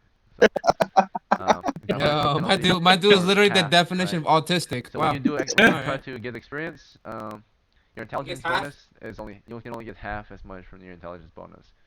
So, Okay. which is not a big deal. But everything like anything intelligence related, so that means learning languages or so You can learn three it languages. can help with casting spells. In this case, it doesn't matter for you. It can also help with gaining experience. In this case, it doesn't really matter too much. And then wisdom. When you do try to search for traps and such, your character doesn't really find them, right? It's hard for them. It's almost impossible for you to find a trap now. And then of So course, basically, yeah. you still have a 1/6 chance minimum, but it's not that good because you have a -4 penalty now. And then saving throws as well. You'll be failing a lot of saving throws from now on. So with a head trauma. This can be healed, maybe, not too certain, by a super How powerful many spell. maybe like cure Yeah, very, cure very serious small. So wounds. because of your head trauma, you're just kind of wobbling around with a bit of a daze everywhere you go. Can he you're still fight? Yeah. You're Can still he still Hagrid. fight? You can still fight normally. So he's normal fighting, but anything in regards to intelligence or wisdom, right, is gonna be at a penalty. My dude got the hitter. Just don't send him to the fighting. front to Okay. protect traps or lead the way, pretty much. But if you need him to fight, you Well, can fight. well, I can only heal one of yous now because I only got one healing spell. So Hagrid let's is a just crackhead. All right. Oh yeah, Hagrid the crackhead. Yeah, that's his title. Ian. Hagrid the Yeah, crackhead. it could be like he hit his head and he just had a never-ending headache because his head's always foggy. Oh god. That's He's ready pretty to much kill things. So That'll be torturing. before I heal anybody, Exactly. I want to collect all the snakes. Alright, Put them so in a what bag. actually happens is as you guys finish pulling Hagrid and Romeo out of there, the monsters don't seem to pursue, but you can still hear them behind the dark cloud that was casted over the pool. It won't last forever. I know. And then, of course, we're gonna get the you would snakes, start to you know. recover all the snakes you killed. You would pick up the treasure that Hans died for, and then you would want What to about leave. his body? You recover some of the gear Hans had? Recover some of the Hans's gear, yeah. Romeo says, someone healthy there's more treasure than us. Someone could go get it. As like he is. I don't think we should leave Hans's body here. I Hans' don't body think it's right. doesn't have terribly much worth. His family wasn't very prominent because he had 0 XP, so they don't really have much to inherit. But equipment-wise, they could help out his next character. But I don't want to leave his body here so he can be eaten. I think we should bury him. That And we would should be take the him right out the thing to do. dungeon. That'd Like make you guys look good. it's. No I man don't You wanna can recover leave my him spear. But I Yo, carry Hans Hagrid, out let me. here. Yeah, Hagrid, let me heal you. Yeah. More heal. Oh my leg. Hagrid heals for 2 hit points. You got 3 hit points, Hagrid. Okay, and Hagrid just looks at Britomart and say, "Die rubber on me, I see treasure." Yeah, he's retarded. Yeah, He's right. so- And Romeo's there, like his left boot shaking, like ching ching. All right, He's who's like, gonna help me? Yo, Hagrid, help me pick up Hans's So, body and get out the where's dungeon. First off, where are we gonna put the snakes? Who has a bag to carry snakes? I do. Henry Is does. it empty or no? I don't have anything. You don't have anything in the bag? Okay. No, No equipment, no supplies? no, I don't have torches, no nothing. Just my Okay. mace, my coins, nothing. Alright, Yeah. you have a bag, right? Yes. Mhm. Okay. Shouldn't we grab the treasure that's inside the pit? That's it. That's what Romeo was just saying. He's like, Yep. there's more treasure down there. As he's like leaning his right leg. We Like, his might as left well. boot going Oh yeah, ching, you know ching. what? You do that, and I'll gather everything. Hagrid's Yeah. willing to go down there. Just saying. Well, Yeah, listen, we need to hurry up because the cloud doesn't last long. Come on. Yeah, we Go, need go, to go, go. go, go. Alright, I go. so each of the snakes weighs roughly I think it's It's not 10. gonna matter. I'm already heavy eating. Also take the sack that he died trying to get. Alright, each one weighs roughly dang, that's kind of long. I feel like they're They not can't weigh actually that much. 3 feet. That doesn't make any sense. I think they would be 3 meters because a cobra is apparently on average 12.3 feet, and it says in the book it's about 3 feet long. That doesn't make any sense. Yeah. So A spitting cobra. Yeah. a spitting cobra is 3 feet long. Snakes with gray and white scales. In And real there's life, a. though. Let's see. Oh, in real life. In real life, they're about 4 to 10 feet long. What the fuck? And Huh? they're about 7 to 9 kg. Can they Are spit in they real like life? So I would babies or assume like? that it's supposed to be 3 meters long. 3-meter long snakes, because that would be roughly 9 feet, which would make more sense. So the reason why I'm doing this is just to figure out their weight. Their weight is roughly 8 kg, which is roughly, let me see, 8 kg, 2 pounds. Around 20. So that's something around 20. Around 20 pounds each. Yes, Yeah. that's 8 times 2.2. So they'll be 20 pounds each. So the Oh, bag can only I'm carry already 2 heavy. snakes then, right? All right. So, did Hans' body have a bag?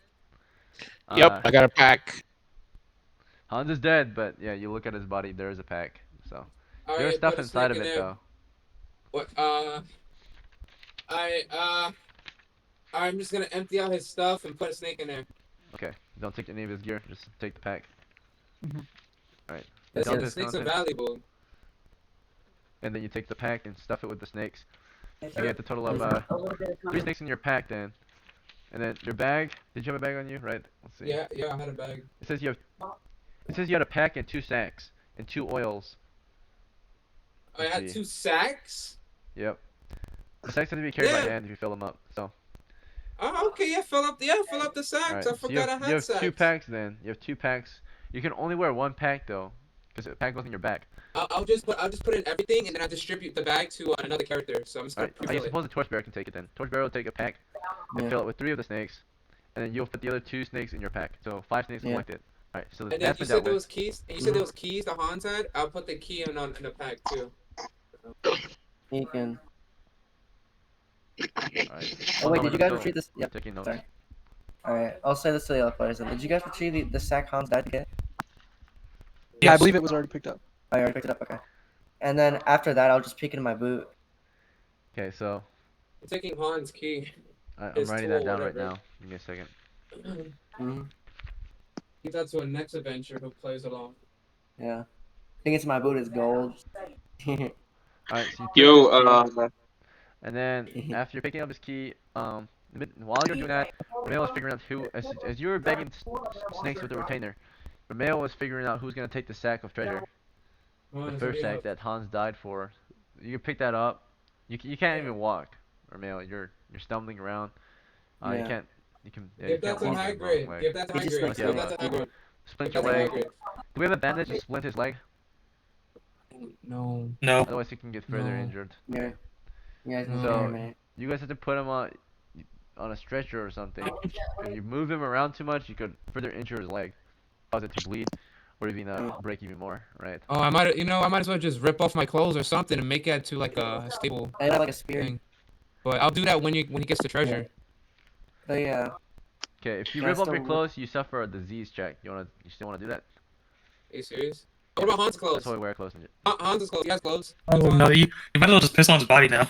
No, just do it to Hans. He's dead. The best thing I can do is bring his body back home, but he's not gonna need the clothes. Somebody else needs it. Right. So you do understand that towards- it's not a bandage we need, right? It's a tourniquet we need. Now, roll the bandages can count as a tourniquet, but a piece of cloth from your ripped up clothes does not count as a tourniquet. But I can tie it around his leg. I don't know if that matters. Hmm. What if you get like a wooden like a spear maybe, and you tie it around and like a makeshift splint? So someone is gonna have to tend to his wounds. It's not gonna be actually if it's Henry, you haven't bagged the snakes yet because you're the one walking around figuring things out. So I everyone will was only do bagging one up thing the at a time. s- You weren't bagging I up was snakes because you're bagging up. helping Romeo. Everyone has one I action. wasn't. So Okay. if you're going to Hans to take his clothes off, or if you're discussing the party, you're not bagging No, snakes. You're discussing it. no, I'm saying it. I wasn't doing it. Okay, dude. You're suggesting things to the party then, as in the middle of. I'll do it. Hagrid's gonna do it. Hagrid's gonna strip Hans completely naked. Okay, so Hagrid's in the middle of stripping Hans naked. Henry stops to talk with the party about what to do in the middle of bagging snakes. So you're not done bagging snakes then, you're still in the middle of that. You would be done if you weren't talking. And then, of course, the retainer's helping you bag up the rest of the snakes. While you're doing that, what is Breedemar doing? I'm gonna help out Romeo. I'm gonna try to. Actually, I don't have anything to help him out with. You can just carry me out. Yeah, I'll just. Careful. You can have 2 people Careful. carrying him out safely. That's one way to do it. Yeah. To keep him off Also, his foot. can I check my boot real quick? You want me to do what's your boot? Well, it's on his good foot. It's on his good foot. He took off the boot on his good foot, so. Alright, you're checking your boot. While you're checking your Yeah. boot, Breedemar's figuring out a way to carry you out. He needs another helping Yeah. man. Hans is, of course, being stripped by Hagrid. And Gundar, what's your action? I'd like to recover my spear, and then move. Easily done. What else? And then move to maybe start prodding at the ground to clear a path safely out. Okay, so you're poking at the ground to which direction? It would be northeast, back out towards the entrance. Draw the path to clear, or clearing out the path, scouting ahead, make sure it's safe to leave. As you're doing this, roll your monster check. Alright, still quiet. We know the monster to the southwest still. What we're able to accomplish in this next turn is the snakes will be finished being bagged, and then Hagrid left stripped Hans completely naked of his clothes. Take them over to where Romeo was. Look at his boot. Romeo, you find 15 copper pieces in your boot. And let's see. We still didn't have anyone assign themselves to taking up the sack full of treasure. So, but we can take that on the way out, right? We still got the business to conduct here. And then of course, Breedemart was figuring things out on how to get Romeo out of here. Breedemart, did you figure anything out, or? Yeah, I'm gonna pick him up bridal style, Yeah. carry him out. Bridal style, turn him out. you will grow tired after some time, so you might need a buddy to switch out with you. That can be Hagrid. So Doesn't Hagrid like likes have clothes. horse? What was that? Doesn't we're like not gonna get the rest of the treasure. hang on one thing at a time. Doesn't Henry have a horse? Yeah, he has to carry you out of the dungeon to get the horse. Yeah. Okay, I was making sure. So that'll be So- Romeo as like wincing. Don't you have a horse? As like his legs hurting. And then of course Hagrid mentions the treasure in the pit that Romeo fell in. Are we still gonna try to go after that, or are we just gonna try to book it? I'd say we might as well go after it. Yeah. We've Alright, got a so- couple more moments that darkness Shine is a gonna torch last. down there. How are we gonna get it? There. I'm gonna tie a rope around me, and they're gonna lower me down slowly. Okay. Now before we continue, we are at the end of game time, kind of. But we're an hour over game time, so let's take a small break. Take a 5-minute break.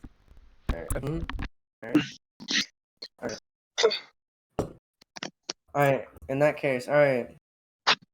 Y'all. We finna go alright, I'm gonna go beast mode. Okay, so first of all, get some stuff sorted out.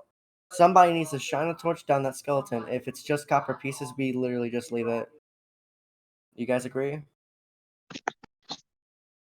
You're gonna waste a turn. Just lower me down. If it's not enough, I'm just gonna scream, pull me Okay. out, and I'm gonna go out. Okay, well someone shine a torch as you're lowering down. There's also another skeleton, remember? There's another skeleton on the way out. There were 3 pits, remember? Yeah, that's the one Hans died from. Because the snakes were underneath. The ones Hans died in, there was a skeleton with treasure. The next one, there was a skeleton. No. The one who fell in the first pit, Hagrid. Hagrid fell in 2 pits, right? No, only in one. Only in one. Who fell in the first pit? The I very can't first believe pit? I healed a retard. That's crazy. Yeah. Bro. You didn't know it yet. Yeah. Next time, help the physically disabled man. We No, got no, a no, no, brain no, no, left. no, no, no, We no. still got a brain left. You're physically disabled. as I Hagrid's got mentally minus- disabled. As I have 5 intelligence. I think I'm still better than you, bro. No, yeah, like easily. Lower me to the pit where Okay. I remember that darkness only lasts for about 12 turns. So let's go ahead and guesstimate. We're gonna have to guesstimate to like not get shot in the back. Let's say No, about it's 4. not. Listen. It's not gonna so- matter. It's not gonna matter because like me and Brutomart, we're gonna slaughter these fucking orcs. Okay. Don't.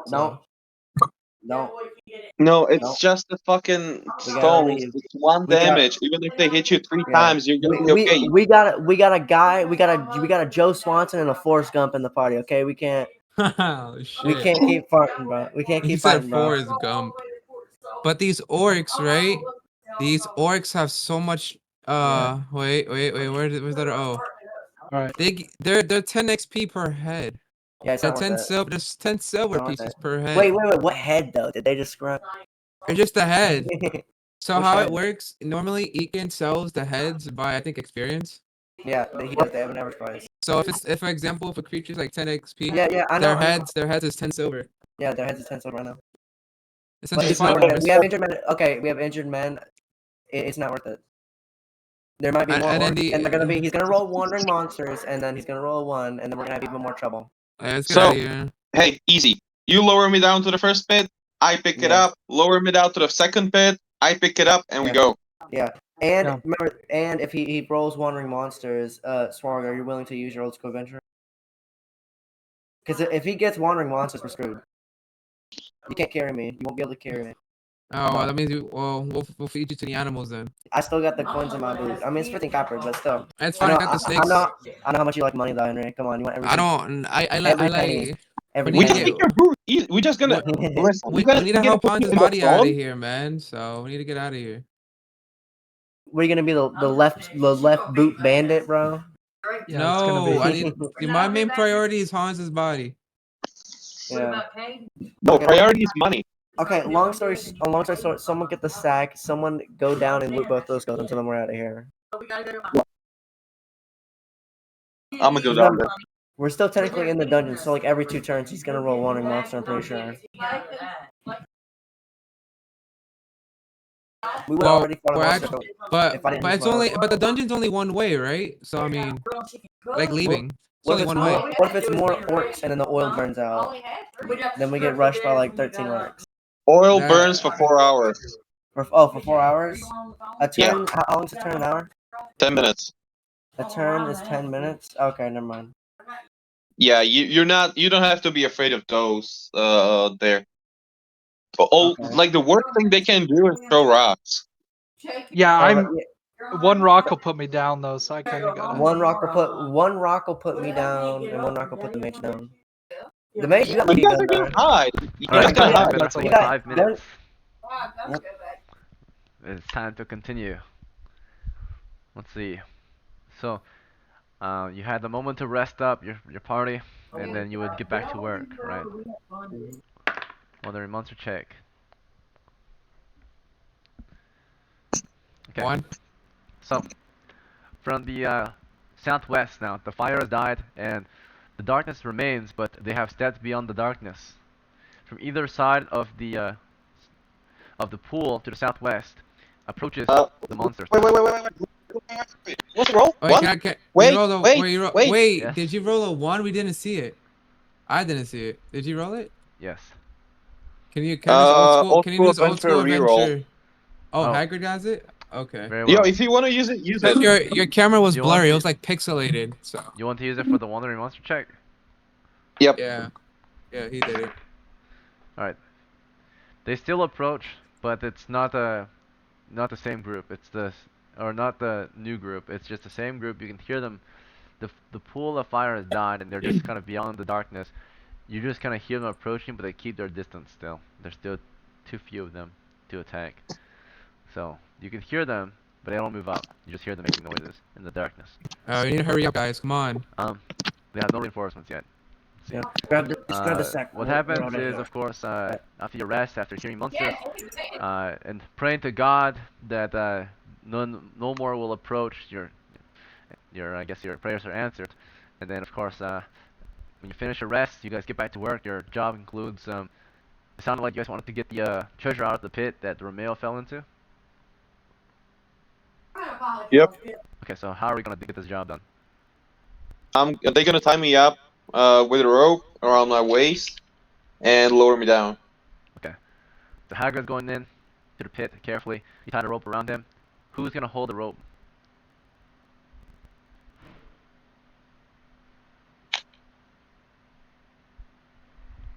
No one? I guess Really? Breemark will, but Breemark's gonna put down Romeo for a second Yep. and go over and hold the rope then.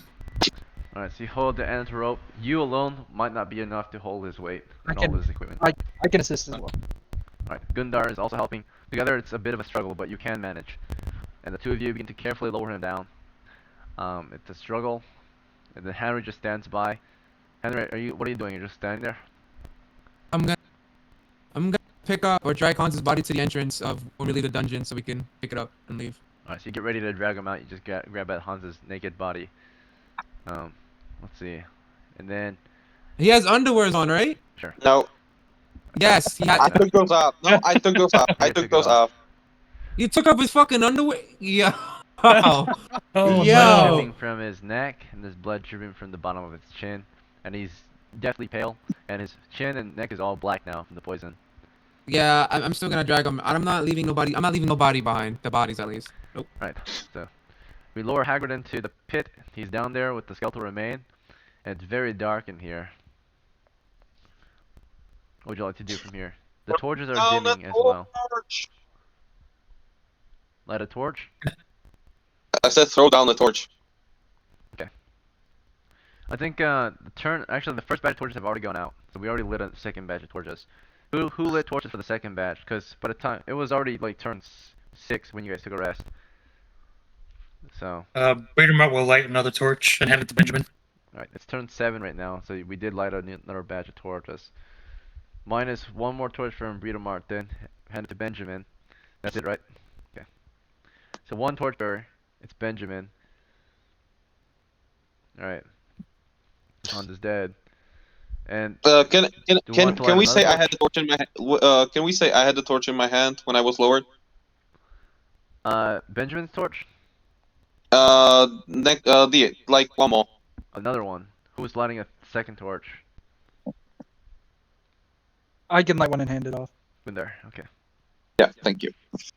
Gundar, you lost Is 2 this- torches total. And there's also a sack of treasure on Nags' body. Not Nags, on Hans's body. So. Alright. So then, pick that up we along already- the way. Hagrid, you get the torch then, and you can see down here the remaining of the remaining treasure.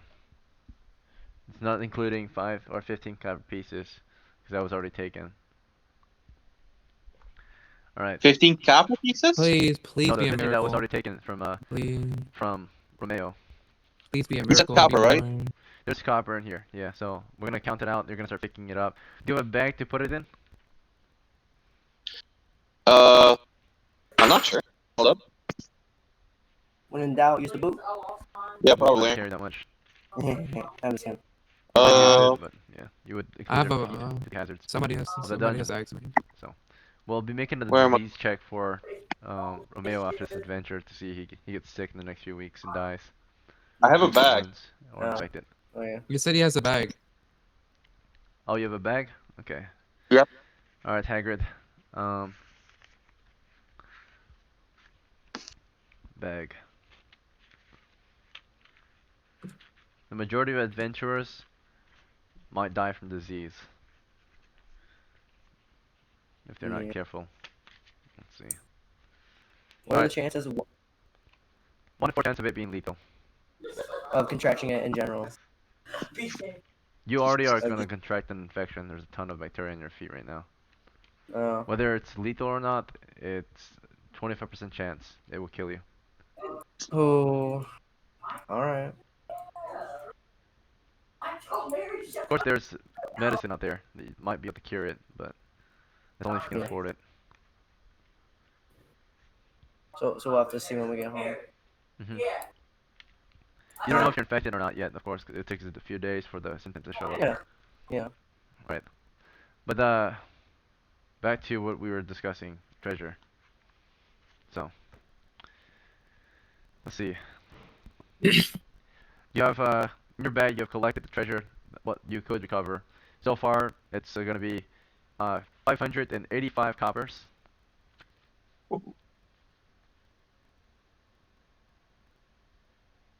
Okay, and then 180 copper is what's that equivalent to? 558 silver? Like 50, adding the 50-ish. 15 that he already took is a total of 600 coppers. That's like 60 silver. Yeah. I don't know. Not bad. Okay. Please be a miracle. Fuck. Ugh. Alright. And that was it. Just copper. now the other hole. What? We Pull got them the out. sack. The other hole had no treasure, Hagrid, the one you were in. If you remember. Yeah. There was 3 of them, wasn't it? No, Hans's dead body has a sack of copper. Oh, okay, There's, okay, yeah. there's a third one. There's 3 pits total. Yeah. And the third one also had a treasure, didn't it? Yeah, Hans took it out before he died. He has I have it. You look down that pit, Hagrid points to it. You do see a skeletal remain down there with a sack of treasure. Wait, what? This is pit number 1. Alright. I remember. Alright, so send Hagrid down. I had Well, go we're get the done. treasure. I asked pretty much to carry me out, or at least when they're done. Yeah, once we're done. You want a kiss on your forehead too? Pit ever. This is the one that Hagrid. This is the first pit that Hagrid fell into. Remember, you guys pulled him out, and we said we would come back for it Oh later? yeah, actually I fell twice. Yeah. I was right. Well, you fell twice. I Second healed pit you twice. was Oh my empty. god. The second one he fell in was empty, but the first one had treasure in it. You lower him down. He goes and tries to take the treasure. We almost skipped it because of Henry, but it's okay. Let's see. We forgive you. Let's see. All right. You Listen, recovered I'm so just far. worried about I'm just worried about Hans's body. There's 600 copper you recovered so far from this area, Oh my god, that's another 60 silver. and there's some silver pieces too. Not a lot. There's only about 10 silvers. Oh, yo, this is gonna be juice. Ooh, pretty okay. I can live with this. And I can put- let's see. See if there's anything else. Someone's got some background noise. I'm sorry, that must be me. Oh. It's all good. Thanks. Alright, let's see. 1, 2, and 3. Alright. And lastly, we found a strange rod down there with the skeletal remain. Ah, I'll take it. Right. You pull a Hagrid rod out like with the rod. like a stick. Kind of like a scepter or like a staff almost. A rod. It may be a cleric or a magician, maybe. Right. Let's see. Let's see what the rune says it on it. Let's dip. Let's dip. Yeah, let's all right, so we got in the The run and rod is everything. thin and it's about 3 feet long. Let's inspect it out the dungeon. So right now, I need somebody to since we got all the treasure, to help me carry Hans's body out. And get out I of will here. help you carry it out. I will walk in front and prod the path way out. Breedmark is carrying Romeo. Let's get out of here. Alright. Which way do we explore out of here? I know Gundar kind of scouted ahead with his pole to the northeast and nothing happened. Romeo. Prodded it. Let's go northeast. Oh, my leg. Yeah. Right. As you move through the cavern northeast, you can see daylight toward the north. You make your way out of the dungeon. Congratulations, you have survived the delve in the caverns north of Fort Stonehold, the way into it, or the secret way into it. Not really a secret, but the safe way, I guess. Rod of, we don't know what it does, but we got a rod of something. Is my men good? Are they Latin or? Actually, they're not even strange runes. Wait, no, yeah, they are. They are magical runes. Oh, this is a cleric. This is a part of a cleric. I mean, a cleric, a magician. Let's head back to town so Gunder can decipher these runes. Right. Yeah. Let's talk to Santa that there were traps in the cave. Thanks for The letting us glass know. orb at the very end of it. The glass orb looks very fragile on this rod. Is it valuable? It's shaped. The glass orb is shaped like a human skull that's breathing in its own skin. What? Wait, what? Wait, repeat that again. Wait, what? Breathing shaped in as its own skin? Yes, a human skull breathing in its own skin is what the orb depicts. Yo, Gunder, this is your stat. This is what? Nah, I'm kidding. Let's go to the city and have our guide. I tell my men we found some decent treasure and I have enough to pay them after this when we get back to town. Now let's see if we can survive the trip back to the village. Oh my god. Oh my god. Have you read already, bro? Have you read already? The guide is here, ready to take you back home. He leads you south through the mountain range here, or southeast through the mountain range. Eventually hit the road again, and takes you into the grasslands. But on the way back home, there's still a chance of an orc warband. Yeah. Alright, we made it home to Slaveria. Yeah. Oh lord. So before we Been a while do the since we did treasure, some dungeon delving, dungeon crawling. We went and we got some good profit due to the risk taken. I have a question. Before we do the treasure, can we do staffers and see if Gunder can decipher these runes? Gunder himself cannot. He can't speak this or read this language. It's the arcane runes. You need read magic. He needs like read magic or something. If you want, you can hire the services of read magic. How much does it cost? How much is it? A scholar will ask for 1 silver on average. That's Yeah, fine. we'll do it. Yeah, that's fine. To cast It's out of my pocket. Out of my pocket. 1 Out of silver. my pocket. What do you mean? All right, you fine, Hagrid. Okay, minus 1 silver from him. Okay, Hagrid minus 1 silver. Alright, see if this it reads get that for you. Oh. Second, my bad. I don't like the staff though. Like it has a skull on it. That's not very cleric like. It's more of a magic user, necromancy type thing. We never know. Looks can be deceiving. No, us You're clerics the don't perfect use example of that. us clerics don't use. I just brought Hong's body back. I'm trying to be lawful.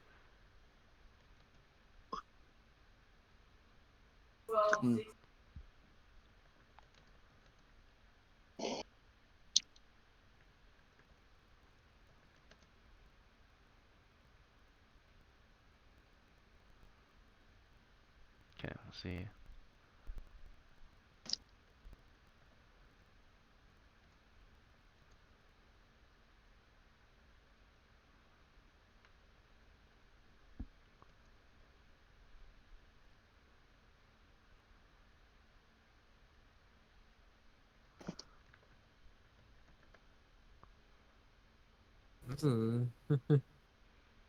Imagine brings dead people back to life.